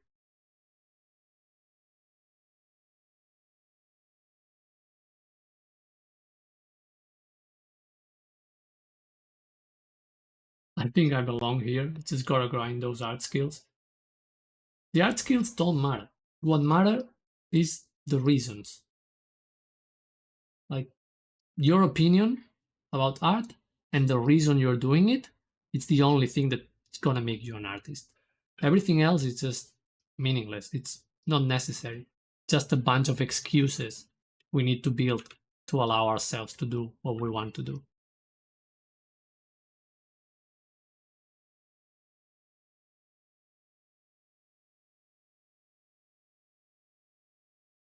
Yeah, I've been noodling this drawing for too long and I'm losing track of everything.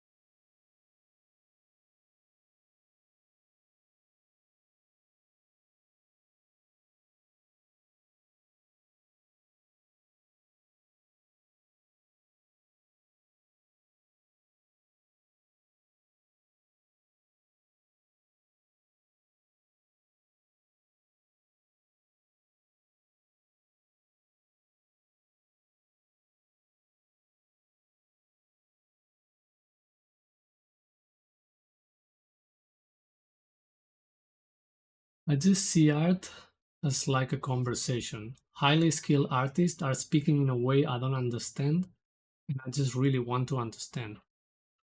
Hmm. Well, probably what you consider highly skilled artists are just people like you that have spent probably too many hours doing something that is kind of insane and almost stupid to the point that they go almost crazy and then they talk nonsense all the time because that's how brain broken works. So it makes sense that you don't understand it. Like they don't even understand themselves or each other. It's just the nonsense talking becomes almost the norm and you get cool with it.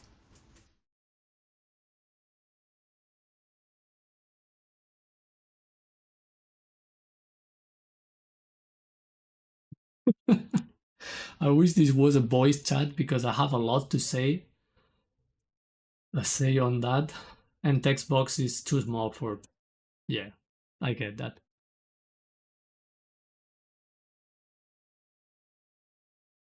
Well, maybe one day, that's not a crazy idea. Maybe one day we could, Jordi, make a Discord. Uh, we need a bunch of people to make a Discord. Or at least fake people to pretend that I'm famous. Also, I would never take care of it, so I need at least one or two admins so they can take care of it so I don't have to. Otherwise it would die. But yeah, like jokes aside, I think it we could potentially one of these days, if you feel like it, you probably join a Discord call and we can stream either separately or I stream and you are in the call if you want to. I think people do that sometimes. So I think it's cool. Like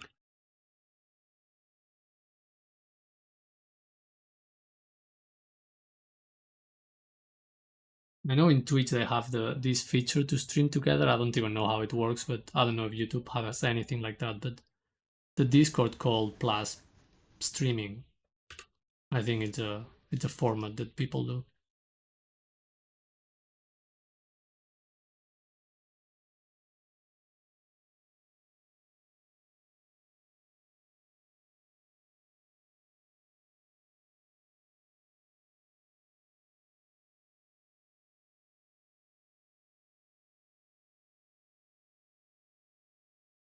Cool.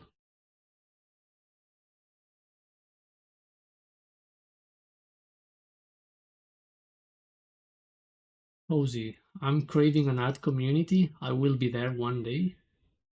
On day one, I think. I mean, oh, that's cool. Thank you. We appreciate that. Well, if you want an art community, I don't have a Discord server yet because I don't know, because, but you can check out Kio's channel. He probably has a link somewhere for his Discord server, and I'm also there, and sometimes I hang out there. So I feel like that's a good start.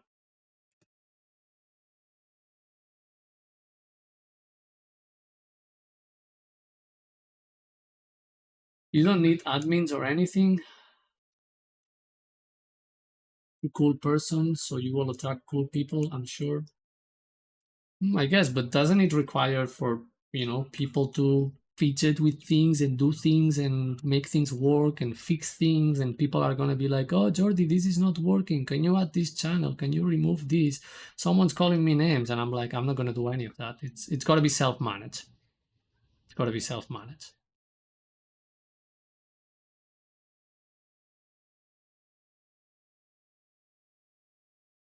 I feel like every time someone mentions a community or a Discord server, I just send them to Kio's server. I'm too lazy to get my own. It's just like,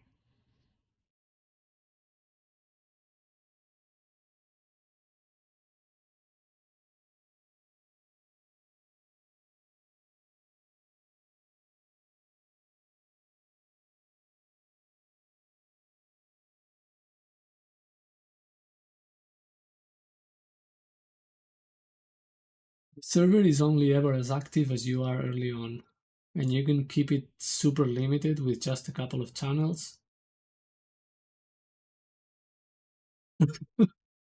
So that's why I've been getting new members out of nowhere. Could be, could be. I mean, I haven't mentioned it that much, but I've mentioned it like at least a couple of times. So, but I think only when you are around. Like, I don't think I send people to your server if you are not here.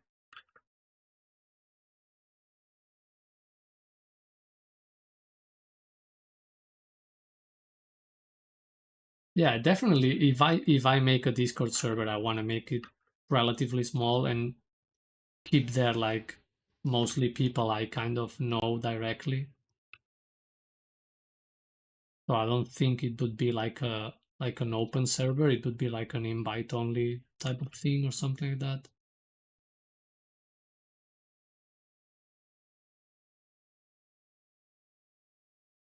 But we'll see. I'll just check out how that works and all that and what it takes and how much effort it requires on my side and who do I have to sell my soul to and all that beautiful stuff.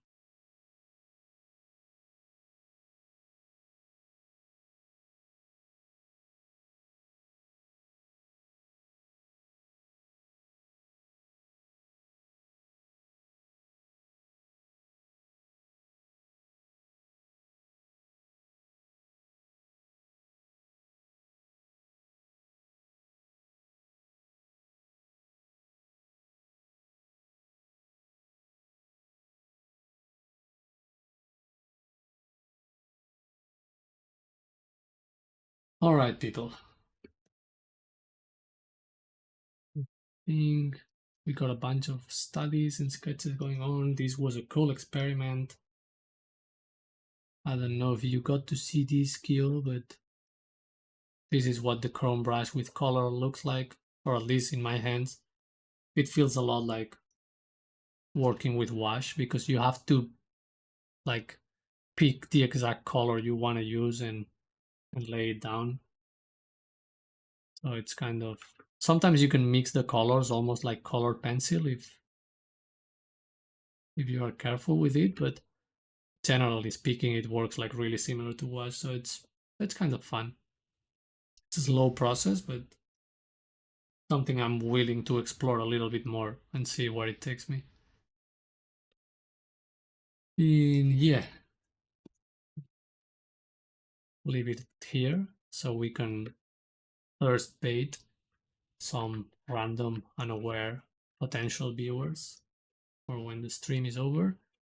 And I'm gonna go have lunch because I'm pretty hungry and I'm losing my mind here. So thanks everyone, new people, and whoever was listening to my yappings about furry and feet and art and spirituality, all the good stuff. It worked. I love INU is always ready. Like it's just boom. Well, we got a deal. Commission coming soon. Cozy, I'm glad I stopped in. Thank you for being you. Thank you for being here and joining. Thanks for the stream. Thank you for joining, Kyo. You are a true trooper, always ready to join the stream. I'm glad you quit your job and you're making art full time. So cool. Easy Gleam, thanks for streaming. I hope troubleshooting goes well. I and you. Alright. Thanks everyone. See you next time and keep drawing. Good job for the Jordi streams. Alright, I'll quote you on that.